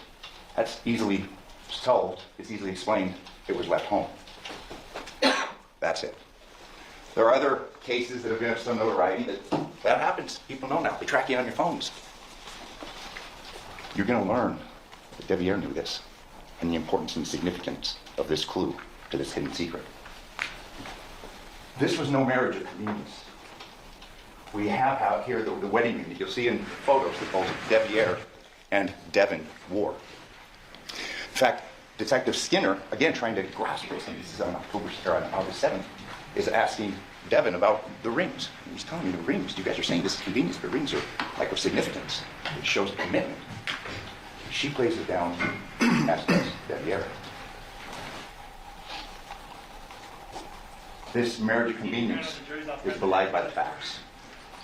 You have to ask yourself, as these facts unfold, why is Deviere covering for Deviere, and why is Devyn covering for Deviere? Deputy District Attorneys, on behalf of the state and both parties. This is no sexual. Yes, Your Honor. All right. Ladies and gentlemen, we have now reached the portion of trial where closing arguments will be given. Since the state has the burden of proof, the state will get to begin And these and are close the pictures closing taken from argument. their respective State, phones. are you prepared to give your closing argument? Yes, Your Honor. Can you, this will be admitted to you, and you'll be able to consider this in reaching the appropriate verdict in this case. The truth is the truth. This participant, this is a voicemail, 42723, in this sexless, non-intimate marriage. Closing in on Devyn Michaels and the fantasy. On behalf of the state and both parties stipulate to the presence of our jury. Yes, Your Honor. All right. Ladies and gentlemen, we have now reached the portion of trial where closing arguments will be given. Since the state has the burden of proof, the state will get to begin and close the closing argument. State, are you prepared to give your closing argument? Yes, Your Honor. All right, whenever you're ready. You got action, family. They back. I didn't even start my new stream, so we just gonna keep this one rolling for now. The truth is the truth. It shouldn't change. And the truth is, the walls were closing in on Devyn Michaels and the fantasy that she had put together. And what was her response when her children were taken away? Johnathan had custody, and this was in danger. She did the unfathomable. She murdered Johnathan Willette. The crime charged in this case is murder with use of a deadly weapon. You heard from the judge. She did read that to you folks prior to our break. So what it is willful, unlawful, felonious, and with malice aforethought, the defendant killed Johnathan Willette, a human being, with use of a deadly weapon. She hit a wooden stick and/or an unknown object by striking the said Johnathan Willette with the said wooden stick and or other unknown object, and or through other unknown means.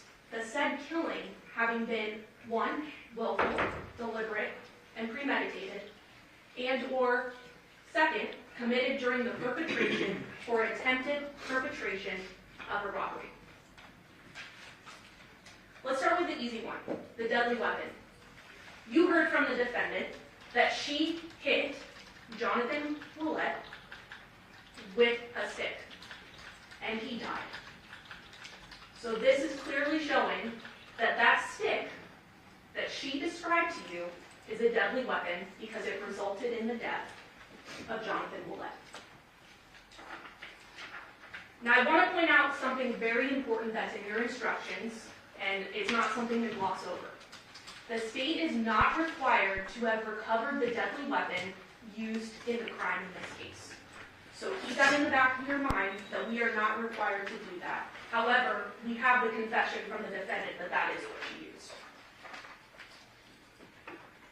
So that being said, you'll have your verdict form when you go back to deliberate. So I think it's helpful to sort of walk through that. So based on knowing that there was a deadly weapon used beyond a reasonable doubt, we're able then to eliminate guilty of first degree without the use of a deadly weapon, and also guilty of second-degree murder, and guilty of voluntary manslaughter. So all that we are left are those charges with use of a deadly weapon. Let's talk about murder. Your instructions tell you that murder is the unlawful killing of a human being with malice of forethought. Whether express or implied, the unlawful killing may be effected by any of the various means by which death may be occasioned. So let's talk about malice of forethought. What does that mean? That is the intentional doing of a wrongful act. So I don't think anyone is going to get up here and say that this was not a brutal first-degree murder. Knowing that, defendant's actions were not voluntary manslaughter. Voluntary manslaughter is the unlawful killing of a human being without malice of forethought, without deliberation or premeditation. It is a killing upon a sudden quarrel or heat of passion caused by a provocation sufficient to make the passion irresistible. That is not what we have in this case. The defendant said in her statement to the police, told the police, that she was giving Johnathan a back massage while he was laying face down on his bed. She was next to him.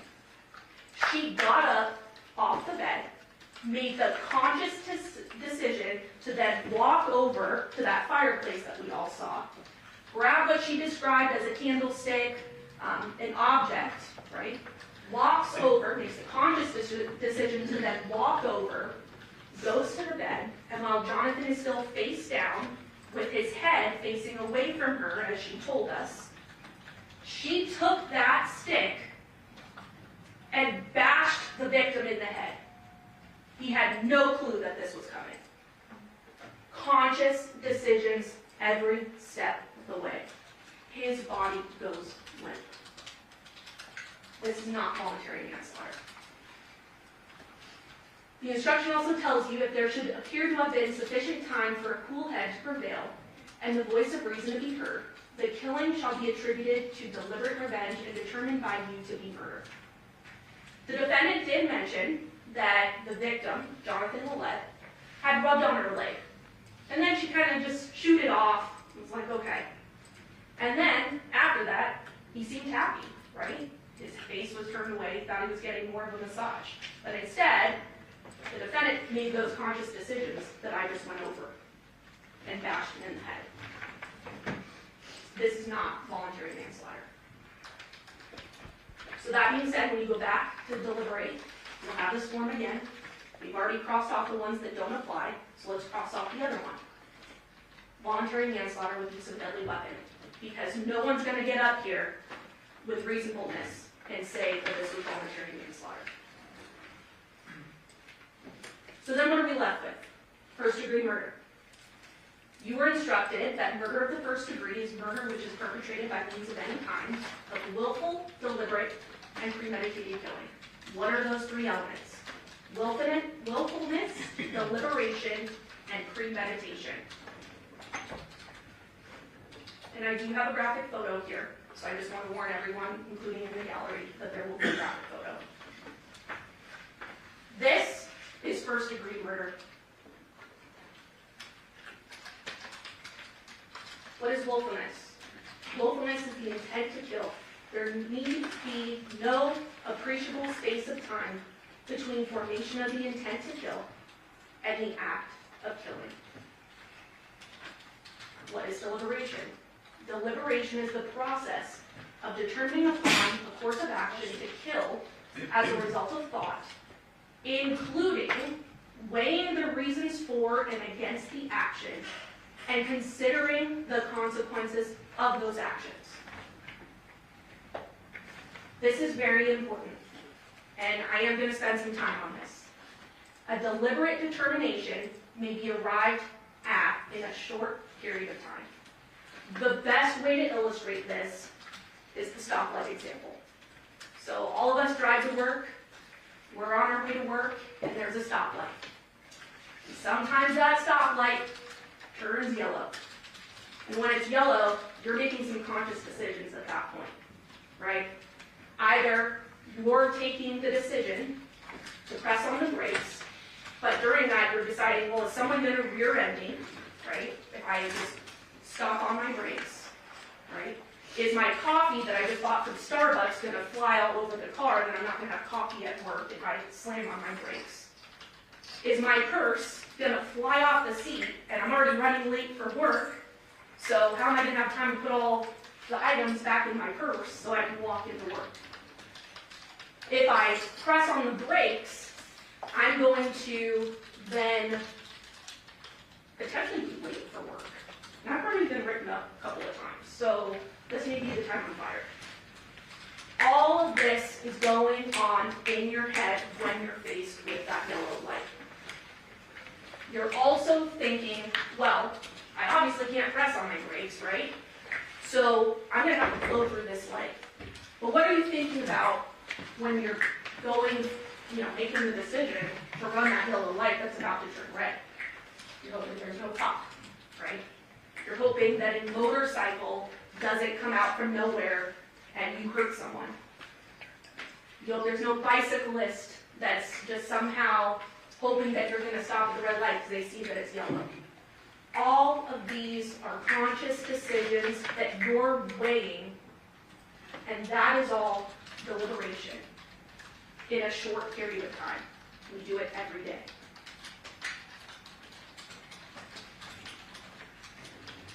Again, it need not be for a day, an hour, or even a minute, this premeditation, this decision making. It may be as instantaneous as successive thoughts of the mind.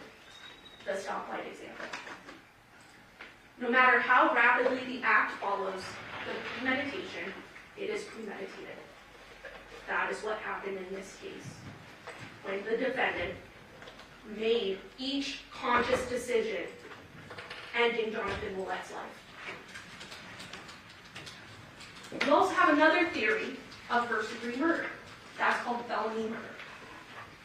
There are certain kinds of murder which carry with them conclusive evidence of malice aforethought.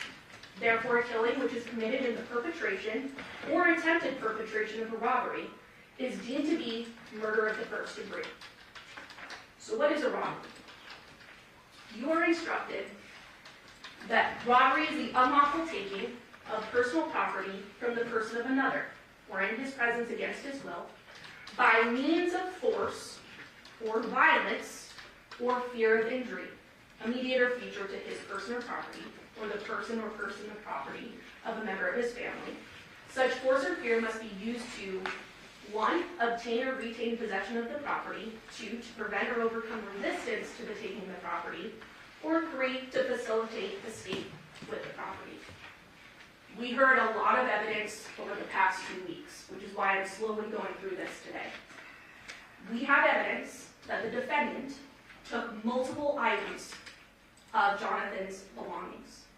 Social security card, a wallet, his only set of car keys. Why did she want those things? How was she going to enroll the girls at school without having Johnathan's documentation? This all goes into her motive.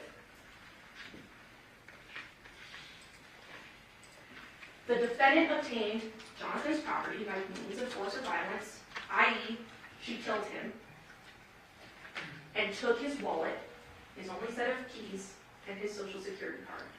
This is another easy one. That being said, you'll have your verdict form. And between both theories of murder, we are confident that you'll be able to check that first box and at this point eliminate the second-degree murder. But that being said, any way you look at this case, this is first-degree murder. And this is important to note, because when you go back there, you're doing an important thing. But what is also important is that while a guilty verdict must be unanimous, you need not be unanimous on the means or the theory of first-degree murder in arriving at your verdict. What do all those words mean? That means when you go back there and you're carefully weighing the evidence in this case, if 6 of you decide that the state has proven beyond a reasonable doubt the felony murder theory, and 6 of you decide that it's the premeditated deliberate, that doesn't matter.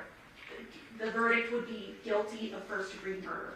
You need not be unanimous on the theory of first-degree murder. So there's been a lot of talk over the past 2 weeks about Deviere, and we're not shying away from this. You saw him testify on the witness stand. There is overwhelming evidence beyond what he told you that Deviere did not murder his father. Let's go through that.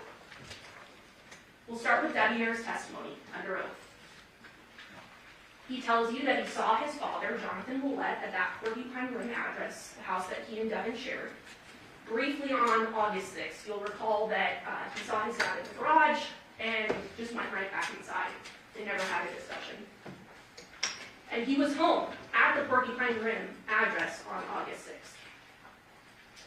He told you that he was helping the girls, his sisters, Devyn's daughters, with homework. The defendant, Devyn, tells him that she's going to help John move some things. He goes on about his night. He stays at the house, he watches a movie with the girls, he puts them to sleep. This is what he's telling us. He goes to sleep around 10 p.m. He woke up, he recalls, around 2 a.m. to see Devyn getting in bed, which they shared at that time, and he just went back to sleep. He woke up at 6 a.m. the next morning on August 7th. He gets dressed, he goes to work. Even if you don't want to take his word for it, which we believe you should, we also have other evidence to corroborate what Deviere told you. This is a text message that Deviere sent to the defendant, Devyn Michaels, where he texted her, "See you when you get back. I'm going to sleep. Girls are in the living room," corroborating that he put the girls to sleep and he was going to sleep as well. This was on August 6th, 2023 at 10:36 p.m. We also have video surveillance to corroborate this. No video surveillance shows Deviere's vehicles in Paladura's neighborhood, Paladura being the murder house neighborhood. No vehicles belonging to Deviere are seen. And we spent a lot of time going through that video surveillance on that lengthier day of trial, showing you that there is no indication that Deviere's vehicles are in that neighborhood on the night of the murder. There's no video surveillance showing Deviere's vehicles entering or exiting Porcupine Rim neighborhood, the neighborhood he lives in with Devyn. Remember that fixed camera? There was no indication that his vehicles left that evening, or entered, for that matter. Deviere's vehicle was in the same position overnight. You recall there was sort of that catty corner home that had that footage showing the daytime and the nighttime, and the van, Deviere's van, remaining in the same position, to a T. There's also no video surveillance showing Deviere jumping a back wall to get in another vehicle. There is no evidence of that. What we do have is Deviere leaving in his work van at 7:31 a.m. on August 7th, because that's what happened. We also have the CDR mapping, which also rules Deviere out, beyond his word. If you recall, there was that Detective Good testified pretty in depth. He had color-coded the different phones so that you could see with ease which phones were popping up at which times. You recall Deviere's was green. We see green popping up at that Porcupine Rim Street, which is his home, throughout the night, and more importantly, during the time period of the murder, which we'll talk about later, because we are able to narrow that down. At no point do we see Deviere at the murder house the night of the murder, and even more importantly, during the murder. Again, I explained this, I just want to show it. This is that footage of the nighttime. We see, if you recall, up in that top right-hand corner, we see the victim's truck, Johnathan Willette's truck. We also see right next to it, Deviere's work van. This is the night of August 6th. This is the next morning of August 7th. There's that same work van, Deviere's work van, in the same position. Nighttime, daytime, nighttime, daytime. Never changing. Physics also ruled Deviere out. A lot of discussion about how he jumped the back wall, he took the road that's one house over that, not the road, but the little dirt path, right, to get all the way across town. 7.5 hours? No. That's not common sense. I also think it's important to highlight Deviere and the defendant's relationship, Devyn's relationship. Devyn is a master manipulator, and that is shown through the evidence. This is a woman in her late 30s that decided to begin a sexual relationship with her 19-year-old stepson, who had just lost his virginity. I'm not going to get up here and say that the 19-year-old teenage boy, this wasn't his dream to be with Devyn Michaels, who was an older, more sexually experienced woman. But what I am going to say is that the defendant is the one running the show here. This was her fantasy, and he went along with it. For a while, though. Because remember, he tried to move away to California on multiple occasions, and somehow she was able to spin her web and bring him back. The most glaring portion being when she uses a supposed pregnancy against Deviere to bring him back to Las Vegas. When she threatened him, I will have this baby and tell everyone whose baby it is if you don't move back to Las Vegas. So what does young Deviere do?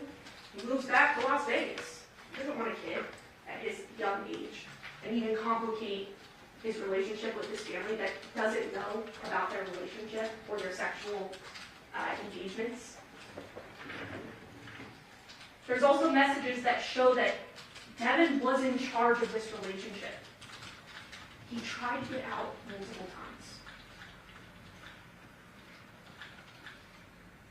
So now that we've talked about this... That's a fact. If it was on the other side, prosecution would have definitely said, you know why? Because they left their phone at home.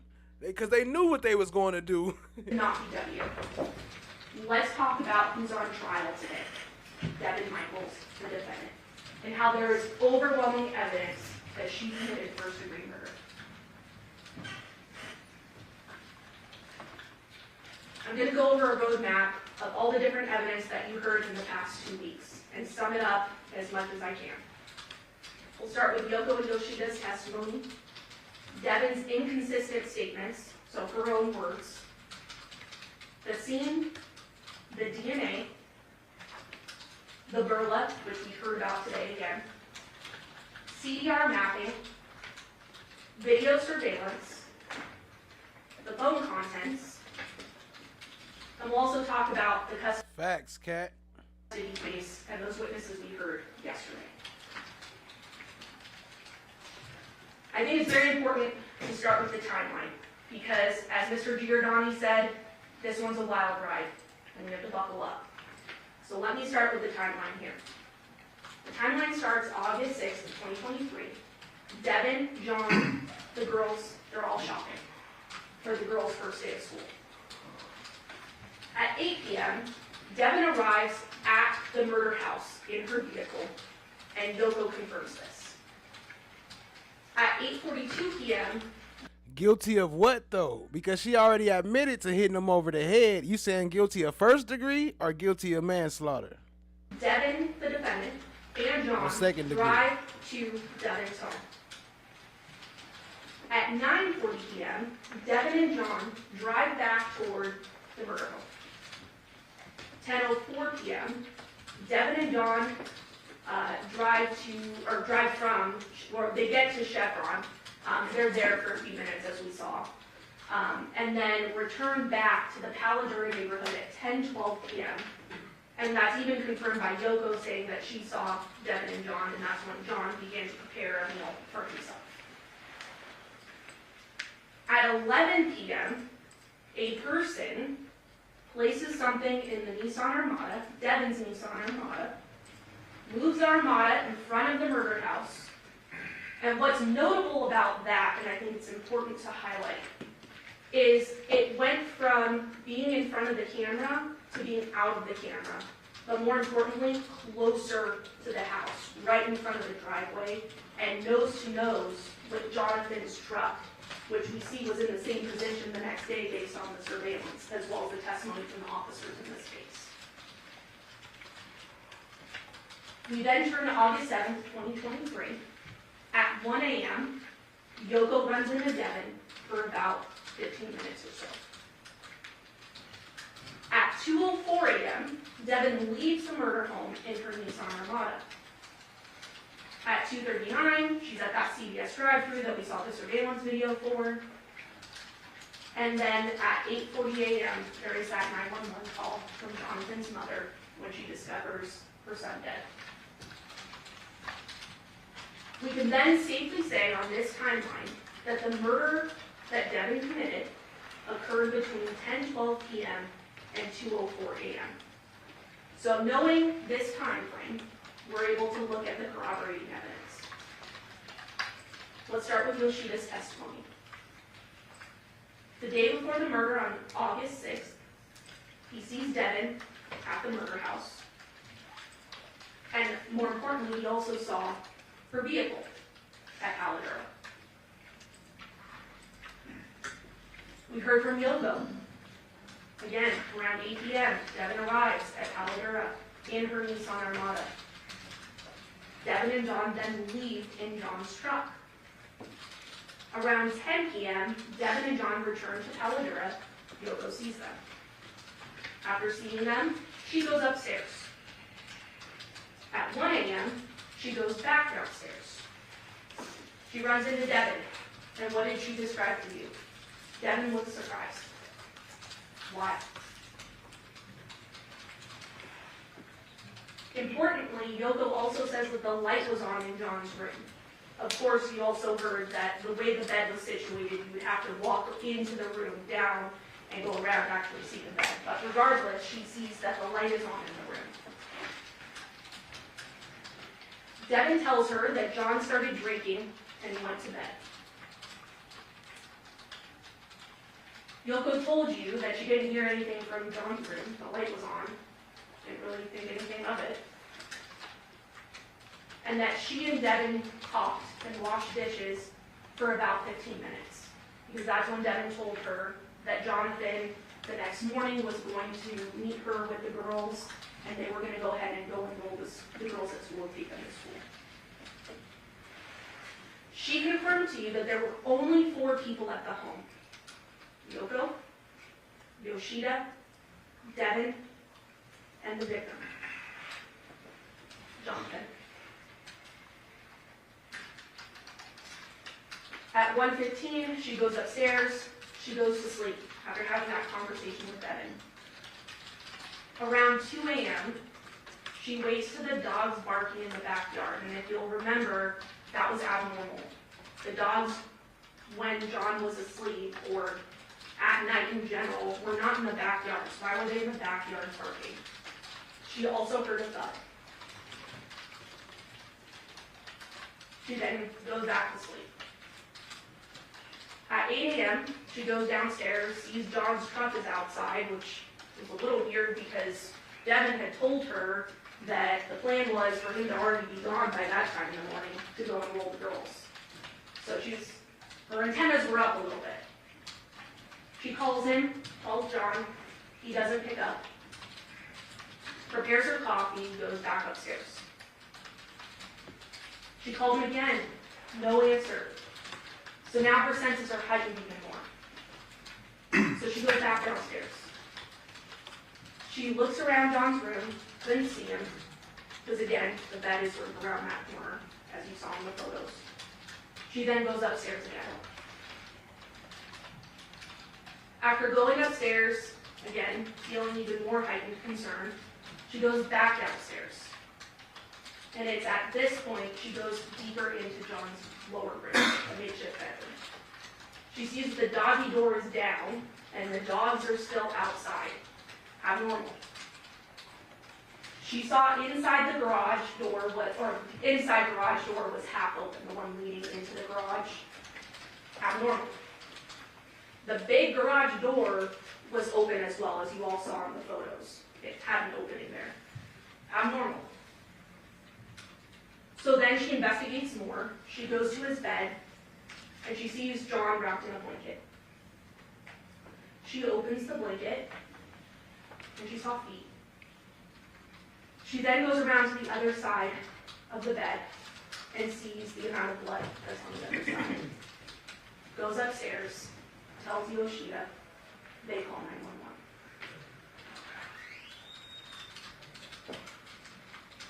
Devyn also made several inconsistent statements. The truth is the truth, it shouldn't change. What were those inconsistent statements? The first one, Johnathan's engagement ring. If you recall in interview 1, Devyn tells the officers, we threw his engagement ring in the trash last night.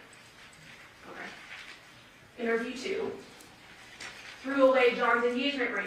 We kind of made a joke of it, 2 points, threw it in the trash type thing. So it should be in the trash, right?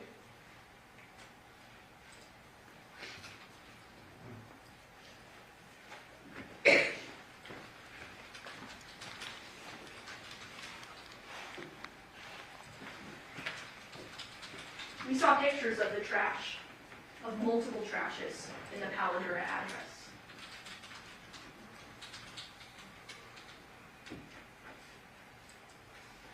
Not just one, but multiple. 1, 2, 3, 4, 5. None of them containing a ring that were searched by officers. Ladies and gentlemen, there was no ring that was thrown in the trash. Inconsistency 2. Her marriage to Deviere. We learned from interview number 2 that this was a marriage of convenience, not intimacy, which we know is not true based on other evidence in the case. Interview number 3. Her marriage to Deviere is just on paper. Rings aren't significant. Me and Dev haven't been intimate in years. That's not true. Inconsistency 3. The gun safe.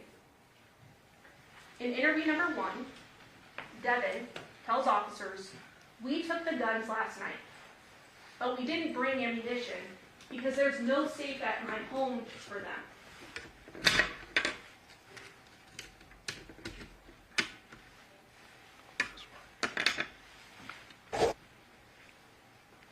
Ladies and gentlemen, we saw pictures of a safe.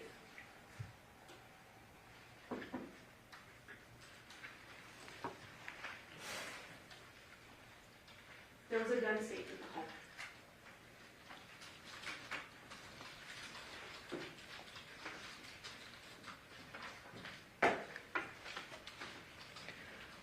There's a close-up of it there. And there's guns and ammunition. Gun safe in the home. No safe. Inconsistency 4, Johnathan's wallet. No face, no case. In interview number 2, she tells officers, John lost his wallet yesterday. He leaves stuff around a lot. Minimizing. Come on now, Then we dog. Come on, man. have interview number 3, which is after the search warrant of Porcupine Rim, where they start to confront her with the fact that there's Johnathan's items in there, more specifically his wallet. She tells them, at first, nothing of John's is in my house. John's wallet wasn't at his house, so do you know where it is? No, sir.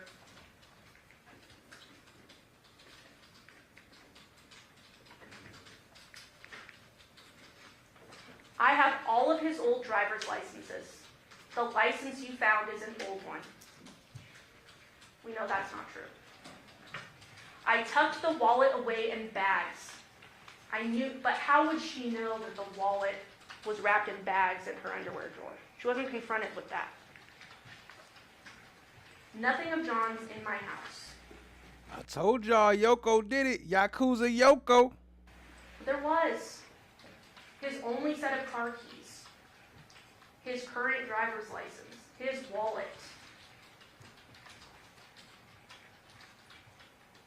And what was found inside her purse? Johnathan Willette's social security card. Why would she have those things?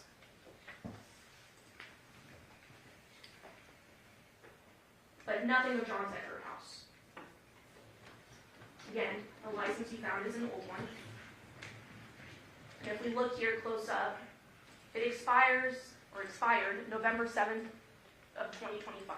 The murder happened August 7th of 2023. This was his active driver's license. His old one? I tucked his wallet away in bags. Remember, ladies and gentlemen, this wasn't one bag. This was 8 bags, and you heard in the interview with Detective Weinoff that were tied over and over and over and over again. Not just one bag. What was she trying to hide?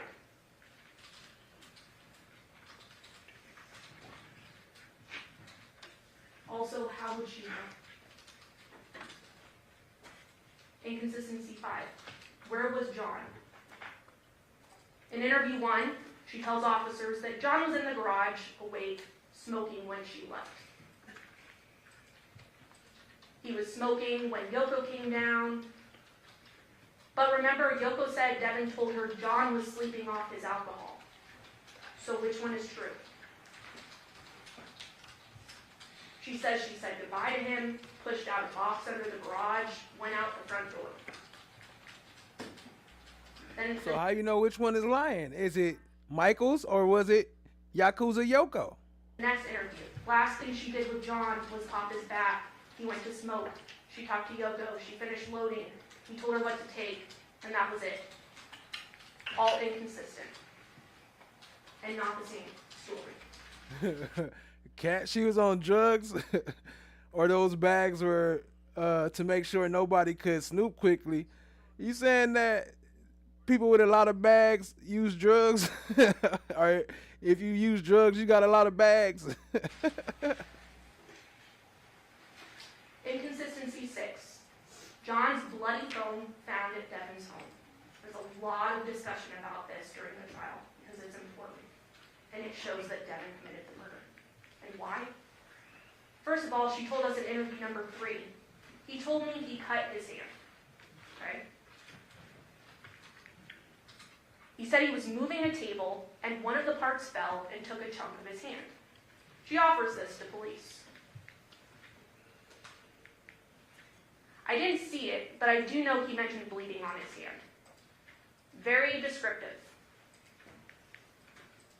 Then interview number 3. He must have been smoking and set his phone down. Again, no notifications are found on John's phone.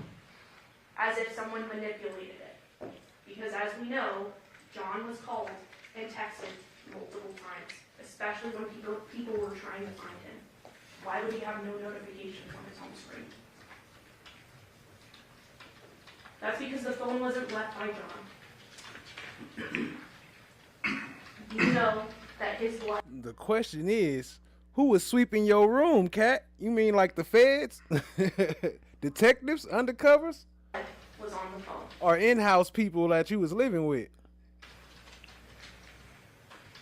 And we know that it arrived after the murder based on those CVRs. Based on that raw data, we know when John's phone made it to Devyn's residence. And that's when she took it there because, as you know, it traveled with her after she committed the murder back to her home.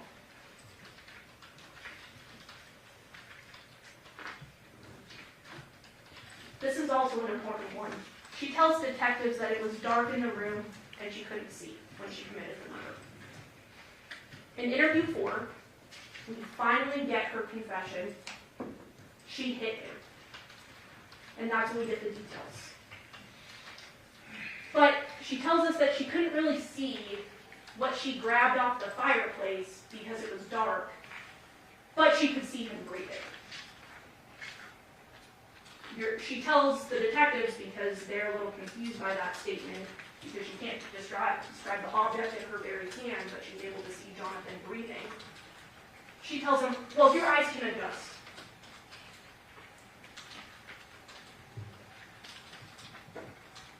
And remember, Yoko said the light was on in John's room when she came downstairs. It wasn't off. It's also important to note that he was wearing boxers. He had his boxer briefs on, she tells the police. And we know that's not true. The boxers were found at the foot, next to the side of the bed, as shown right here.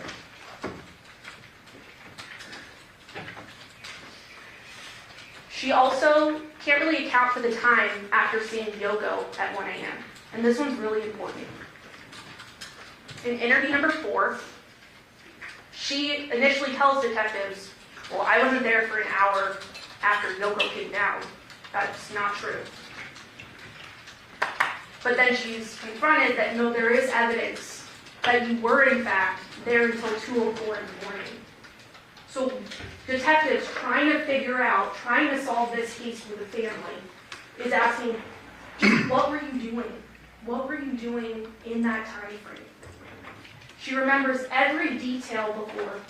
She remembers every detail after. You heard it. Well, there you go. Anybody sweeping college's dorm rooms, don't forget to check the pants pockets in the closets in the drawers. But she doesn't remember this time. Why? Because she did it. She was decapitating Johnathan. I can't remember. I remember talking to Yoko, getting my stuff, leaving, going to the pharmacy, and going home. But she doesn't remember the time frame that she was decapitating Johnathan. Why?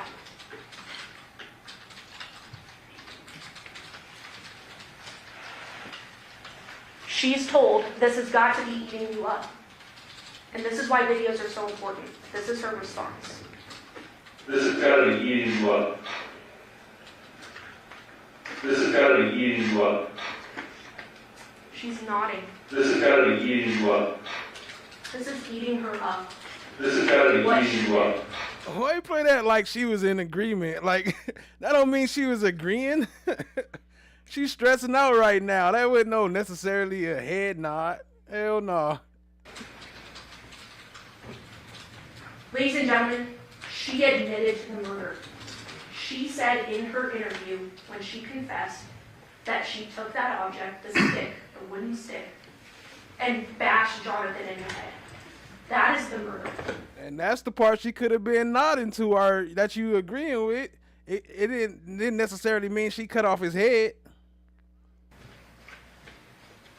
But there was a head missing, and that was important to the detectives to give closure to the family. So what about the decapitation?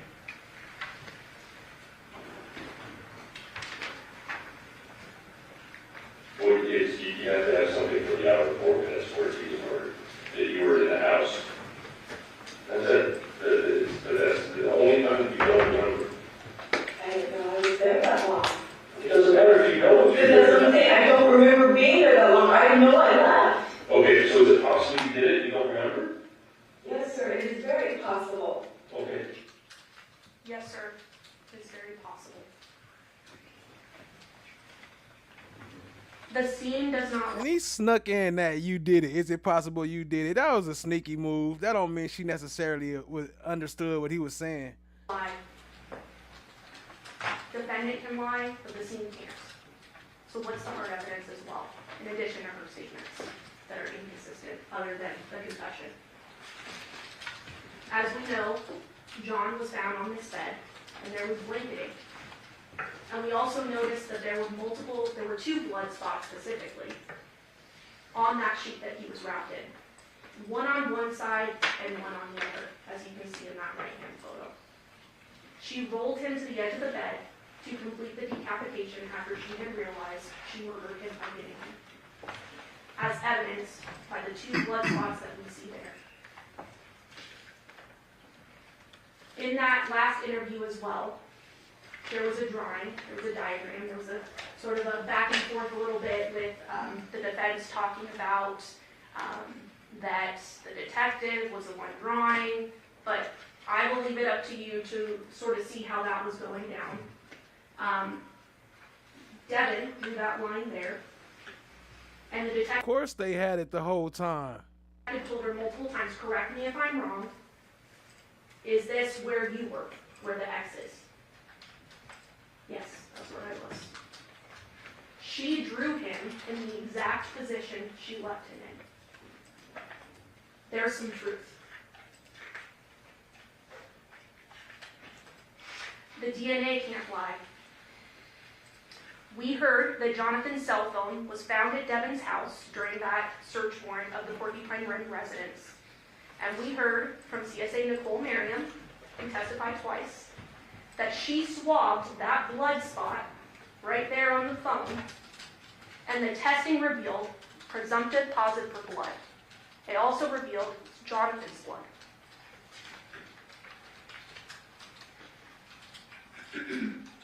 It's also important to note that Johnathan's blood was found in the driveway of the residence.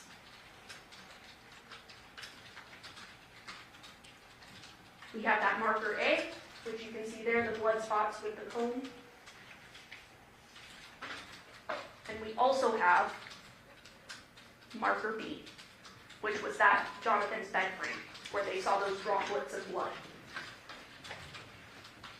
All Johnathan's blood.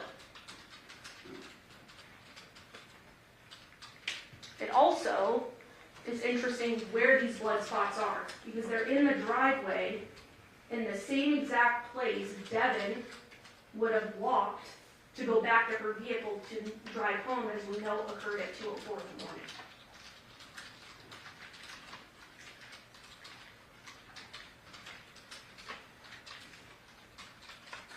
Devyn's DNA is on that knot of the plastic bag containing the wallet and John's only car keys.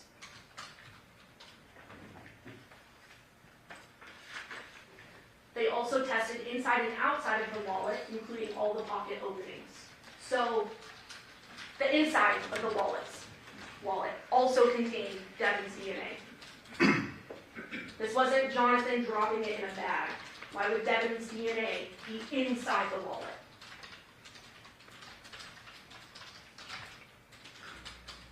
Maybe she touched it before. She could have got his wallet out. But it ain't looking good for her. Devyn and John's DNA are on his Social Security card swab. Not shocking that Johnathan's DNA is on his Social Security swab, or Social Security card, I should say. But remember, this is Devyn's bag. You see her wearing it in the surveillance video with the chevron. She also described it to police during one of her interviews. And what's found inside is that Social Security card belonging to Johnathan Willette. And not only is it found, but it's found with the defendant's DNA on it. She handled it.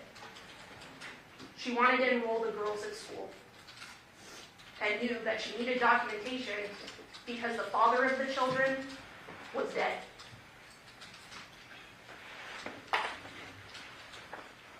We also heard from the coroner, Dr. Yagi.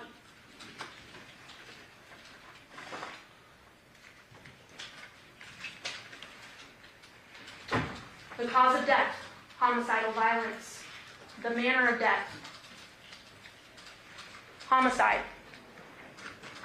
The internal exam, and this is important, decapitation occurred post-mortem. Johnathan was decapitated by the defendant after she bashed him with the stick and killed him. Based on the science.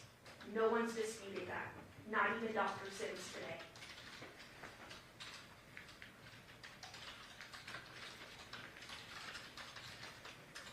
This is also important.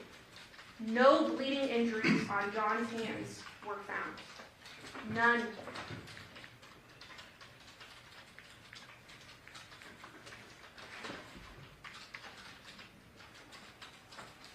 She did discuss slippage, which she explained what that was, where, after death, the skin tends to shed a bit in different areas. But again, no bleeding injuries on John's hands. Then we had testimony from Dr. Burns, who passed around those cool exhibits. Cass, I should say.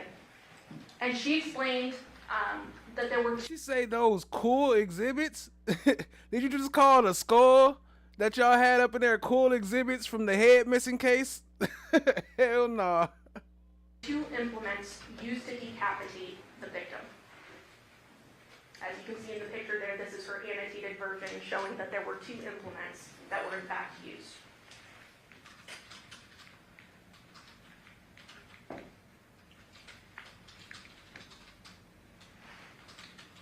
A hand-powered serrated or non-serrated knife was the first.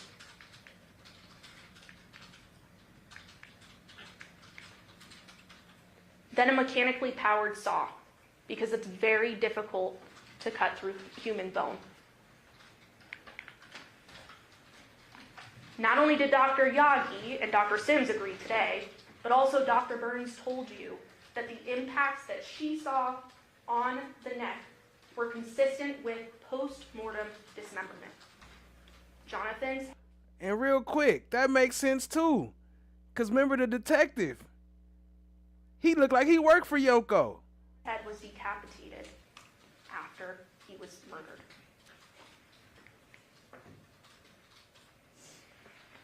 There's a lot of discussion during trial about whether it's possible for a woman to do this. I think it's important to note, as Dr. Burns highlighted, a mechanical saw is made for anyone.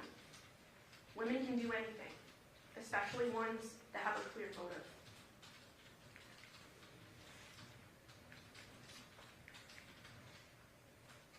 Moving on to the burla. Where was Devyn's vehicle during all of this? Her Nissan Armada shows she's at Paladura during the time of the murder. We have at 11:05 p.m., there's that short activation that we saw on the burla, which I'll go ahead and play for you. And it is not very long. It's at 11:05 p.m. on that August 6th, 2023. Which is corroborated by the video surveillance where we see her vehicle moving up right in front of the driveway of Paladura, nose to nose with Johnathan.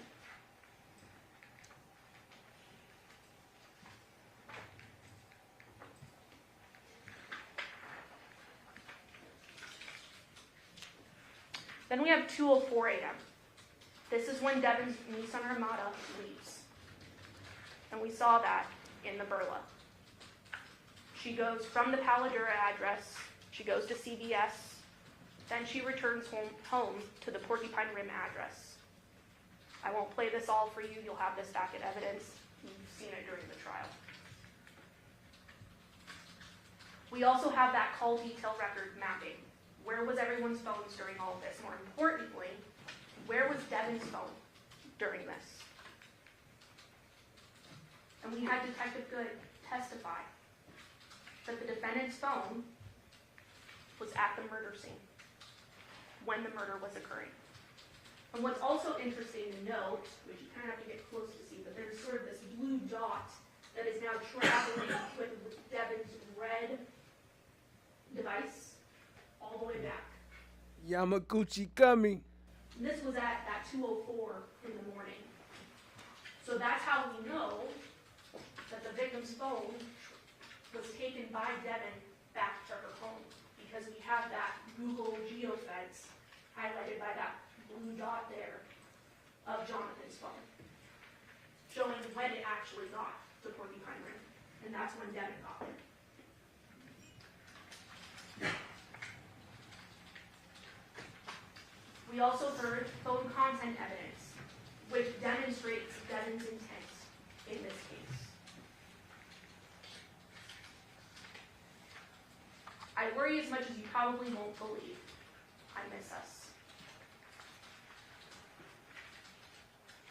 I'm glad you appreciate what we once had. We will have it all again, Johnathan says. I want our family back. We gotta do as great as we can for the girls to have a good life. The walls were closing in. We have the video surveillance that was played for you in depth during trial. And there's some important notes from that. We saw how much video surveillance was canvassed in that Paladura neighborhood. There was a point where the detective even said he couldn't pinpoint the address that I needed him to because of all these contacts here.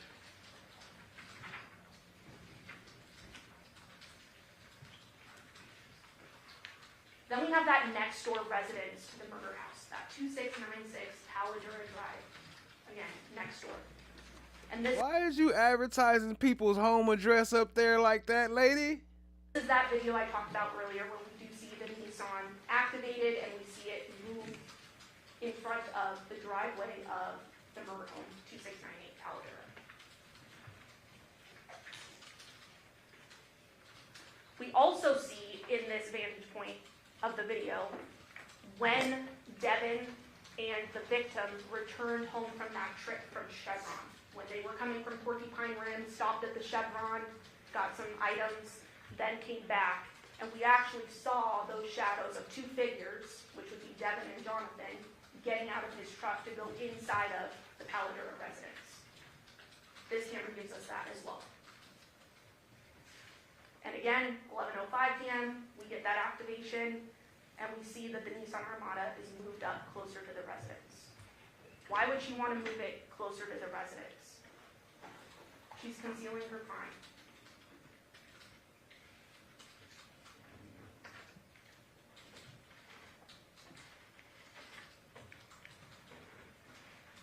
Then at 2:04 a.m., we also get from this residence that the Nissan Armada leaves, putting sort of a bookend on the timing of the murder.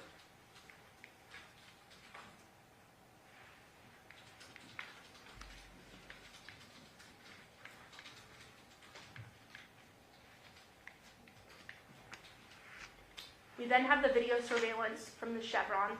We've also called it the Terrible Herbs. And in there, I talked a little bit about this. We have that they're there at 10:10. That's Johnathan's truck pulled by a trailer. They then leave at 10:11 p.m. And we know that LOKO, as well as the video surveillance from the Paladura neighborhood, they're arriving into that neighborhood around 10:12 p.m. All corroborating, giving us our time frame.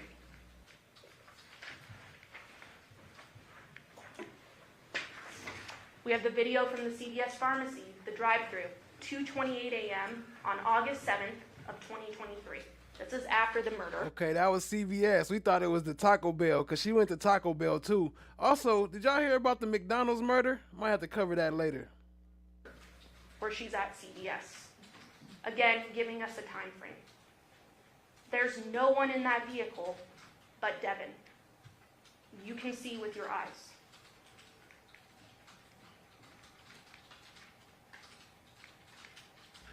Oh, she waited too long. She waited till after the murder to go pick up her crazy pills.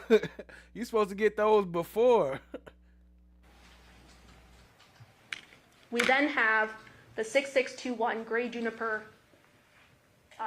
surveillance video camera from Devyn's neighborhood. This is that one that was fixed where you could see the only entrance and exit of the Porcupine Rim neighborhood, and it was constantly running. We were able to see different things from that. Come on now, Remember, dog. it was 3 minutes Come slow on, real time, man. but accurate. At 8:57 p.m., we have John's truck entering the neighborhood. And this is on August 6th. Then at 9:29 p.m., John's truck leaving the neighborhood, further corroborating the timeline. Then importantly, at 2:39 a.m. on August 7th, after the murder, we see Devyn's Armada and Devyn returning back to her residence. At no point was Devyn or Deviere's work truck or that sedan seen entering or exiting. Very important. We don't see his work truck or any of his vehicles leaving until 7:31 a.m. on August 7th. So now let's talk about Devyn's motive and intent, which is very important to consider. We heard from individuals that knew about the child custody case during this trial.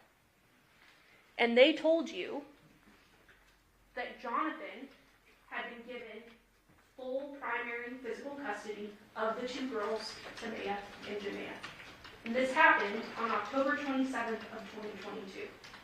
So at the time of the murder, Johnathan technically still had full physical custody of the girls. He had something he could hold over Devyn's head. The walls were closing in on her. We also heard from Elizabeth Lemons Woods, who also... That's dumb, no, look. How they gonna say her motive was to have the kids, but at the time, he had legal custody, but the kids was living with her, and he was moving back in with her, so the kids would have been there anyway. So I don't see that as being a motive. Had worked on the child custody But, you know, if she crazy, I can't speak for that. case, and sort of the placement of the girls after Devyn was arrested. She meets with Devyn on August 17th of 2023. She wants to tell the defendant, hey, heads up, I just want to notify you, the girls are being placed somewhere else because you're not there, and their father is no longer around. And what Elizabeth Lemons Woods testified to is that defendant then started giving her more information, more than the scope of what the original conversation was supposed to be about. And what I think is notable is that Elizabeth says that throughout the conversation, Devyn appeared that she was trying to cry. Why would you try to cry?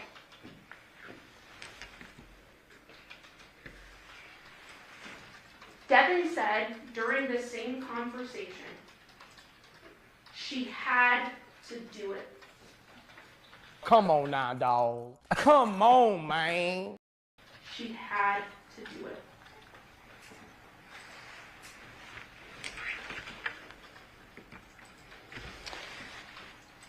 Now, ladies and gentlemen, it's very important, and you're in fact instructed on this, to use your everyday common sense and judgment as reasonable men and women. Do not check your life experience and what you know to be true at the door. Bring that with you when you deliberate. The evidence in this case is overwhelming.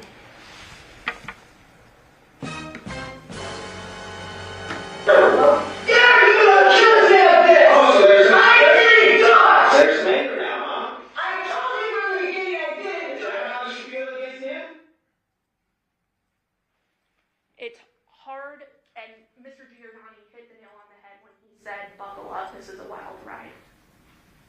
This is unfathomable. But this is Come on, prosecutor, you gotta give us a warning before you do something like that. happened. We are confident as the state that having all of this evidence in front of you, that you are going to go back to that jury room and you are going to check guilty of first-degree murder with the use of a deadly weapon. Because the defendant committed first-degree murder under both theories, premeditation, deliberation, and also felony murder. Thank you.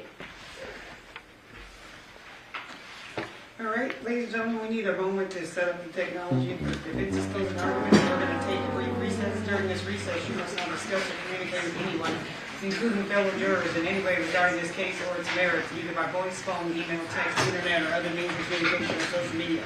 You must not read, watch, listen to news, or read accounts or commentary about the case. You must not do any research, such as consulting dictionaries, using the internet, or using reference materials. You must not make any investigation, test, or theories, case, recreate any aspect of the case, or any other way investigate or learn about the case on your own. You must inform or correct anything regarding this case or the fines made to you. Ladies and gentlemen, it's 2 o'clock. We'll be in recess till 2:15. All right, for the jury.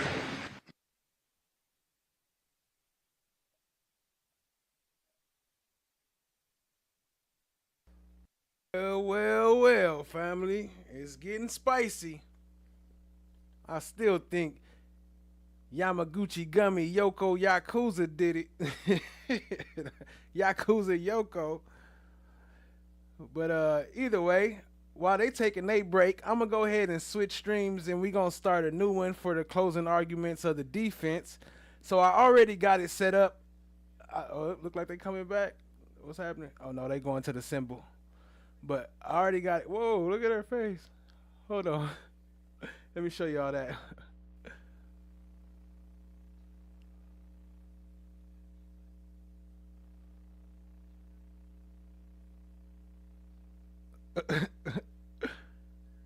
Hell nah, she definitely be getting blowed. Alright, my bad. But yeah, I'm gonna start a new stream, so it's already set up. If y'all wanna head over there, that's cool. And I have it running when we get there, or I'll be starting as soon as I end this, I'll start that one. But yeah. Y'all see her face?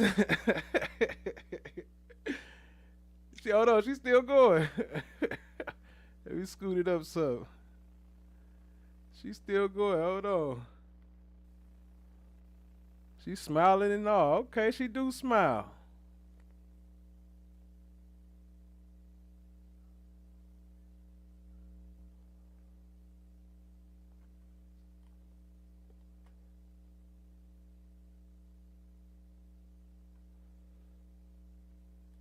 Let me see. There we go.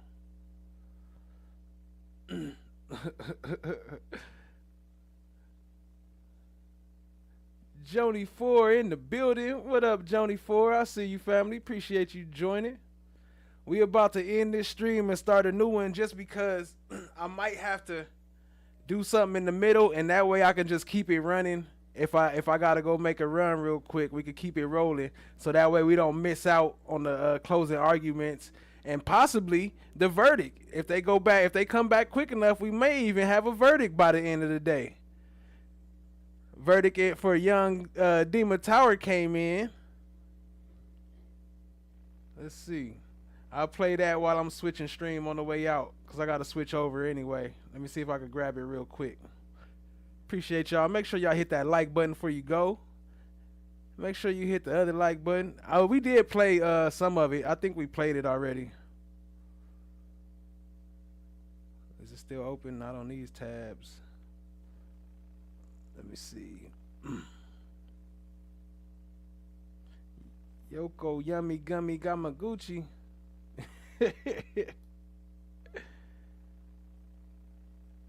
Ex-deputy sentence.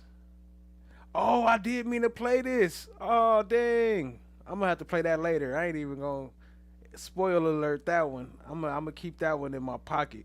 I got another one that I'm going to play soon. I'll probably play it either tonight or tomorrow. Sentencing. All right, well, let me just go ahead and end this one so I can switch it over before they come back, because they're going to be back before I get done talking. Appreciate all y'all being here. Shout out to everybody in the chat. Started a little bit of music. You know what I'm talking about? And we'll switch over.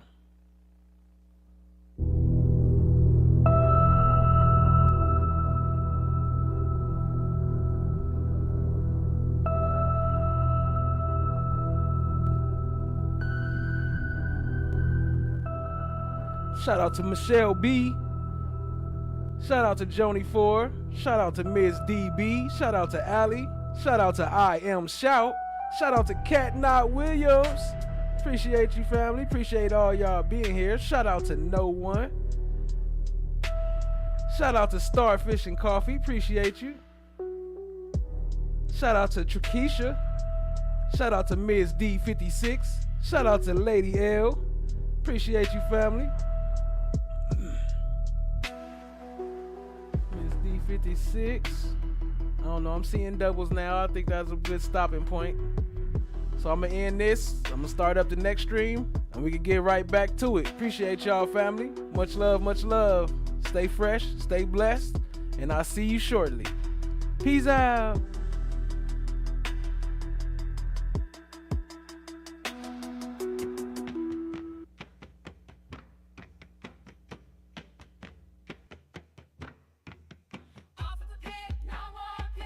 Oh yeah, like I said, I got the redirect set up, but it ain't been working right, so we'll see if it works.